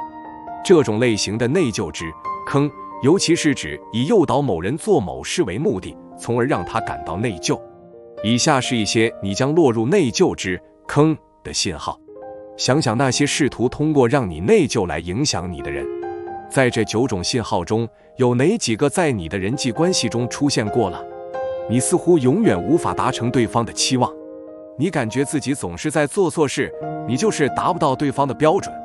说实在的，你做什么都不够好，对方总是拿你和那些比你做得更好的人做比较，你被拿来和那些符合期望的人做比较，以证明你是错的，需要改变。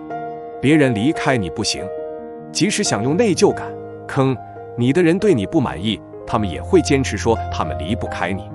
他们要让你知道，你让他们陷入了一个可怕的困境，因为你没有达成他们的期望，让他们变得脆弱了。如果你不知道如何才能达成他们的期望，你就会被困在会伤害他们的局面之下。对方不想让你走开，而只是想让你按他们的要求去做。过分感谢和赞美对方。记住，内疚意味着你欠别人的，所以当你感到入了内疚的坑时，你就会觉得欠了别人一笔感情债。毕竟他们在忍受你和你做的所有不对的事情。因为你觉得自己没价值，配不上，所以你可能会高估其他人，高估他们的贡献。对方质疑你的爱或忠诚。当听到如果你爱我，你就会，或者如果你像我一样关心这件事，你就会这样的话时，你就会陷入内疚之坑。这一策略能诱使你去证明他们说错了，从而推动你去做他们口中那些只要你关心他们或关心他们眼下的情况就会去做的任何事情。你觉得除非有严重后果，否则就不能说不。你觉得自己对人有义务，对人有亏欠，因此你不能说不。或者觉得犯不着因此而闹出什么后果，所以你屈服于压力只是为了息事宁人。你不快乐，但另一种选择会让你感觉更糟。出了问题时总是怪你，你才是那个需要被指引、被教导、被纠正的人，因为一切都是你的错，即使你没什么错，或者不能归罪于你。那些内疚触发者很少承认自己在问题中扮演的角色，他们把感觉到的任何内疚都投射到你或其他不幸的人身上。他们正在为了维持与你的一段关系而做出牺牲。这段关系失去了平衡，确实如此。这就像债务人和贷款人的关系一样，他们帮了你的忙，或者对你没有达到他们的标准选择忍受，所以他们是牺牲品，他们在忍受着你。你应该感激他们，为了成为你的朋友、同事、重要他者等，他们如此模范地践行着自己的高标准，履行自己的义务。你努力达成他们的期望，但他们甚至不知道你的期望是什么。内疚触发者善于设定期望，他们会很早就开始这么做，而且会经常这么做，有时甚至会在你考虑自己的期望之前就这么做。所以他们的期望就会捷足先登，成为标准。这些期望对他们是有利的，而你的期望，如果你有，可能很少会出现在你与他们的谈话中。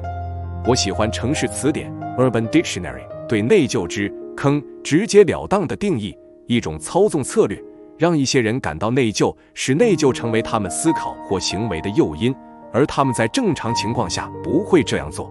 操纵者通常会表现出受害者的样子，或者做出夸张的姿态，以制造情感债务。为什么我们绕不过内疚之坑？没人能强迫你内疚，你是心甘情愿自投罗网的。那么，为什么你这么容易就走到了这一步呢？以下是其中的部分原因，它来自你在乎的人。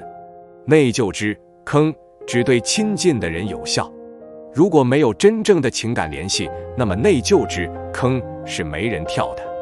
你害怕后果，内疚触发者通常会在你面前摆出威胁的姿态，这并不总是一个厚颜无耻的要求，有时候它是含而不露的。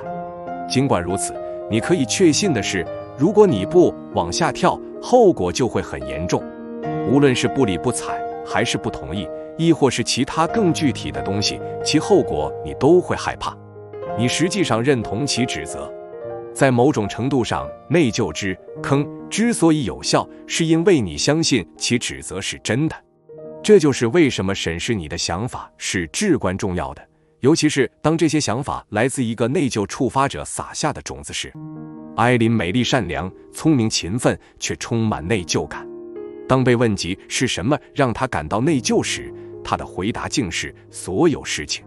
她说她最大的困扰是妈妈总是强加给她的内疚之坑。我就是觉得我不是妈妈的好女儿。她的话语中带着一丝焦虑，无论我为她做了什么都是不够的。这就像一个永远填不上的无底洞，虽然我一直想填上，但却徒劳无功。最近，艾琳带着妈妈去丹佛看望表兄弟姐妹们。他们去派克峰观光，在山上待了一天，还为妈妈举行了一个小小的生日庆祝活动。艾琳和她的一个堂兄弟买了一个蛋糕，带了礼物，大家还唱了生日快乐歌。这是一次愉快的旅行，艾琳说，这说明了很多，因为通常她妈妈总是会找茬抱怨，而这一次她没有。然后他们就回家了。几天后，家里有人提出给妈妈过生日，她妈妈是怎么回答的呢？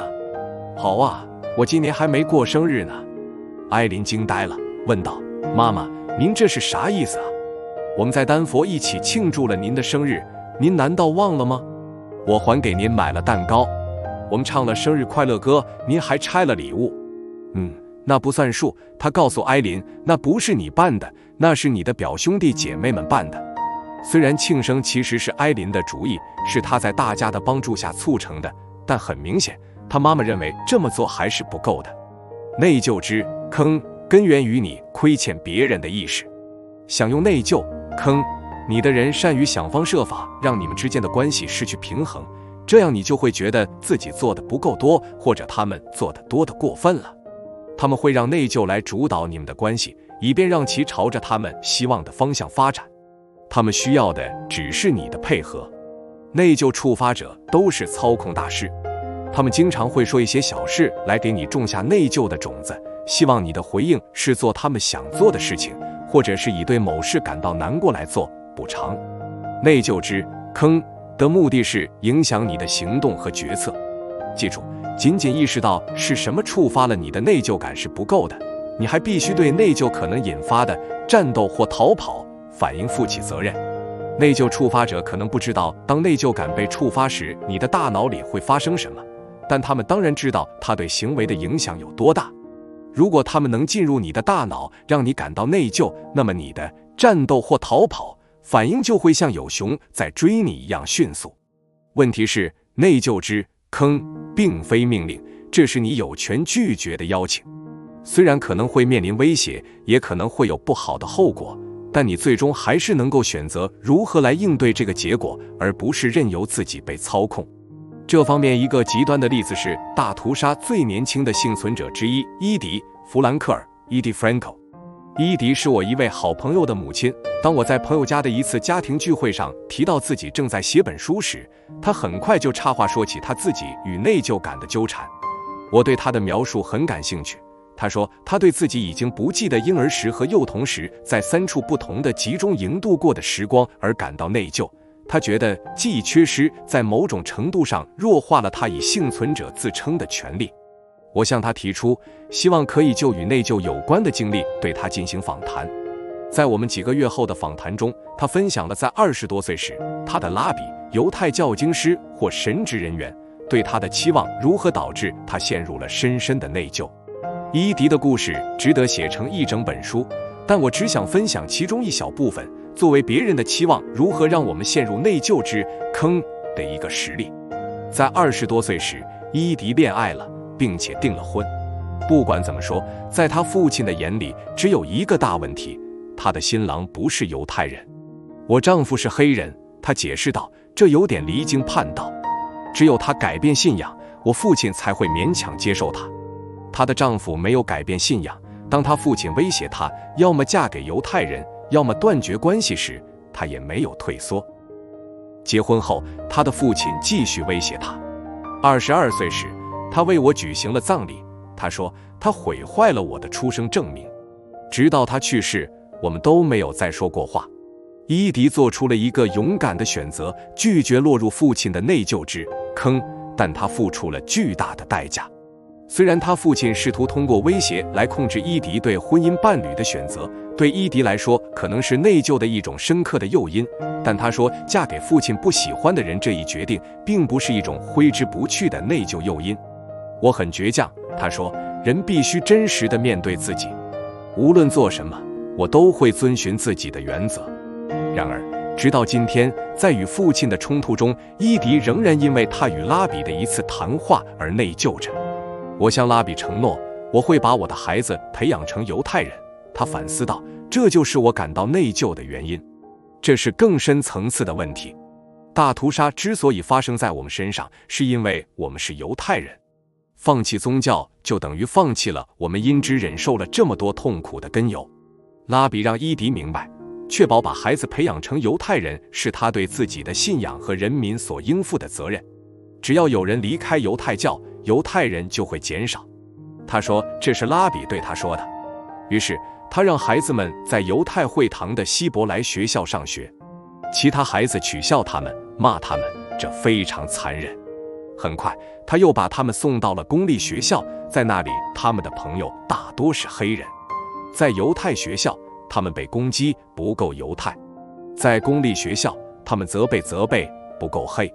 伊迪尽最大努力帮助他们在自己的世界里向前走，尽管他希望种族和宗教因素不要成为太大的困扰，但他们每天身处的世界却如此固执。当大女儿问妈妈我是什么肤色的时，他告诉女儿你属于人类的肤色。但是邻居的孩子们拒绝了这个想法。他愤怒地说，社会上说你一定是黑人就是这么回事。作为一名大屠杀的幸存者，伊迪在成长过程中经历了偏见，强烈的公平感和正义感促使他教育女儿们所有的宗教都是好的。我在家里和不同宗教、不同种族的人一起吃逾越节家宴，感觉棒极了。最终他的女儿们没有坚持他们的犹太信仰，伊迪为此自责不已。他承认，当得知我的一个女儿将接受洗礼时，我哭了好几天。这对我来说太痛苦了，要克服这种痛苦需要决心。我要让时间来治愈痛苦。我只是做了一个价值判断，与我自己的孩子相比，宗教又有多重要？这是一个相当讽刺的问题，因为他的父亲选择了宗教而不是女儿。更具有讽刺意味的是，伊迪反思到，也许第一次婚姻带来的个人磨难是由他自己造成的，是由他的内疚感而起的。他说，我为自己创造了造成痛苦的情景，这样我就制造了自己的大屠杀。他的假设是，也许是因为无法记住大屠杀，他决定自创一个痛苦情景。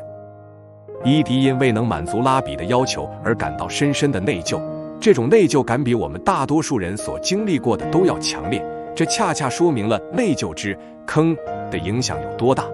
当违背父亲的意愿而结婚时，他坚持了种族和宗教平等的价值观，但是培养孩子的犹太信仰最终并不是他可以决定的，这是他无法掌控的期望。很难说我本该采取什么样的不同做法。我不想对他们进行填鸭式教育，我不想强迫他们做任何事。这是一种公平感。他说，也许他公平的价值观与拉比的要求和期望是不一致的。这两种价值观发生了冲突，内疚因此不可避免。虽然从表面上看，这可能不像一个内疚之坑，但在父亲和拉比对伊迪的要求中，都隐含着他有亏欠的意思。他亏欠犹太人，亏欠那些为了把信仰和遗产传承给他而受苦的人。然而，最终他还是按照公平和爱的价值观做出了自己的决定。这意味着他自己的孩子无需面对他曾经面临过的威胁和期望的压力，可以自由地做出决定。内疚吸引内疚之坑。艾琳一直在与有母亲布下的内疚之坑做斗争。她分享了一则趣闻：10多年来，从高中开始，她最好的朋友就通过内疚之坑来控制她还能和谁交朋友。我觉得我就像一块磁铁，总是脱不开这种事情。他说，当我们容易产生虚假的内疚感时，就会有人乘虚而入，这是一个可怕的想法，但是有一定的真实性。想想看，如果你想用内疚之坑来得到自己想要的，对那些不就范的人，你就会在与他们建立的关系中失去掌控。所以，和其他任何施虐者一样，你会转而去寻找那些愿意对你的操控和精神虐待就范的人。不幸的是，克雷格就是这样一个完美的例子。他说他10几岁的时候是个典型的好孩子，他善良、风趣、容易相处，他在某些方面也享有特权。他的家庭相当富裕，他几乎从未考虑过钱的问题，因为根本不需要。但他的父母经常要求他和他的兄弟姐妹在到亲戚家做客时，一定要在生活方式方面保持低调。他们不想让家里的任何人觉得我们比他们拥有的更多。我甚至不能谈论自己在学校里的那些成就，他回忆道。我想我开始意识到，也许我们的好运气会让他们觉得受到冒犯或心生嫉妒。随着年龄的增长，他的友谊开始呈现出一种模式。我似乎被那些不怎么有钱的人吸住了。我不记得自己有意识地这么做过，但回想起来，这种情况在我10几岁和20几岁的时候就发生了。克雷格说，有朋友评论他，暗示他不值得拥有他所拥有的这些。如果他是一个真正的朋友，他就该给他们撒钱。困扰我的内疚之坑是，我想我的状况比别人更好，老天的这份眷顾我配不上。他解释说，我确实配不上。我的意思是，成为这个家庭的一员不是我选择的结果。我生在这个家里是走了大运。我真的不认为自己比别人强。这样的指责确实困扰着克雷格。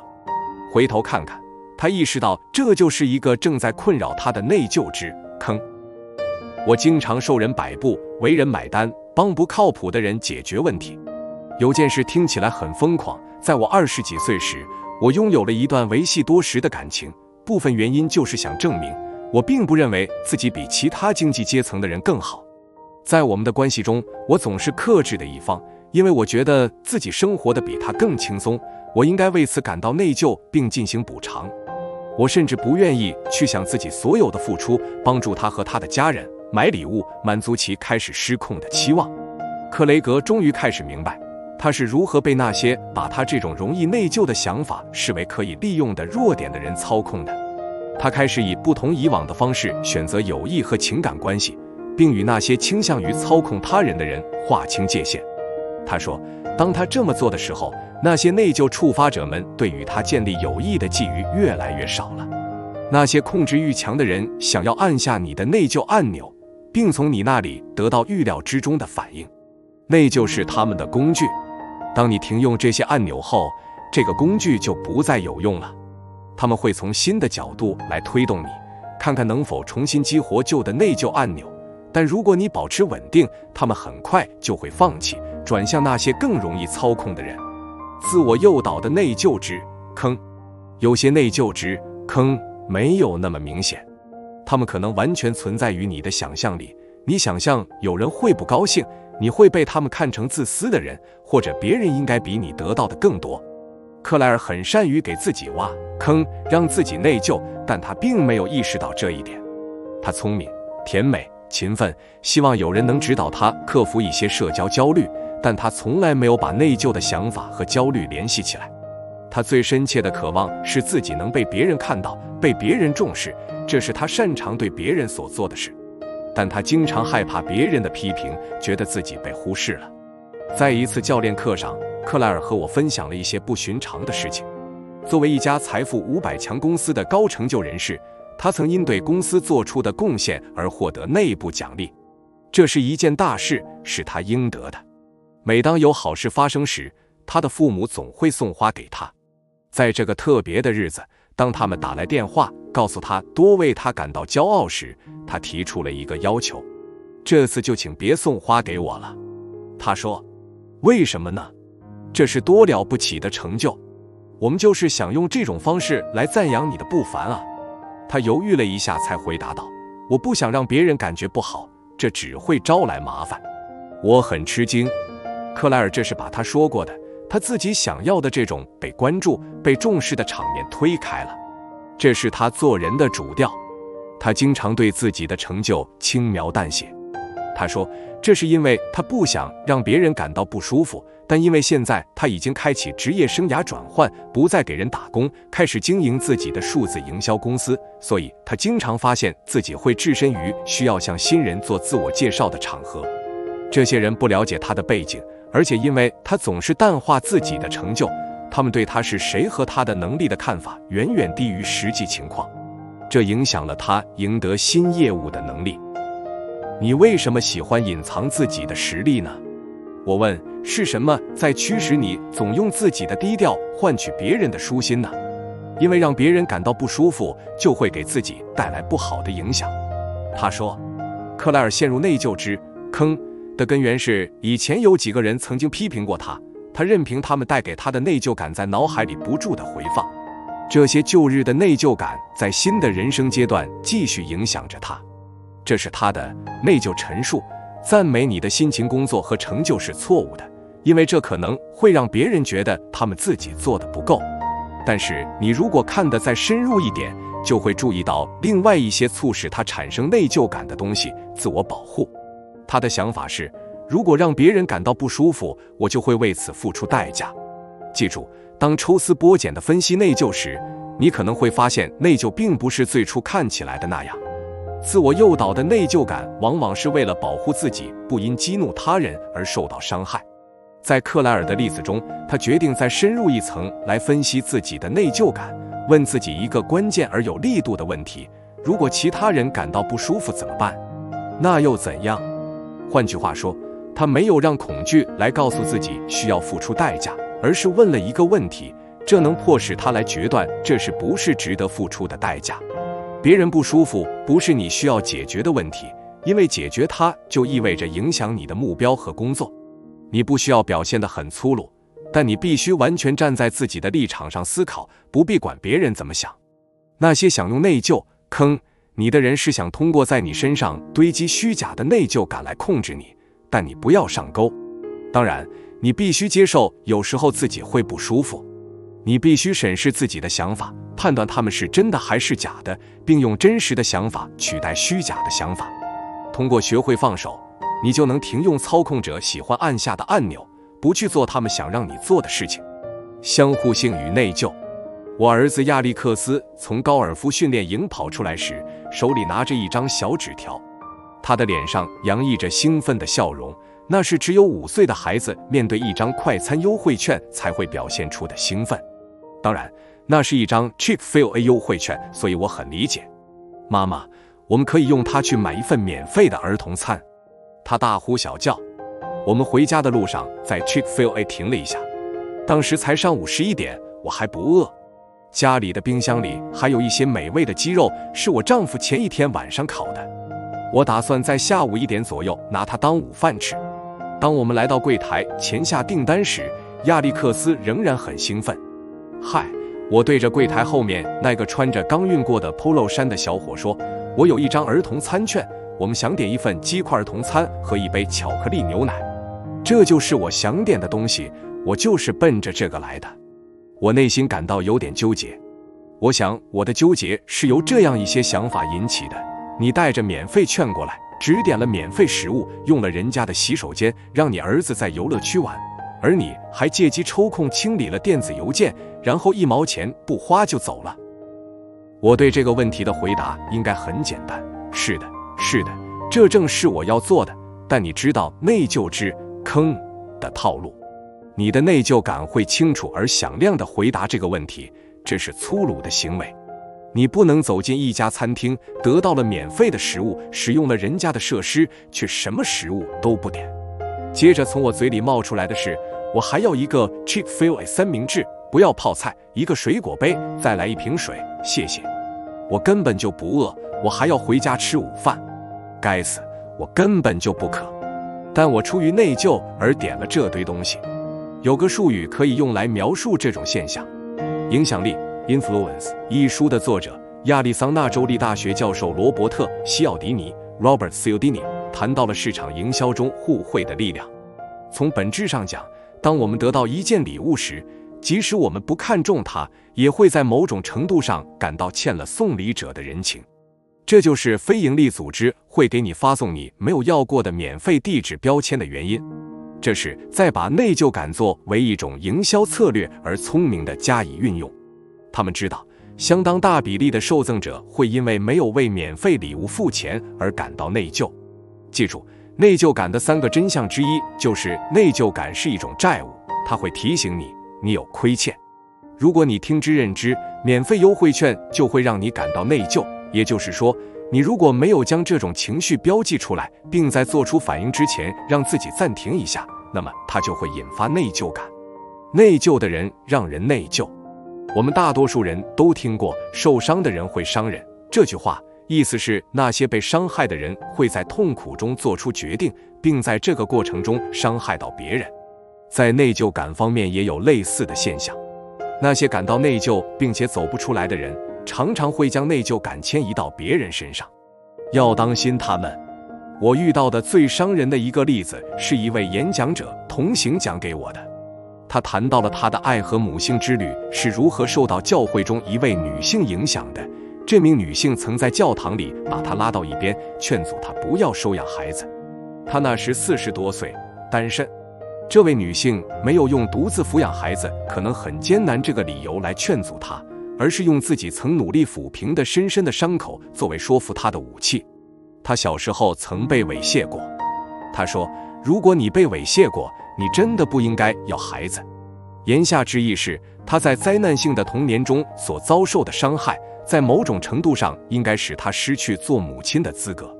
这个扭曲的建议来自一个对自己的过去充满内疚的女人。这一忠告不是来自智慧、爱或真理，而是来自内疚、羞耻和痛苦。尽管如此，他还是接受了这个内心充满内疚的、令人深感不快的女人的建议，达成了他的期望。他本来就要收养孩子了，但却彻底放弃了这个想法。他放弃了自己的梦想。多年过去后，他才抽丝剥茧地化解了内疚，形成了根植于事实的新期望，并在50岁时收养了一个孩子。进行艰难对话。如果你被内疚坑了，那你可能需要进行一场艰难的对话来打破僵局。让我们来分析一下如何有效地进行一场艰难的对话。如果你一直陷在内疚中，而你身边的人对此已经习惯了，那么他们可能就会抗拒你要说的一些话。不要让这种情形阻止你。用不了多久，他们就会实实在在地认识到，这次对话早就该进行了。他们会承认改变是必要的，而你也是通情达理的。这种情况会发生在一个人情绪稳定，能够进行不舒服的对话的时候。但如果情况不是这样，无论如何都要决定进行艰难的对话。做个大气的人，勇敢一点。恐惧往往来自你总是关注可能出错的地方，而不去关注那些可能做对的地方。当要走出自己的舒适区时，我们可能会把即将开启的一场艰难对话的走向搞得很糟。我们在脑海中想的太多，关于说出真相的负面结果，关于自己需要和想要的东西，以及伤害了别人的感情。但其实同样重要的是，我们更应关注哪些事情可能会做对。换句话说，当需要进行一场艰难对话时，你必须运用思想意识的技巧。与其封闭自己的想法，不如深入思考，承认它们，然后制定一个策略，面对这些困难，继续前进。想想这段艰难的对话，因为你是时候设定一个界限或者一个新的期望了。然后问自己以下问题：在这场对话里，我会担心发生什么事情？如果发生了这种情况，那我应该如何处理？这样的对话对我有什么好处？我希望这样的对话产生什么效果？我有哪些特别需要说出来的东西？我最害怕说什么？为什么？如果我一开始先描述我的恐惧和焦虑，然后再解释尽管我恐惧并焦虑，但还是要进行这场对话，因为它是如此重要，结果会怎么样？诚实地表露出你的焦虑，这样你就向对方传达了对话的重要性。你表达了自己的担忧，表达了对他们的关心，表达了不想破坏与他们的关系的愿望，但你也觉得自己有义务说出真相，做正确的事情。绕过内疚之坑的方法。接下来我列出了8个步骤，可以让你绕过内疚之坑，走上真理和自由之路。对每一步我都会给你准确的词语，你可以在和内疚触发者的对话中使用或进行调整。步骤1：拆掉内疚按钮。内疚之坑之所以有效，是因为人们已经学会了如何让你对触发内疚感的因素做出反应。他们扣动扳机，你就会按他们说的去做。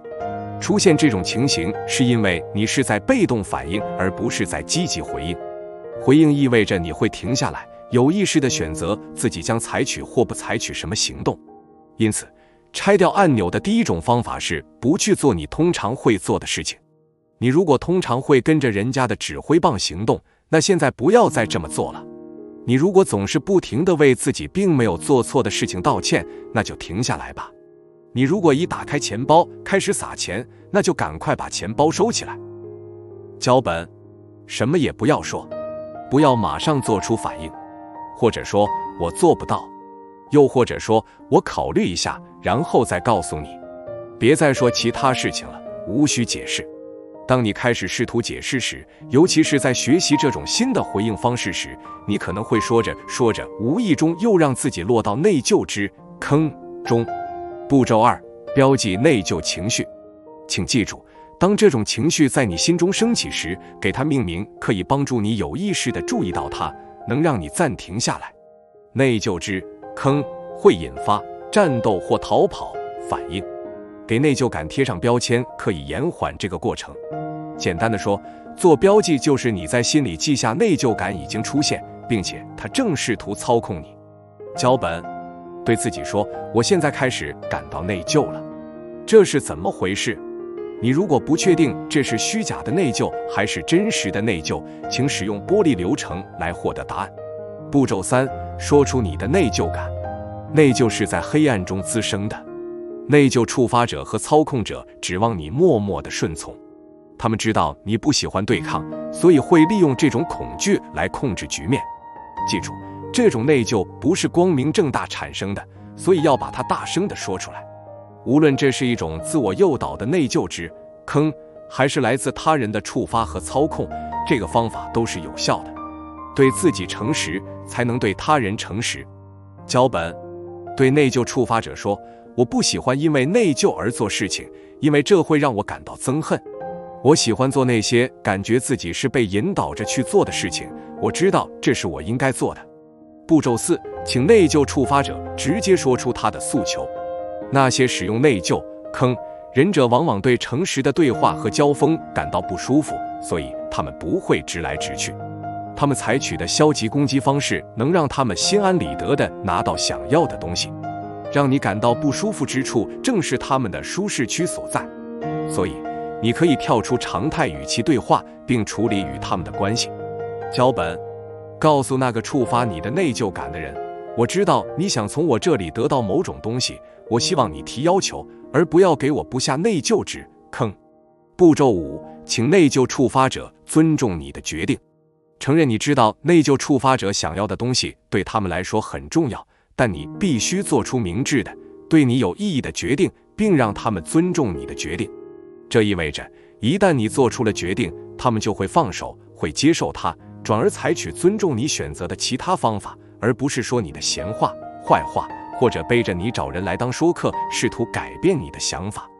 脚本：告诉你的内疚触发者，我理解你认为我还应该做一些事情，但这个决定对我来说是有意义的。我请你尊重我做决定的权利。步骤6：确认此人在你生命中的价值。正如我曾经说过的，内疚之坑往往是你亲近的人用起来最顺手，他们的意见和青睐对你很重要，你要把这一点告诉他们。脚本，让你的内疚触发者知道，我很在乎你的想法，我不想与你发生争执，我不喜欢让你失望，我想达成你的期望，但我做不到。步骤7，反复进行这样的讨论，直到习惯改变。我知道你不想再受内疚之坑的困扰，那就从今天开始吧。可是既然你不能控制别人的行为，那你要知道，他们可能需要1分钟时间才能理解你的新思维模式和界限。你一定要站稳立场，如果有必要，可以多对话几次，继续把你遭遇的内疚之坑讲出来。要打开天窗说亮话，要求他们别拐弯抹角。如果他们不收手，那就把后果亮给他们看。例如，如果他们不尊重你的要求，那么可以是你直接离开房间这样的小后果；如果他们还是拒绝停止，那也可以是结束一段友谊这样的严重后果。要提前考虑好后果，并做好实施的准备。你可以用一种直接但友好的语气传达后果，这可能会让人感到不舒服，但以如此明确的方式设定界限，也会让人感到解脱。这种关系局面可能是长时间形成的，如果这种局面难以改变，那你就需要继续运用上述新的沟通方式，直到这种新的方式巩固下来，局面彻底改观。脚本，对你的内疚触发者说，就像我们之前说的，描述你之前的要求是什么，重要的是你要停下来，因为内疚之坑会导致怨恨，会破坏我们的关系。我不想对你有这种感觉。步骤8，练习爱和耐心。不管内疚触发者是否表现出爱，你都可以选择自己如何表现。记住，内疚之坑与控制有关。如果他们能让你做出对某事感到内疚的反应，他们就会利用内疚来对付你。再说一遍，不要上当。你可能会因为勃然大怒或不尊重别人，尤其是你亲近的人，而破坏了自己设定界限的努力。做个有大格局的人，要善良，更要实事求是；要温柔，更要直截了当。接下来你要做的事情，准备好回应那些经常推你入坑的内疚触发者。采用本章中提供的脚本，写出你预计他们会说些什么来让你落入内疚之坑，然后构思你的回应之语，并大声练习。第9章，找回你的快乐。拥抱放下内疚，快乐生活的8个习惯。当你不再需要老想着放下时，放下内疚的一个重要的里程碑时刻就到了。这表明你已经摆脱了内疚感的困扰。内疚可能会出现在你的心门之外，但你没有敞开大门让它进来。实现这个里程碑标志着你在旅程中到达了这样一个点，即你的精力集中在你想要的而不是你不想要的东西上。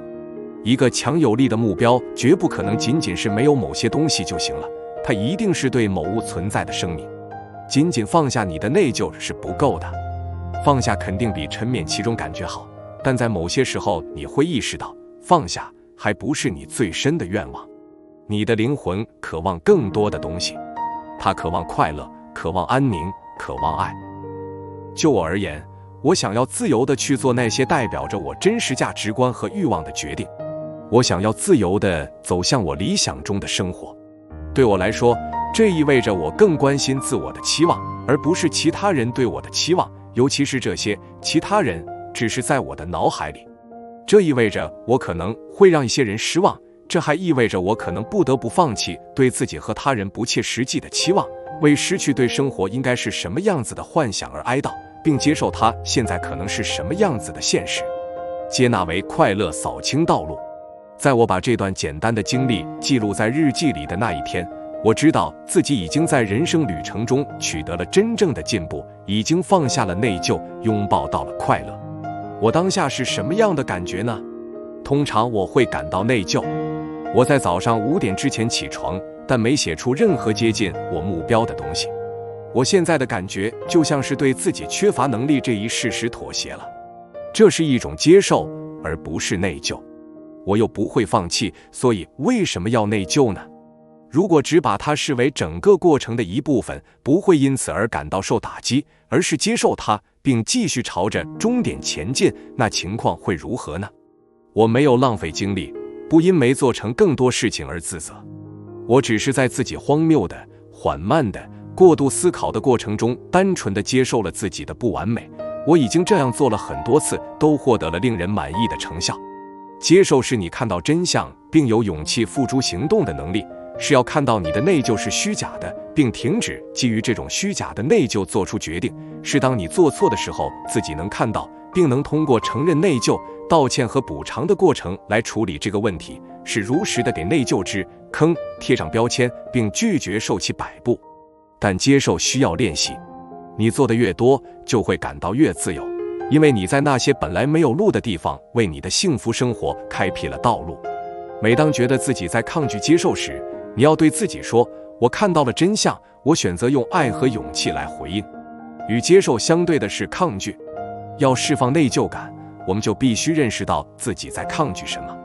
抗拒是我们通往快乐、平和、爱和真相的障碍，它通常表现为恐惧。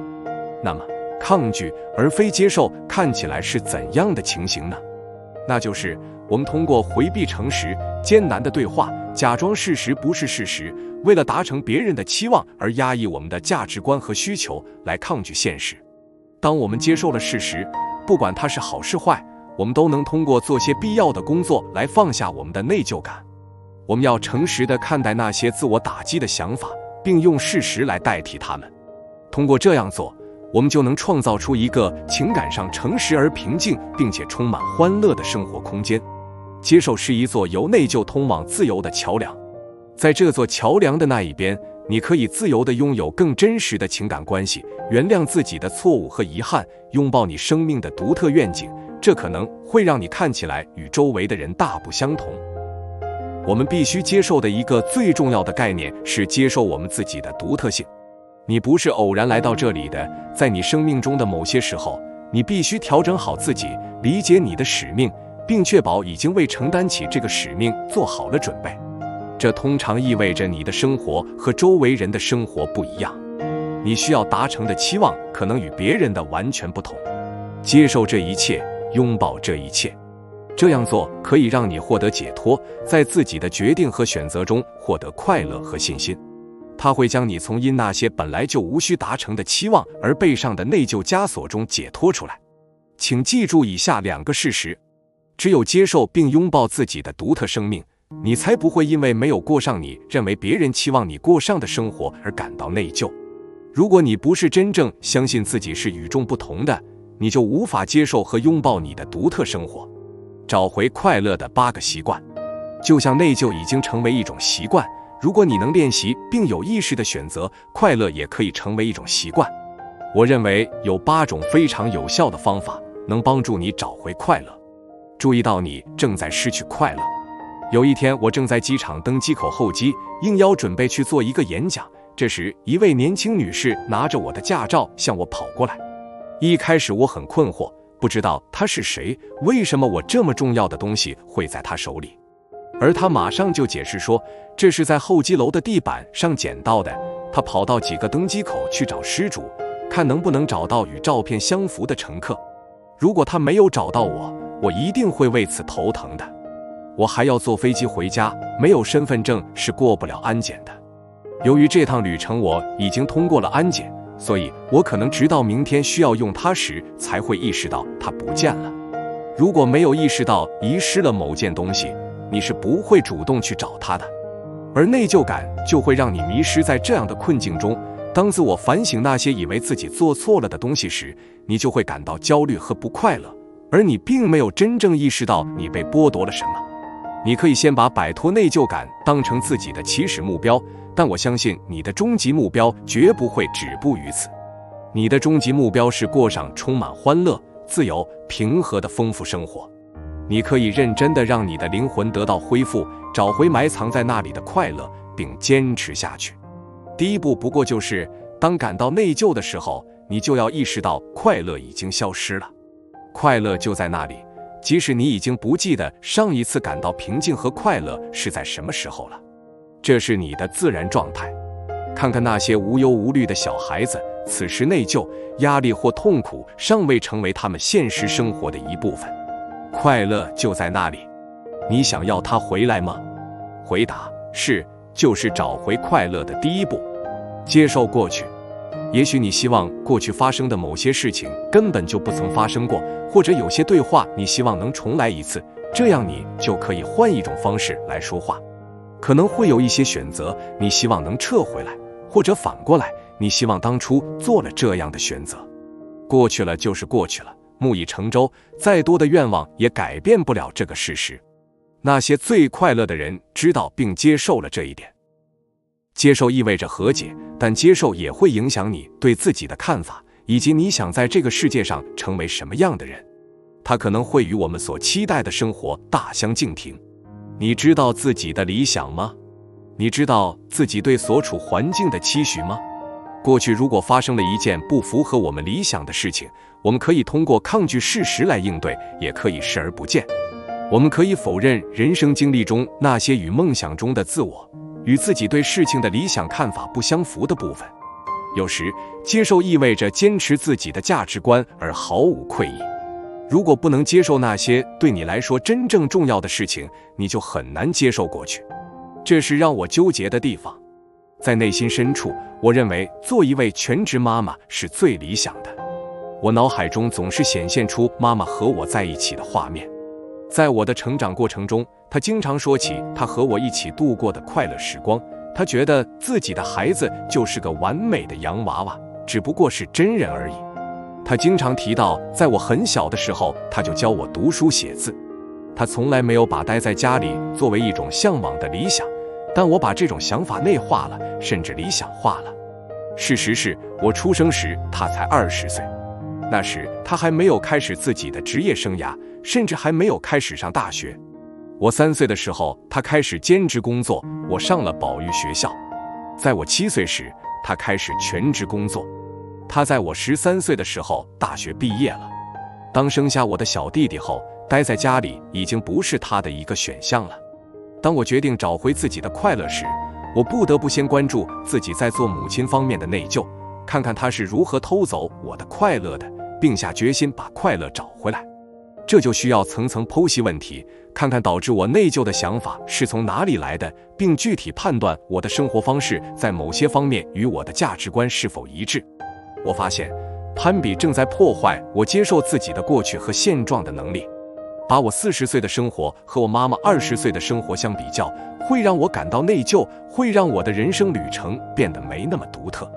我必须做出选择，要拥有我自己的生活和选择。如果做不到这一点，我就需要澄清自己的价值观，并做出一些改变。当我祈祷得到一个答案时，一个真相出现在我的意识里：我的生活就是它应该是的样子，这也是我想要的样子。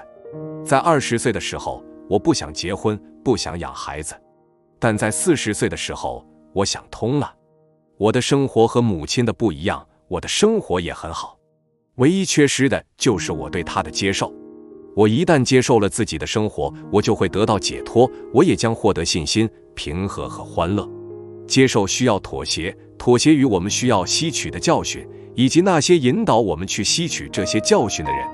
我在本书中分享过他们的故事的每一位女性，只要愿意采用本书提供的工具来接受教练，最终都会同意。接受就是他们最终找到平和与快乐的方法。莫妮卡曾对自己在18岁时无法让大女儿过上与小女儿现在一样好的生活而感到内疚，但最终接受了这种有差别的现实。你知道，在那样的环境下，我年纪又那么小，能尽我所能给女儿最好的生活，已经算是很强大、很有志气了。她在教练结束后回忆道：“是的，我当时为她做的这些事情没有达到我的理想，但这绝对是我在当时的资源和环境下所能做的最好的事情。”拥抱谦卑。说那些想要放下内疚、拥抱快乐的人需要借助谦卑来做到这一点，似乎是违反直觉的。毕竟，内疚意味着你关心别人，而不是自大到觉得自己没必要道歉，对吗？是，也不是。内疚需要同理心，是以他人为关注点的，但拥抱快乐就需要宽恕自己。在谈论原谅自己之前，我们必须先谈谈看到自己的不完美是多么困难。毕竟，因为不够完美而生自己的气，无法达成对自己的更高期望，你就会感到备受打击。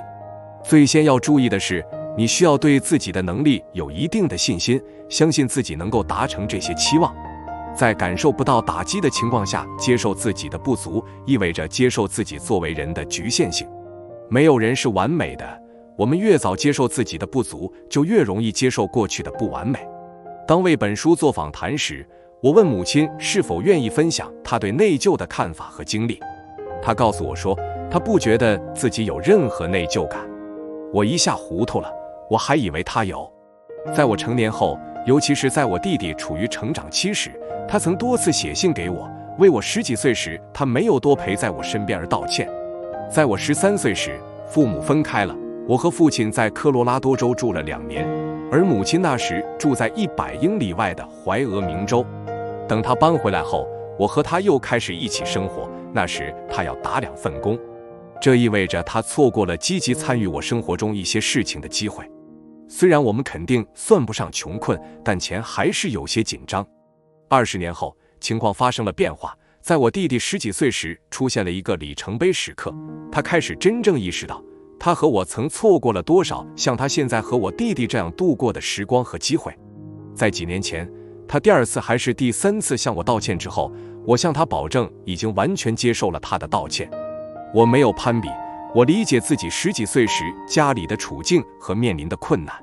我真的相信他已经做了当时他心中对我最好的事情，努力维持着与我们分开住之前一样的生活方式。如果能重新来过，他会做出不同的选择。当有了20年的生活经验，你就会对如何判断生活中那些真正重要的事情产生更多智慧。当我为自己的孩子做出选择时，这种智慧并没有从我身上消失。我原以为他一直在用内疚折磨自己，等到这次让他谈谈内疚感时，他却回答说他没感到任何内疚。一开始我以为他是在自欺欺人，直到听到他这样解释。我接受在生命中所做的所有选择及其导致的结果，他笃定地说，当然，如果我能做一些不同的事情，我会的，但上帝已经赐给我平和的心态了。我已经接受了我的生活就该如此，包括所有这一切。我已经原谅自己做过这些让人后悔的事情，我很高兴。他这是达到了一个多么强大而平和的心境。宽恕自己，宽恕就是免除债务，意思是你不再有亏欠了，不再寻求报复或进一步的惩罚。这适用于原谅别人，也适用于原谅自己。要免除导致你自责的负债和对自己的愤怒，还要注意停止使用你正用以惩罚自己并且还阻挡了好事发生的方式。谦卑是通向自我宽恕的途径。原谅自己需要先接受自己的不完美，甚至是那些感觉上有却没根据的不完美。这需要谦卑地接受自己是一个不完美的人，做不到总是把事情做对或达成期望。如果要找回你的快乐，宽恕就是你绕不过的步骤。宽恕是放下痛苦和怒气，是放下内心对报复和停不下来的愤怒的需求。当宽恕他人时，似乎更容易理解这些概念。当谈到宽恕他人时，我们面临3个常见的迷思。宽恕意味着认可对方的所作所为，宽恕意味着你们的关系保持不变，宽恕意味着你放弃了感到自己被处境伤害的权利，也放弃了向他人表达负面情绪的权利。现在想想，当我们让这些迷思作用于自身时，会是什么情形？记住，内疚是一种自我愤怒的形式。愤怒是一种情绪，它告诉我们已经越过了某个界限。在自我愤怒的情况下，你已经越过了自己的边界，因为你没有将自己的行为与价值观边界统一起来。如果你原谅自己做了一些让你真正感到内疚的事，那并不意味着你做的那些事是对的，而是意味着你选择吸取教训，为其后果付出代价，并改变自己的行为。原谅自己也是一个让自己变得更好的机会。这种关系不应该一成不变。无论是鼓起勇气与内疚触发者进行艰难的对话，还是决定相信自己的直觉，宽恕自己就意味着成长，而不是保持一成不变。把你的内疚困境作为一个发展的机会，发展到下一个层次，诚实地面对你的那些自我阻碍的习惯，把它们丢掉。最后，当原谅自己时，你就选择了自我同情。你不再打击自己，而是决定温柔地对待自己。你甚至知道这有多难。你对自己说话的方式，就像你在乎的人挣扎着原谅自己时，你对他们说话的方式一样。同样的道理，不原谅那些伤害过你的人，意味着你放不下对他们和处境所感到的消极情绪。不原谅自己，也意味着你对自己该释放的消极情绪仍然耿耿于怀。你可曾见过一个总是很快乐又一直气鼓鼓的人？你如果想找回快乐，就必须原谅自己。总结你的教训，想想那些最折磨你的内疚窘境，这可能是你已经克服了的，或感觉自己正在克服的。而能够克服这些窘境，正是你阅读本书取得的成果。现在问问自己，在这种情况下，对我来说最重要的信息是什么？当你能够把自己遇到的挑战所教会你的东西用语言表达出来，你就巩固了自己真正拥有的新的或得到扩展的价值观。你知道自己相信什么，为什么相信，以及什么会为你带来平和的心境。通过别人告诉我们，我们可以学到某些经验，但我们更倾向于接受的经验是从自身经历中学到的。不要对正在获取的信息和教训只是漫不经心，要表达得清楚一些，把它打印出来，放在自己面前。它会给你带来自由，随着自由而来的是快乐。和让自己感觉良好的人交往。一些内疚触发者和操控者不像其他人那样容易与之划定界限。你不可能想让父母或孩子离开你的生活，但有些关系在你的生活中根本没那么重要。如果我们之前讨论过的设定界限的对话不起作用，是因为对方拒绝尊重你的界限，那就离开这段关系，然后开始有意识地寻求和那些不喜欢用内疚感绑架你的人，和那些愿意与你彼此真诚赞美的人一起培养健康的友谊。这些人应该和你有共同的价值观，这样你就不会觉得自己正在努力达成的是不属于自己的期望和价值观了。和那些让你自我感觉良好的人在一起，和那些让你开心的人在一起，和那些你尊敬的人在一起，这是快乐的关键，听起来也很容易实现。我曾听安迪·斯坦利 （Andy Stanley） 牧师说过，在大多数情况下，我们和自己的同伴一样快乐，这是事实。如果你真的想找回快乐，那就放下你的内疚感，有意识地选择和你共度时光的人。研究表明，只要你的社交圈里有一个快乐的人，你快乐的概率就会增加10%。幸福是会传染的。你最亲密的友谊和关系会向你传递什么？如果答案是内疚、怀疑或不安全感，那么是时候做出一些改变了。选择权在你手里，去做些能让你放下内疚、找回快乐的事情，让自己置身于那些让你感到没有内疚感并且全身心快乐的人周围，这是一个步骤。另一个非常重要的步骤是做一些让你感到快乐而不是感到内疚的事情。是什么给你带来了快乐？是什么让你展开笑颜？什么活动和你的价值观非常一致，让你在从事这些活动时感到非常满足？我观察到，我们中的许多人都只是抽象地谈论和思考我们的梦想和想做的事情，却又无限期地推迟去做这些事情。现在就花点时间，看看有哪些你喜欢做但一直都没有做的事情。也许是志愿工作，也许是你梦寐以求的度假，也许是你一直认为自己可以跑的5000米，或者甚至是在家里做一些简单的事情。去做这些事情吧，不管是什么，开始做那些让你感觉良好、符合你的价值观的事情吧。接下来，审视一下你正在做的那些与你的价值观不相符的事情。这些事情会让你感到内疚，比如你正在隐藏的一段感情，你既没有表达也没有接受的道歉，你想用来阅读某本书却从来没付诸实施的安静时光。如果现在你能确定自己可以投入多少时间，然后就去做，那结果会如何呢？通常是那些一直悬在我们头上的事情，让我们因内疚而感到心情沉重。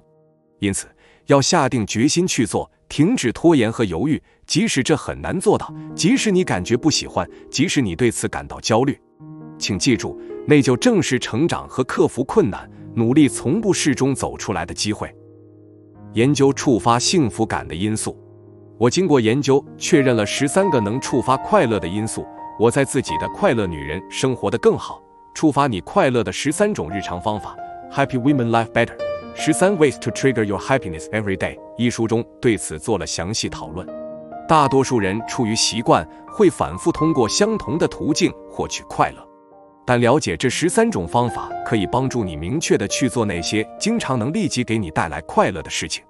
下面我将告诉你这13种方法，并给你一个宣言，你可以借此确认你的承诺，并将这些方法运用到自己的日常生活中。期待你在生命中的每一天、每一周、每一个阶段都应该有一些期待。如果你没有什么可期待的，那就创造出一些值得期待的东西。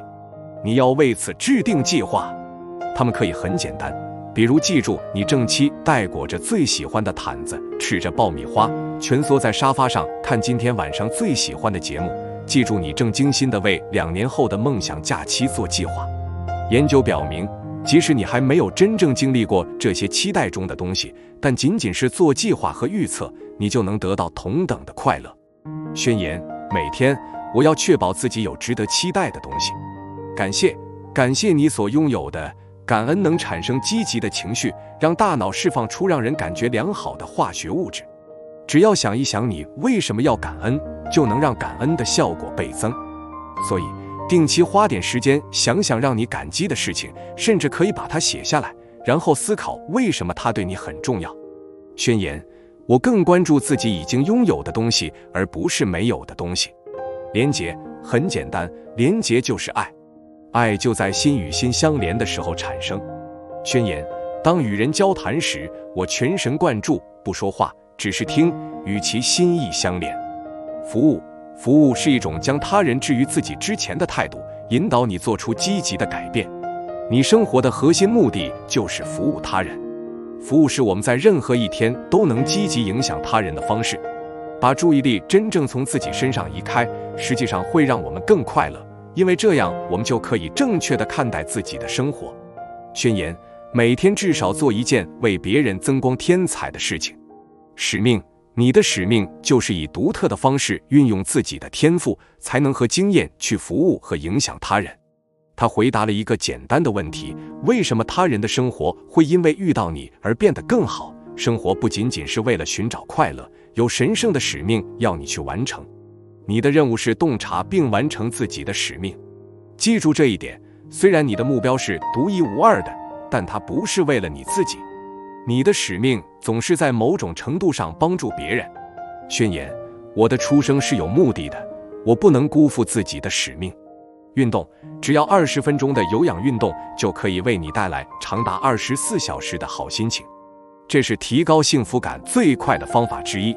散步：在办公桌前做开合跳、遛狗，或者陪孩子出去玩耍，总之要动起来。宣言：运动使人快乐。做一些以寻找乐趣为目的的事情，这会增加你的幸福感。在生活中有许多你需要不断超越才能实现的追求，但也有一些纯粹找乐的事情。真正的玩需要你完全沉浸在当下，这会让你放松，让你从那种诸事缠身的状态中解脱出来。宣言：我允许自己开心的玩。鼓舞人心之语：你的话语可以引发快乐，也可以引发消极情绪。要有意识地说积极的话，不要使用本应该，这样会让你感到内疚的字眼，提醒自己还有选择的余地。宣言：每一天我都会说充满希望、平和和蔼的话。有财商：你的用钱之道可以让你更快乐。事实证明，量入为出，给予、购买体验而不是物质的东西，如与朋友共进晚餐而不是买一双新鞋，能带来更多的快乐。宣言：我的目标是将生活支出控制在收入的75%以下。微笑：我们认为自己微笑是因为我们快乐，这是真的。但即使我们不是特别开心，微笑也会让我们感到更开心。微笑时，肌肉收缩会触发人大脑中血清素和内啡肽的释放，所以要有意识地对别人微笑，即使没有什么开心的理由。宣言：每一天我都要找到笑起来的理由，尤其是在感觉糟糕的日子里。放松：拿出点时间什么也不做，只是休息和酣睡，这能增加你的快乐。所以别只觉得做成事才有价值，你的停机时间也很重要。宣言：我睡觉，我休息，我随遇而安。心流，心流是你全神贯注于某项活动，完全沉浸其中的能力。进入心流状态时，你会感觉时间在飞逝，此时你的能力与你面对的挑战可谓势均力敌，你已进入自如之境。经常这样做，它会给你带来快乐。宣言：我会尽量减少干扰，这样就能专心做好手头的工作。享受当下，享受当下就是用你所有的感官注意和感受当下的一切。放慢脚步，放开对过去和未来的思量，欣赏眼前的一切，就这样开始吧。宣言：每天我都会停下来，用心感受当下的时光。接下来你要做的事情，一个心无内疚的快乐的你。想象一下，当心无内疚的时候，你的生活将会是什么样的？当你把文字写在纸上时，尤其当这是你给自己设定的愿景时，就会发生一些令人震撼的事情。我们已经一起经历了本书的许多篇章，当这一旅程即将结束之际，我邀请你带着一个清晰的画面向前走。这幅画面所描绘的正是虚假的内疚感被真实的快乐取代之后的美妙景象。你通过写作可以有力地应对挑战，得出这一结论的研究同时告诉我们，想象未来可能最好的自己这一场景同样非常有效。现在就请拿出15分钟的时间来想象你没有任何内疚在心的情景。我希望你把它详细地写下来，用一般现在时来写这篇文字，看看自己是如何温和地划定界限，勇敢地重置期望，自由自在地拥抱这种真实地面对自己的生活使命和神圣职责的快乐的。现在就拿出点时间来生动地描述内心没有内疚的自己。后记：永远放下内疚的秘诀。在一个星期二的下午5点半左右，我们团队的最后一名成员离开了离我家只有3英里远的办公室。这个办公室是我为自己的事业打造的明亮而令人振奋的小小空间。我努力工作了很多年，终于走到了这一步，可以把这样一个地方称为我的事业家园。我不是随便找这个地方落脚的，是因为我能想象到自己在这里写作的情景。这里的大落地窗能让我看到亚特兰大市区宁静如画的自然之美。我指的是树林的景色，这里有很多树。当我坐下来思考后面2个小时的写作计划时，4头雌棕鹿和1头雄鹿一家子从我们这座楼和隔壁楼之间的浓密灌木丛中走了出来。他们优雅地大步走进我办公室窗前一片高大松树间的开阔地带。其中的2头鹿停了下来，远远地盯着我看了一会儿，判断我是不是一个威胁。然后他们冒险向穿过郊区森林的小路另一边的池塘走去。我深吸了一口气，接着想剩下的工作。我一般不熬夜，但今天晚上为了顺利完成本书，我需要多写一点。这本书对我来说是一个非常重要的项目。在这样一个风景优美的环境中，在安静的办公空间，我的创造力被激发了。创造力经常不幸被内疚感压住，在我最需要集中注意力的时候，它却成了我心头的负担。但今晚我感到放松，并且格外专心，我可以随心所欲地写自己心中所想。这是一种什么样的感觉呢？我一边休息一边思考着。就在这时，我想明白了，这是一种喜悦的感觉。过去当需要工作到很晚时，我通常不会感受到这种喜悦。今晚我是有备而来的，我向丈夫解释了书稿的截稿日期，并请他处理好与3个学龄儿童有关的工作日晚上的忙乱事儿，接送上学和参加课外活动，吃晚餐，监督家庭作业和打发就寝。同一时间，我则一直待在办公室里做我需要做的事情。要是再过去，这样做会触发我的内疚感。但现在，我意识到这个触发事件已经失灵了。你应该每天晚上都待在家里，否则你就不是个好妈妈或者好妻子的想法被取代了，变成了有时候你需要改变你的时间表来适应自己的工作现实的想法。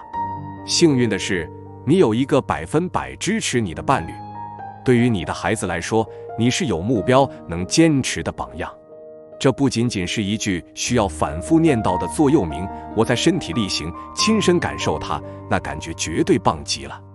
没有内疚，没有疑虑，生活快乐而平和，因为我完全能够自主地选择，它们反映了我所珍视的价值观。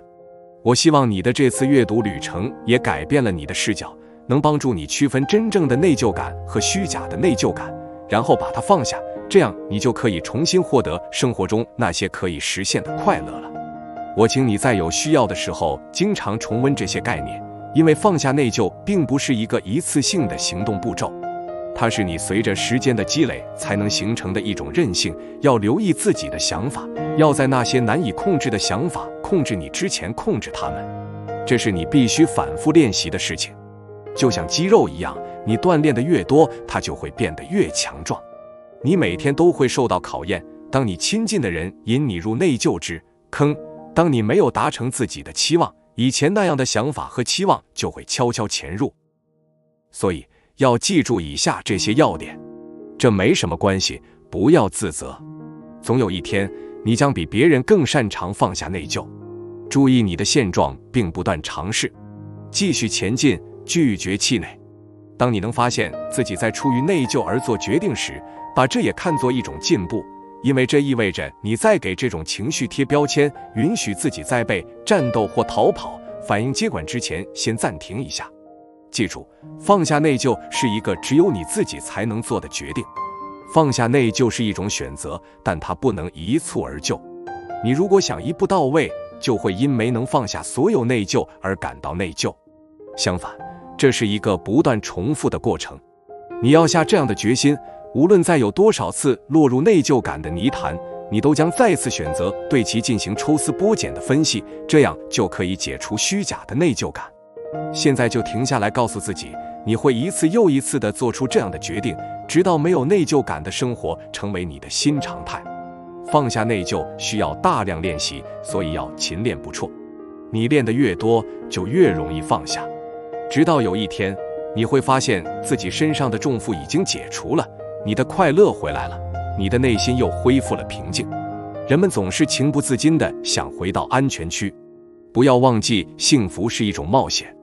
当你决定专注于快乐时，恐惧情绪可能就会抬头，会恳求你不要再为追求更大的梦想而冒险。魔鬼的本能就是杀死、偷窃和破坏，对象也包括你的快乐。不要通过制造不必要的内疚感而回到抑制快乐的安全状态。即使有了自己的价值观，你也会不断地受到炮轰，要把你赶到相反的方向。你周围的人都会指望你，这对你是一个考验。要敢于坚持自己的价值观，做对自己有意义的事。内疚引导着你的许多决定，这是一件好事。真正的内疚感会帮助你把自己的价值观和行为统一起来，这是让你能在生活中成功的因素之一。人们信任你，而你想做正确的事。有责任心对你来说是好事，责任心意味着你会努力达成期望。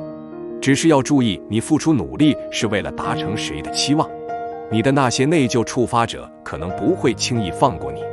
如果你得与某人或某几个人打交道，而他们长期以来一直用内疚之坑来与你沟通，那你可能需要做更多的练习才能打破这种局面。别让他们把你打垮，相反，要拆掉他们一直按个不停的内疚按钮，不要再对此做出自动反应，要以此来反击他们。设定界限并坚持下去，很快他们就得到其他地方去施展其挖坑功夫了。幸福需要练习。我告诉过你，本书最终是关于幸福的。内疚会偷走你的幸福感，当你放下内疚，就为更多的幸福腾出了空间。但这并不是自然而然发生的幸福，是一种习惯。你要用一些方法来触发你的幸福感，每天都有意识地做出选择，要选择快乐。